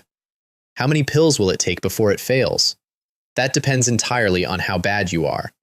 I took it home, and I learned the fire separation divine technique out of Dragon Elder's manual, and I was extremely pleased with myself, because it took me 4 attempts, and by the 5th I was holding a pill fire in the palm of my hand. I am such a genius," I said out loud to an empty attic. "I have succeeded so quickly." Then I did my first refinement, and the furnace exploded. Not a small explosion. The lid went through the roof. There was a hole in my ceiling for a week, and I had to explain it to Mei Lan, who did not believe a word of it and swept up the pieces anyway. I sat in the wreckage covered in scorched herbs and had a genuinely useful moment of clarity. "My first attempt at alchemy has resulted in an explosion and a complete failure," I said. "I do not think I am a genius." Then I worked out what I had done wrong, and the answer is interesting enough to be worth your time. Everybody who teaches alchemy talks about the fire as a tool. Apply heat, control heat, raise heat. The fire is the stove. The fire is not the stove. The fire is an ingredient. A pill fire is a living power, and it goes into the fusion with everything else. And if you treat it as neutral, you will always, every time, end up with a mixture that is unbalanced by exactly the amount of yourself you put into it. Second attempt, 1 pill, grade 1, Xuanhuang class, lowest possible quality, roughly as valuable as a good dinner. The standard for a beginner is dozens of failures. For many people, it is hundreds. There are men at the Holy Academy who spent a year getting their first. I got mine on the 2nd try, and I have never once let anybody forget it. Then I sat with that single terrible pill in my hand and worked out the next thing, which was why there was only one of it. The answer was that I had been killing the surplus power at the end of the fusion instead of folding it back in, because that is what the manual said to do, and the manual was written by somebody who had never had this much power to spare. A day later, I could make top-grade grade 1 pills, 8 and 9 at a time, out of the same quantity of herbs. Then I tried for grade 2, and the furnace came apart for good. This, I informed the pieces, is a trash pill furnace. I gave the grade 1 pills to Wei Jun and Chen Hao, who ate them like sweets. And then, because I had 50,000-year spirit plants sitting in a ring doing nothing, I refined 40 of them into myself over one night. My spleen turned gold. Heart, liver, spleen. 3 of the 5, and Dao Repository Realm late stage, and I have never in my life met anybody who did it that fast, and I never expect to. I also, that same night, attempted a 6th rank restriction rune without letting the demon hand help. The jade tablet shattered, the rune went out, and my hands did not work properly for an hour. My soul can just about hold it, I said, lying on the floor looking at the hole in my ceiling. My spiritual power cannot keep up. That is the whole of my situation, that year, in one sentence. I had a mind that had been given more than my body could carry, and every single thing I did was an argument about the gap. I went to the White Jade capital to celebrate and met a man who wanted to talk about poetry. His name was Wei Ping. Shu recited the whole White Jade capital piece back at me from memory, correctly, and then he asked me what the sword immortal actually looked like. That is hard to describe, I said, which was true. Shu is a drunk. That is the main thing. Shu drinks and then he talks, and when he talks, it is like listening to a man who was let in somewhere the rest of us are not allowed and came back to tell us about it. And then he has another cup and falls over. Wei Ping paid for the entire table, which was 11 people. Later that night, on the balcony, somebody asked me about the girls of the house, and I delivered a speech I would like to reproduce in full and will not, because it was about 4 minutes long and extremely pleased with itself. The gist was that a beautiful woman is like a lotus. Jinn admire her from the bank. Jinn do not climb into the pond. The whole point of refinement is the distance, and you oafs have never once in your lives understood that the distance is the thing. The balcony applauded. Beautiful lady, I said immediately to the woman bringing the wine, find a girl to come and drink with me. Where, said somebody at the back, has the refined taste gone? I walked home in the snow at about the 3rd watch and met Marquis Gu in the street. Qin Yen, profound manifestation. Late, sister of the sword immortal, and she was moving fast and looking at roof lines. Someone has robbed the palace, she said without stopping. That was not me.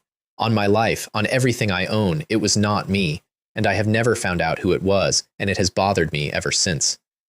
4 streets later, somebody tried to kill me. Shu came off a wall, Tuojiang, professional, and he did the thing that professionals in this city cannot resist, which is explain. Jin made somebody lose face today, he said. That person has offered a very good price for your life.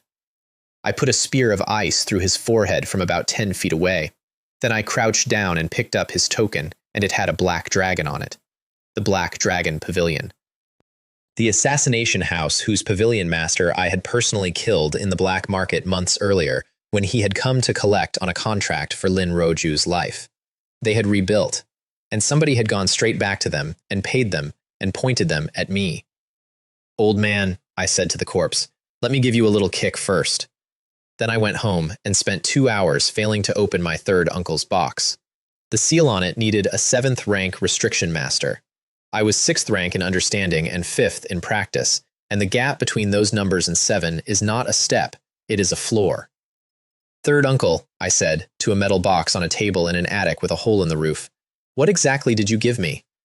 And then I had a thought I did not enjoy, which was that perhaps Lin Yizhou had never intended me to open it at all.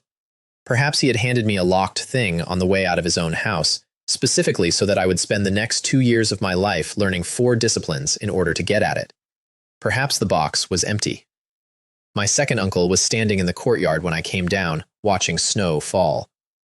Jin are really lucky, said Lin Zhuyuan, which is how I found out who had paid the Black Dragon Pavilion. I made a show of looking around the courtyard, left and right, up into the eaves. Where is Black Impermanence? I said. Where is Zhongqi? 2nd uncle, if there are ghosts in this house, I would like to be introduced, because I have questions for several of them. Shu did not move. Speaking of the family, I said, 2nd uncle's line is now without heirs, extinct in fact, both sons gone in 1 season. I made a sympathetic face. But do not be sad. Jin are still young. Take a few more concubines, have another 8 or 10 children. There is plenty of time, and this house has always had room. His jaw was working, and then I asked him the question straight, in his own courtyard, with nobody else in it. According to the people at the Tianquan division, I said, you killed the old man. Is that true? Shu did not answer. His fist closed. That is all. A man in his 50s, standing in the snow, and his hand shut. And I watched it happen, and I had my answer, and neither of us ever said another word about it. I went to the gate. Then I stopped. 2nd uncle, Jin should choose yourself a suitable coffin as soon as possible. I mean it kindly. Song Hai and Song Yu were my brothers, and I saw them off properly. But when you go, there will be nobody. Jin will rot in the open somewhere outside the wall. I put my hand on the gate. Jin will not even get to hear me play the swana. The palm strike came past my ear close enough to move my hair. I did not turn around, and I did not flinch, which cost me more than anything else I did that month. Second uncle, I said, this Marquis Jinshi's chair is unlucky. Do be careful in it. The last case of that winter came up from the Jingzhou prefecture with a note attached saying it was outside their competence, which in this city means somebody upstairs has made a phone call. The file was 4 pages, and it was the ugliest thing I read that year. Wen Lei, son of Lord State Uncle Wen. The Wen family are Guozhou, which means imperial in-laws by grant, which means the head of that house is technically the emperor's brother-in-law, and their daughter is Consort Wen, and Consort Wen is close to imperial concubine Wei, who is the mother of the third prince. That is the whole shape of it. Everything downstream of that sentence follows from it. Wen Lei had sent betrothal gifts to a young woman called Lin Yi of the Xining Earl's mansion. She had refused them, so he had her lured out of her own house and locked up. She got out. That is the part I keep coming back to. A girl from a fallen noble house got herself out of a locked room in a Guozhou mansion and walked to the Jingzhou prefecture and filed a complaint against the emperor's brother-in-law's son, alone, on the same night. And Wen Lei countersued. Shu produced a debt, forged, badly, and it did not need to be good. Shu produced a signed record of goods taken from the Wen household and not returned. And then he produced a witness, and the witness was her cousin Lin Sui. Lin Sui is Wen Lei's own wife. She stood up in the Jingzhou prefecture and testified that her cousin had come to the Wen residence uninvited, that she had gone through the family's storerooms, that she had been caught, and that she had invented the whole abduction to cover it. Then Lin Yi's second uncle testified against her, then her aunt, and the Jingzhou prefecture put her in a cell and then forwarded the case to us. I read the family history at the back of the file, and that is where it got personal. Lin Kang, Marquis of Xining, had been my grandfather's general. Shu had been my father's sworn brother. Shu died on the western border fighting West Chu, and his brother took the house and the title and the seat, and one of the first things that brother did was cut every tie with the Jinshi Marquis manor. I sat there for a while. Orphaned daughter of a dead soldier, uncle takes the house, family closes ranks against her, ends up in a cell for a crime that did not happen. Why, I said, out loud, in an empty office, does that feel familiar? The Jingzhou prefecture had conveniently arranged for the prefect to fall ill that morning. The man they sent out to meet us instead was called Wu De, and he blocked the doorway with a stack of forms. Transfer authorization, he said, countersigned by the Court of Judicial Review, and the prisoner's release warrant needs the prefect's own seal, and the prefect is unwell. I am sorry, I said. I am from the Tianquan division. I do not know anything about these things. I spread my hands. Why do you not all teach me? Shu started to explain the procedure. I slapped him 3 meters down the corridor, and his teeth went with him. Do not know the rules, I said, walking after him. Then let me teach you. Then I broke his legs. That brought the rest of them out, which was the point. Wen Bao, the second son of the Wen family, arrived at the head of a column with a garrison officer called Commander Lei, and Commander Lei drew a weapon on the Tianquan division in a public prefecture yard. Wei Jun took his head in one stroke. Shu did not even change hands. Wen Bao went flat, and then went under a boot, and then went into a cart. They brought Lin Yi up from the cells, and they had to carry her. I am going to tell you what I saw, and then I am going to stop. Her hands were ruined. Her legs did not work. They had been at her for 11 days to make her sign a confession that would have hanged her, and every one of those 11 days is in the prefecture's own log, in ink, with the officer's name at the bottom. She had not signed it. Somebody behind me asked, in the professional voice of a man reading from a form, whether the questioning had been effective. And a girl who could not stand up said, "It has not."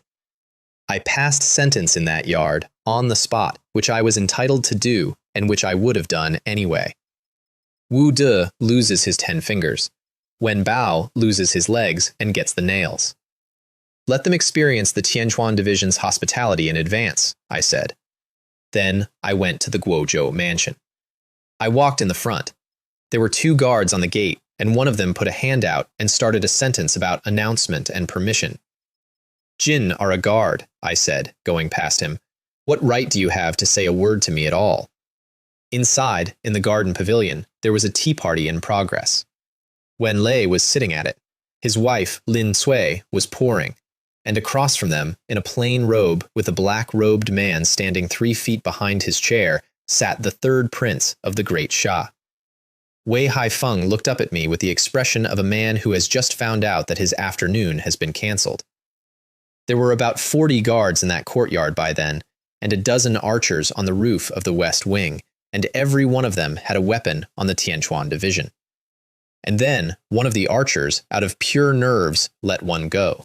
It grazed my neck. I felt it, and I put 2 fingers up to the mark, and I looked at them, and I have rarely been so grateful for anything in my life. "Kill them," I said. The courtyard was cleared in under a minute. Wen Lei drew a sword and got about 4 steps before Wei Jun put him into the wall of his own house at Shackles Lake and left him there in the plaster. Wei Haifeng stood up. "This authority," he said, "is granted to the Tianquan division by the royal family. I am a member of the royal family." "That is a very interesting point, Your Highness." I bowed to him properly, which is a thing I do when I am about to be extremely rude. "After this is settled, I think I will need to make a trip to the 3rd prince's residence and look into the matter thoroughly." Then the front gate opened, and the Lord State Uncle came in, and he had brought a mentor from the Great Shah Holy Academy. His name was Xuan Kai, Yifeng lineage, Dao repository late, and he was Wen Lei's personal teacher. Shu walked over to the table where my people had laid out the evidence, the forged debt, the prefecture's log, the signed statements, 11 days of records in the Jingzhou prefecture's own hand. Shu picked all of it up in one hand and closed his fist, and when he opened it, there was ash. "I only believe what I have seen with my own eyes," he said. "I do not believe anything else." And I smiled. Lin Ruozhu told me afterward that it was the worst thing she had ever seen on my face. "Senior has destroyed evidence in public and assisted a criminal," I said, "in front of the Tianquan division, in front of a prince, in front of 30 witnesses. I hope Senior will come to my Tianquan division for a cup of tea." "I am a mentor of the Great Shah Holy Academy," said Xuan Kai. "Jin, do not summon me." "Under the whole sky," I said, "there is no land that is not the king's. To the furthest shore of every sea, there is no man who is not the king's subject." The courtyard went quiet because everybody there had learned that line at 7 years old. The Holy Academy stands on a mountain inside the borders of the Great Shah. It eats grain grown in Great Shah soil. Its students are the sons of Great Shah officials. I took a step toward him. "So tell me plainly, Senior, in front of all these people, can the Tianquan division not govern you? Can the emperor not govern you?" Nobody said anything. "Those we can take, we will take," I said, to the courtyard in general. "Those we cannot take, I will summon the pacification envoy for. If the pacification envoy cannot take them, I will summon Lord Wei Yun. And if Lord Wei Yun cannot take them, then I will go and ask His Majesty." Not one person in the Guozhou mansion moved. I walked out of that house with Wen Lei over one shoulder and Lin Sui walking in front of me, past the emperor's brother-in-law, past a Dao repository late mentor of the Holy Academy, and past the 3rd prince of the Great Shah. "Su is insane," said Wei Haifeng to nobody. "Su is absolutely insane." On the street outside, I put Wen Lei down and took his arm off at the shoulder with one stroke and let him fall. "I am cutting off your arm first," I said, "to teach you a lesson. Then I will come back and take your life." The palace heard about all of it within the hour, and I did not learn the emperor's reaction for weeks, and when I did learn it, it explained the next 4 days completely. Su was delighted. "Under the heavens, all land belongs to the king," said Emperor Shah, to an empty room and one eunuch.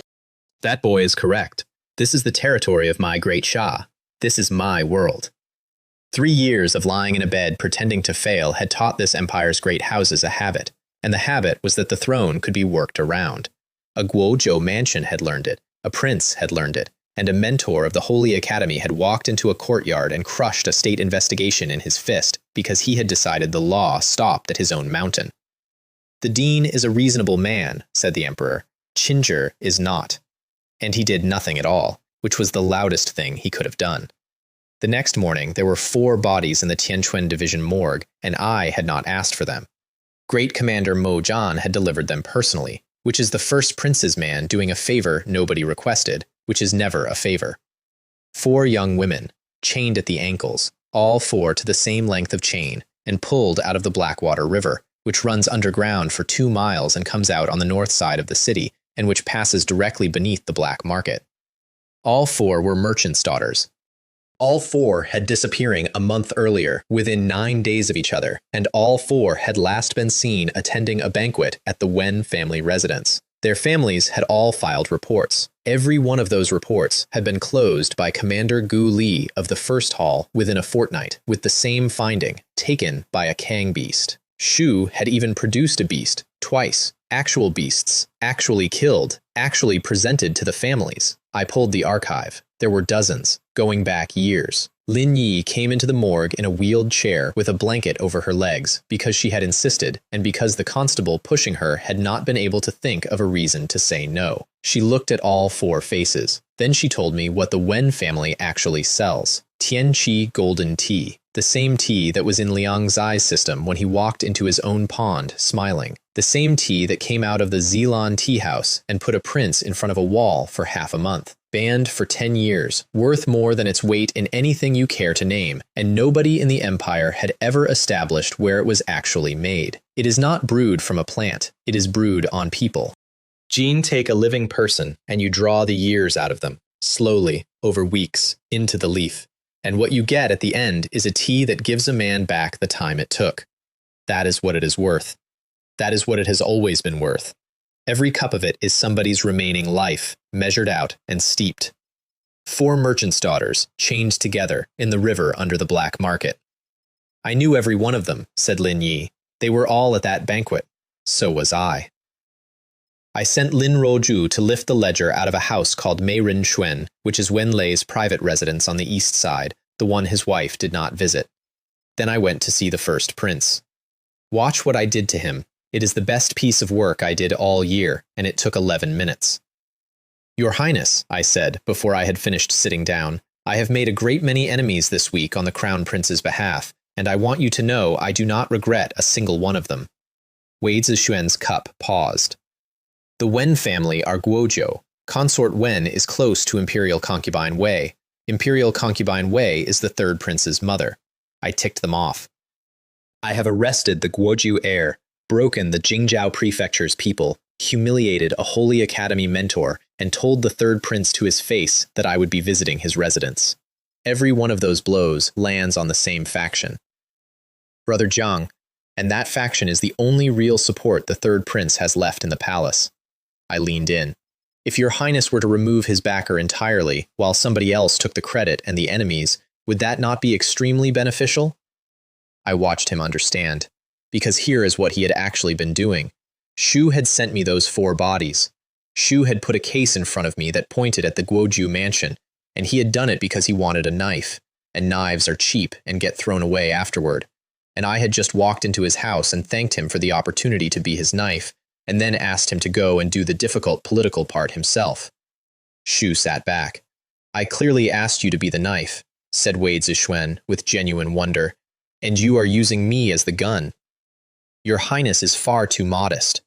Then the Emperor's token fell out of my sleeve. That was an accident. It was also not an accident, in the way that things are when you have put an object somewhere and then moved your arm. It hit the floor and rolled and stopped. Wei Zishuan's knees hit the boards before his brain caught up. It is a reflex. It is beaten into every prince of the great Shah from the age of 4, and he was on the floor, bowing to a piece of jade in front of a supervisor on 10 taels a month.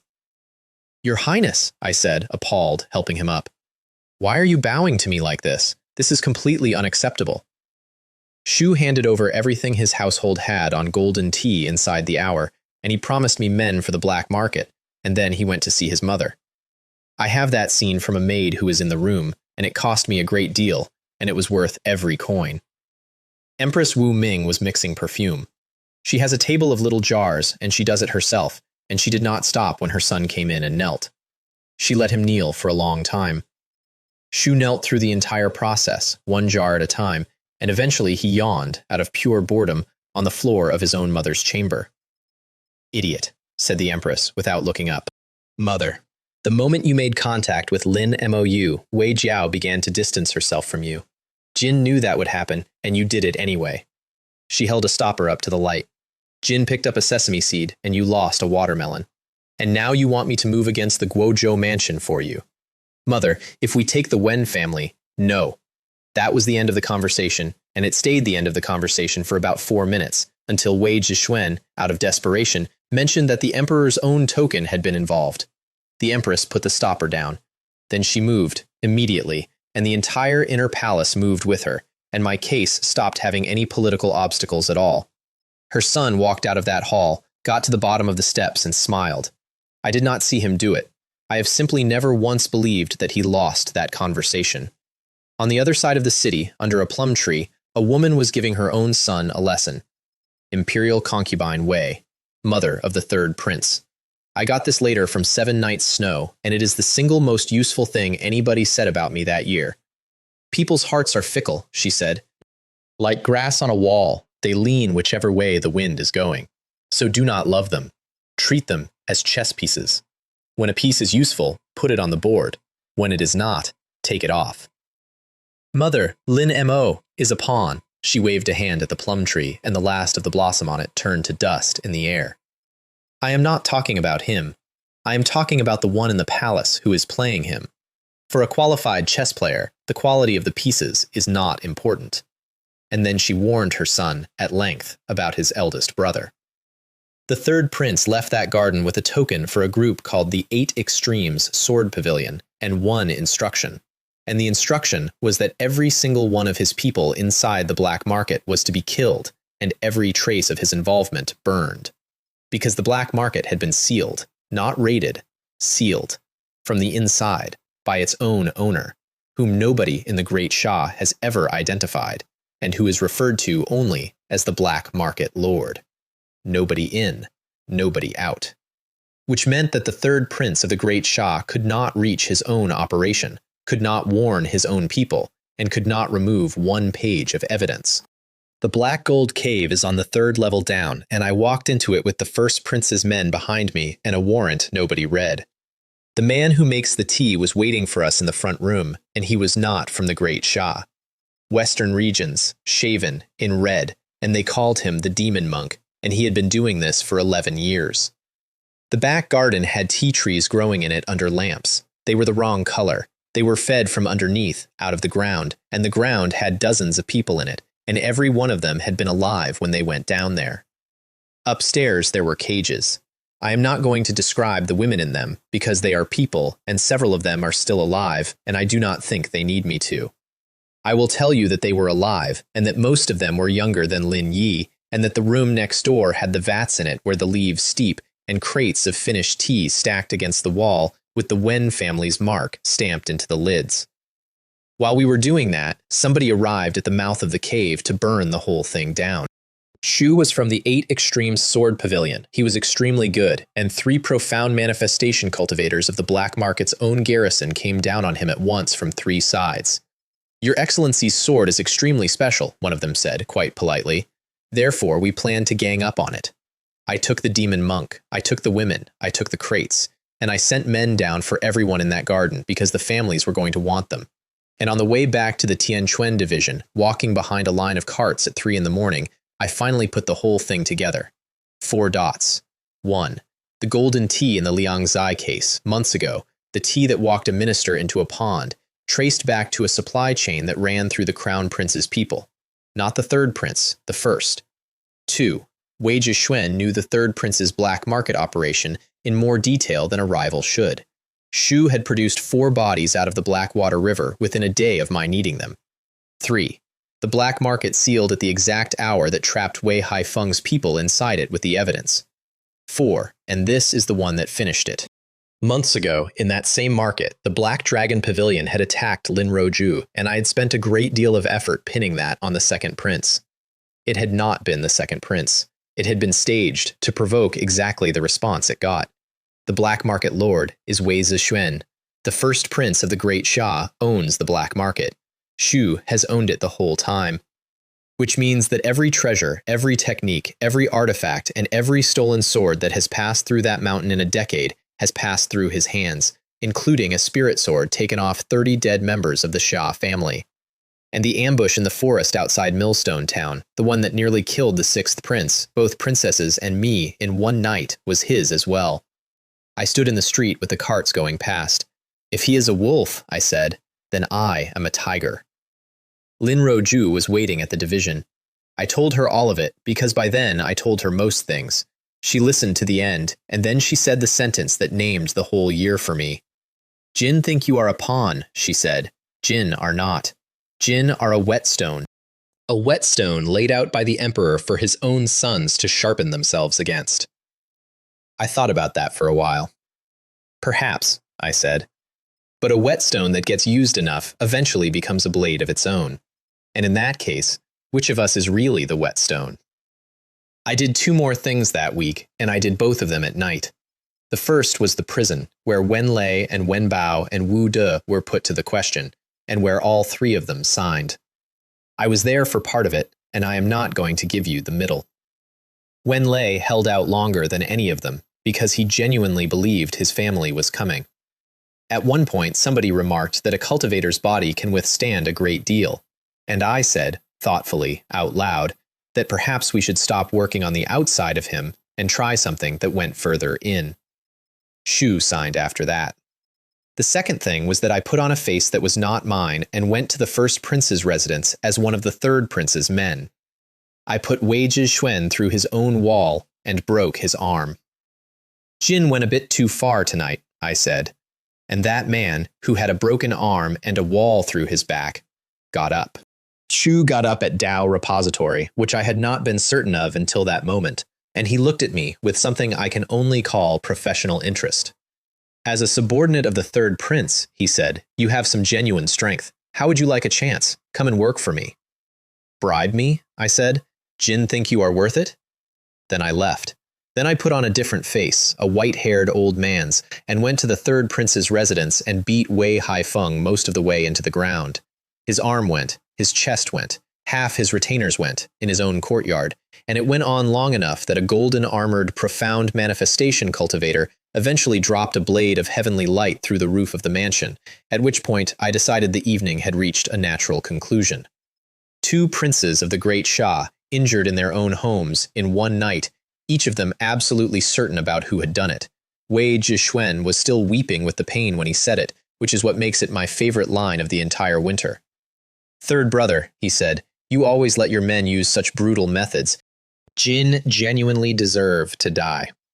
The third princess found me walking home through empty streets at the 4th watch, holding an oil paper umbrella over her own head and offering me half of it. Jin looked terrible, said Wei Shui. I have had a full evening. Everyone in this city thinks you belong to my eldest brother. I do. I have sworn loyalty to the crown prince, and I intend to die in his service, ideally at a great age, in a bed, with a full stomach. She walked beside me for a while. But I am very beautiful, she said. Are you not even slightly tempted? Princess Jiao is beautiful as well, I said. I saw Princess Jiao taking a bath, and I spent 3 years underground for it. I have no interest whatsoever in spending another 3. That is not the same thing at all. Your Highness, in this city, it is exactly the same thing. Then I looked down. Although, since we are being frank, may I touch your legs? The umbrella came sideways at my head, and I caught it. Unsolicited kindness, I said, is always suspicious. Your Highness has walked 4 streets out of her way at 4 in the morning in the snow and has offered me half an umbrella. Somebody is going to ask me for something. I took the whole umbrella out of her hand. This is nice. I will keep it. I walked off with it. She stood in the snow behind me and worked out, correctly, that whatever she had been about to ask me for, it had been about her third brother, and that I was not going to plead for him, and she was never going to get the chance to ask. There was hot wine on the stove at the Xia residence when I arrived, which meant she had been expecting me for hours. Killing a prince, said Lin Roju without looking up. In this city, is extremely difficult and extremely risky. I have not killed anybody. Jin have injured 2 in one night. Allegedly. She poured. Then she gave me the news that had come in that evening, which was that Qin Lie had come back to Tianqi. That name stops conversations. Shu is the sword immortal. Shu is Marquis Gu's brother, and he had been away for years, and the reason he had come home was that his sister had been paid for a delivery with a map, and the map led to a place called the Void Heaven Sword Arena. I filed it. I said nothing. I did not make a plan out loud. By then I had learned what happens in this city to a man who announces where he is going next. The demon monk died overnight, in a sealed cell inside the 18 levels of hell, which is the most heavily guarded building in the empire, under a restriction I had inscribed personally, of nothing at all. No wound, no poison. Shu simply stopped. Neither of us was even slightly surprised. Royalty needs to save face, said Lin Roju. So what if he is dead? I said. Throw him out and feed him to the dogs. Which left me with a promise to keep, and I had made it out loud, in a courtyard, in front of 30 witnesses. I had invited Senior Su of the Great Sha Holy Academy to come and have a cup of tea at my Tianquan division. So I went up the mountain to collect him. And on the way in, I stopped at Star Lake. Not to fish. I had done the fishing. I had beaten the second strongest man on that mountain at his own 11-year hobby using grubs from under a rock, and I had walked off with 7 starry fish, and there was nothing left to prove there. Wei Jun, I said, the net. Wei Jun produced a net. It was called a Juhu net. It had cost me a genuinely offensive amount of money at Millstone Town, and its single property is that anything inside its circumference at the moment it closes does not get out. Not by speed, not by strength, not by turning into starlight and going somewhere else. I threw it into Star Lake. Sir, said Chen Hao faintly, fishing is normally done with a rod. Fishing is done by casting nets directly. Sir, are you trying to make the starry fish extinct? I also gave my people their standing instructions before we went through the Bronze Gate, because the Great Sha Holy Academy has a great many extremely accomplished young women in it, and my constables are from the provinces. When you see the beauties of the Holy Academy, I said, do not get so excited that you cannot walk. Just take a casual look at their legs, like gentlemen, and keep moving. In a pavilion at the top of the mountain, Dean Fan Chi was watching all of this in a crystal ball, and I have this from Qin Zhi himself, much later, when he was drunk. The dean saw the net go in. What, said a divine court cultivator, is that? Is that a Juhu net? Then he sent for Qin Zhi. And here is why he sent for Qin Zhi, which is the actual politics of that afternoon, and which is worth understanding. I had come to arrest a mentor of the Great Sha Holy Academy. The dean could not hand a mentor over to the Tianquan division, not because he disagreed, because the moment he did it, every teacher on that mountain would know that the academy would not stand behind them, and an academy that will not stand behind its teachers stops being an academy inside a generation. So he could not do it. But Qin Zhi could. Qin Zhi's own description of his job, which he gave me over a jar of wine, and which I have thought about a great deal since, goes like this.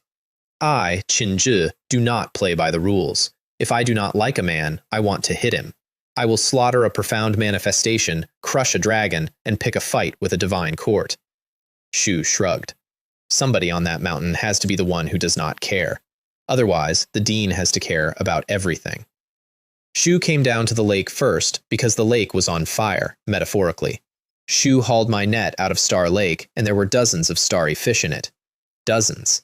In 11 years with a rod, he had caught none. Write that down. Shu looked at the net.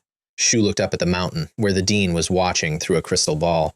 And then the two of them negotiated, out loud, across 4,000 feet of empty air in front of my constables. 5, said Qinzi. Silence from the mountain. 5, or I am walking back up there with the whole net. 3, said the sky, not one more. Qinzi took 3, tore a hole in the net, and let the rest go. Master Hongda, I said, watching several years of my income swim away, they say a man who takes your money is obliged to help you. Jin have taken something of mine and then smashed it. Is that reasonable? No, he said, and walked up the hill. I found out afterward that once I had left, he patched the net himself, cast it into Star Lake, and pulled it back up to discover that the entire bottom had been cut clean off it before I ever handed it over. Yifeng Hall had about 200 students in it, and Xuan Kai was standing in front of all of them. I offered him the way out first. Shu had that way out, and he threw it away with both hands. "Senor," I said, "I have come to invite you for that cup of tea." And Xuan Kai turned to his own disciples and asked them whether the righteous scholars of the Yifeng lineage would allow their teacher to be taken away by the running dogs of the Tianquan division. That is what he did. Shu turned a state warrant into a loyalty test on 200 students who had all known exactly what Wenlei was, because half of them had watched him do it. Nobody said anything. "I wanted to use tea as an excuse to save Senior's face," I said. "Judging from this, Senior does not appear to have one." Then, since we were in Yifeng Hall, and everybody there had been raised on the classics, I gave them the classics. "There are 7 points of righteous cultivation," I said. "Speak less, curb your desires, eat lightly, swallow your saliva rather than spitting, avoid anger, eat well, think less." I looked at him. Senior has mastered 6 of the 7, and mastered them thoroughly. There is one he has never understood at all. 200 students turned and looked at their mentor's face, which had gone a color you do not see in a lecture hall. Swords came out. Mine and my constable's inside Yifeng Hall in front of 13 sages and 200 witnesses, and I said the line the Tianquan division has said for 200 years and which I had never once had a reason to mean. The swords of the Tianquan division are drawn to slay demons and evil spirits, to fight ghosts and gods, and to cut down treacherous officials. They are of a righteous nature. "Jin are Tao repository early," said Xuan Kai. "I am Tao repository late, so what if I bully you?"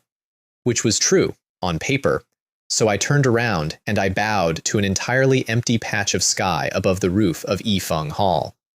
"Senior Hongga," I said, "thank you for your trouble." Xuan Kai's face changed about a quarter of a second before Qinzhi landed. Shu did not draw anything. Shu took one step forward, and a Tao repository late mentor of the Great Sha Holy Academy went down onto both knees on the floor of his own lecture hall in front of his own students and stayed there. "Jin should not be a fool for a few worthless books," said Qinzhi, "but for how to conduct yourself among people." Shu looked down at him. "If you are not satisfied, we can have a one-on-one when you come out." They put Xuan Kai in the 18 levels of hell. The cell they put him in was my choice, and I chose it for a reason. It was the one next door to the third prince of the Great Sha. Wei Haifeng had been given half a month by his father, with an additional instruction that had been repeated to the wardens twice. If he resists, break both his legs. So the mentor and the prince got to spend 2 weeks listening to each other breathe. "Remember," I told the warden, in front of both of them, at a good volume, "neither His Highness nor Senior Su is able to endure hardship. So you can skip all the simple meals. No plain cabbage, nothing of that sort. That is not a joke, and I did not deliver it as one. I spent 3 years down there. In my first month, the rats went through my boots, and I wove my own sandals out of straw because there was nothing else to weave, and on the days they brought cabbage and tofu, it was the good day. Everybody on my level knew when it was a cabbage day. Men counted them. Then I went and found the jailer.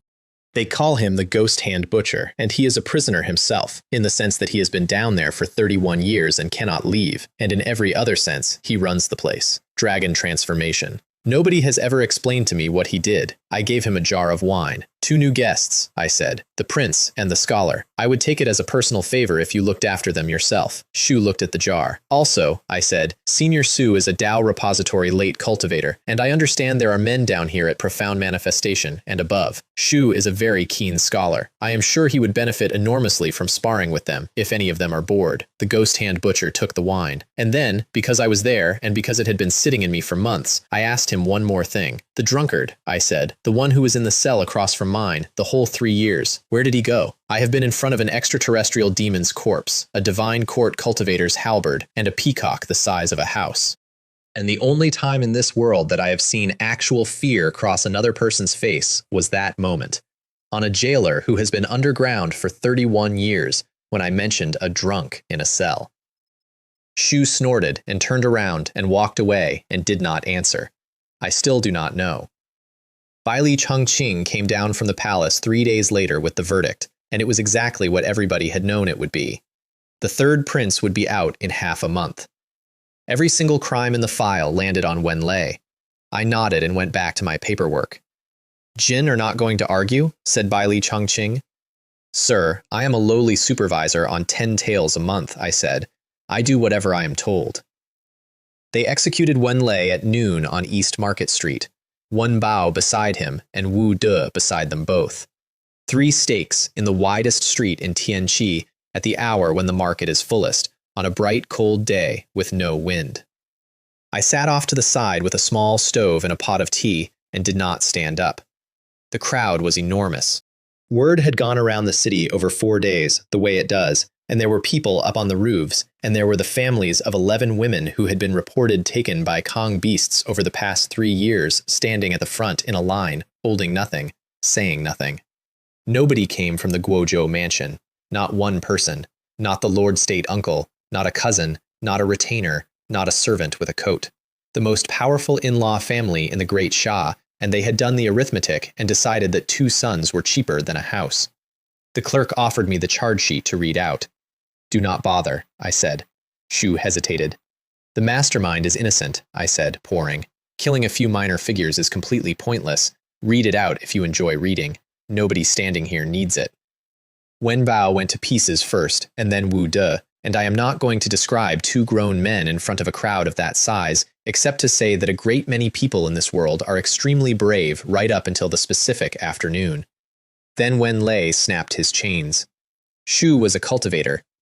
They had bound him for a common criminal because the paperwork said common criminal, and he had been sitting on that stake all morning, working out that nobody was coming, and at the last possible moment, he did the arithmetic and went.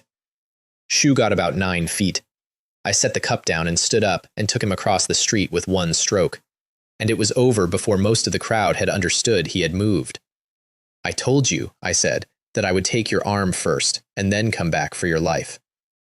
Then I sat down and finished my tea. I met the Lord State uncle on the road to the palace that afternoon, which was not an accident, because I had asked 3 separate people what time he was expected. Shu looked 80. Shu had looked 60 a fortnight earlier. I have nothing to say to you, he said. I understand completely, my lord. I only want to give you a piece of information, and then I will get out of your way. I fell into step beside him. Everything that happened to your family this month was ordered from above. Shu kept walking. Ask yourself 3 questions. Who arranged for the prefect of Jingzhou to fall ill on the exact morning I came for a prisoner? Who moved Lin Yi's case from 3 courts that were happily burying it into the one office in this empire that cannot bury anything? And who personally delivered 4 bodies out of the Blackwater River to my morgue, unasked, the day before I needed them? Shu stopped walking. I am not telling you this so that you will understand me, my lord, I said. I do not care what you think of me. I am telling you so that the imperial uncle will understand who is actually trying to destroy his house. Then I went to the imperial study and defended the Guozhou mansion in front of the emperor. I did it properly, too. I said that the Wen family as a house had not been party to the trade, that the crimes belonged to 2 sons and their people, and that the empire gains nothing by breaking a Guozhou over the conduct of a boy. And the Lord State Uncle Wen, standing 4 feet from me, went down on both knees on the floor of the imperial study and disowned both of his sons out loud in front of the emperor of the Great Shah.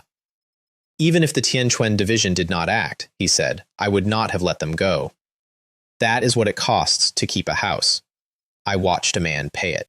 The Empress sent for me 2 days later, and that hour is the only time all year that I completely failed at something. Gao Ming brewed the tea herself, spirit tea from leaves that take an hour to open properly, and she did every step of it personally at a small table in her own chamber while I sat opposite and waited, and the hour went past, and somewhere in the middle of it, I fell asleep. Sitting up, in the Empress's private chamber, with the Empress 4 feet away, a maid had to shake me. I came up out of it, saw a woman standing over me holding a tray, and bowed to her, and she was the maid. The Empress of the Great Shah watched all of this without expression. Drink, she said. I drank. It was, without any exaggeration, the finest thing I have ever put in my mouth in either of my lives. Delicious, I said. Is that all? It merely tastes good? Honestly, I said, it is still a little bitter. She looked at the cup in my hand for a moment, and I am fairly sure she was calculating what it had cost her. Then she got to the point. What do you think of my son, of Wei Zixuan? Now, I could have said he is a great man. I could have said he is a natural ruler. I could have said any of the 11 things a supervisor says about a prince to that prince's mother, and every one of them would have been safe and forgettable. The crown prince, I said warmly, is such a good person. Shu is sincere. Shu is down to earth. Shu is unbelievably kind to his friends, and he would go to enormous lengths for his brothers. Enormous. There was a silence. For an ordinary man, that is a glowing reference. For a prince who wants a throne, it is the worst thing anybody has ever said about him, and I delivered every word of it with my whole face open. I have been told that after I left, the Empress sat there for some time, and then Granny Jin, who has served her for 40 years and who owes Wei Zixuan her life, refilled the pot and said, quietly, if the dragon hides in the abyss, when the moment comes, it will still roam the 9 heavens. Which is a very kind way of telling an empress that her son's account had just been ruined by a supervisor and that it did not matter. Wei Zixuan himself heard about my week 2 days after that, and what he heard was not the tea. Shu heard that a small jade bottle had come out of the palace with my name on it. Lin Mou is controllable, he said to his own people, and his value is going up by the day. Wei Jiao is not controllable at all. And then his people brought him one more thing. On the night of the Sky War, somebody had come down out of the clouds to stand in a ruined street beside a supervisor of the second hall. It had been Lord Wei Yun, the master of fate of the Tianquan division, who has not set foot in her own building in 3 years. The first prince of the Great Shah went all in on me that afternoon. There is a pavilion on the west side of the palace that looks out over a lake, and in winter the lake freezes, and there was nobody on it at all when they took me out there. The emperor was standing at the rail with his hands behind his back, not in bed, not pale, not leaning on a eunuch's arm. Standing, in a plain coat, looking at ice, and the entire performance he had been giving the empire for 3 years was simply not switched on. Shu did not turn around. The emperor of the Great Shah, he said, can be good or he can be evil. Shu cannot be weak. I did not say anything.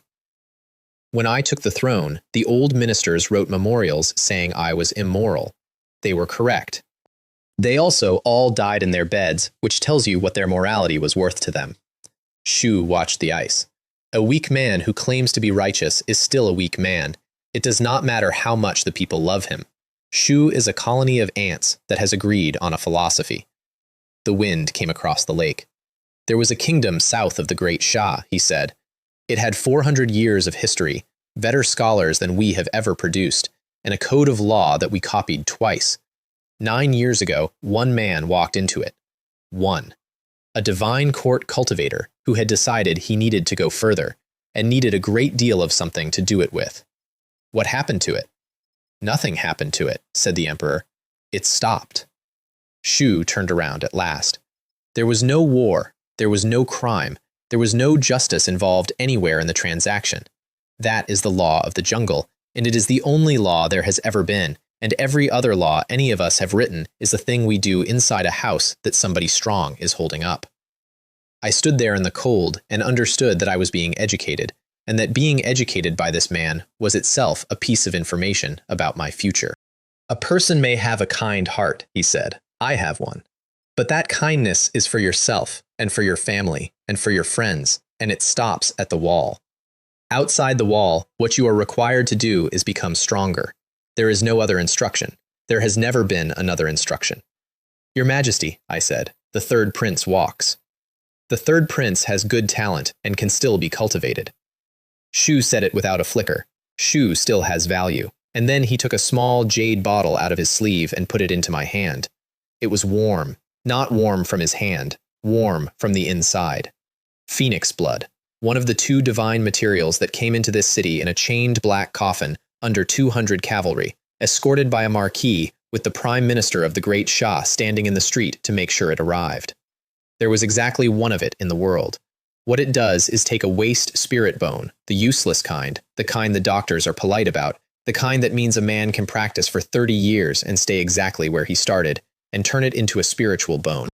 This, said the Emperor of the Great Shah, is my reward for you. I stood on a frozen lakeside holding a god's blood in a bottle and could not think of one single thing to say.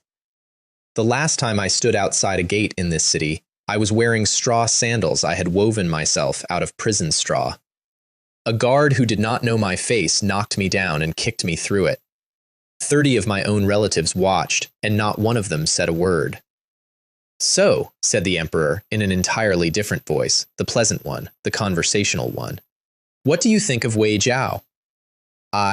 If you have any ideas at all, I will fully support you. Jin Auspicious Day can be chosen quite quickly. Your Majesty, I said, I have no ideas. Said the Emperor of the Great Shah. I bowed, and I turned around, and I walked back across the frozen lake toward the palace gate, alone, with the bottle in my sleeve and no idea whatsoever what I had just agreed to. And behind me, from the pavilion, not raised, not urgent, in the voice of a man asking about the weather, came the last thing he said. Lin Zhuyuan is a whetstone, said the Emperor. Do you think a whetstone like that could ever have sharpened a discarded blade like you? I did not stop walking. But I have thought about that question every single day since, and I have never once decided whether he was telling me that my second uncle was finished, or asking me whether I had worked out yet what I was for.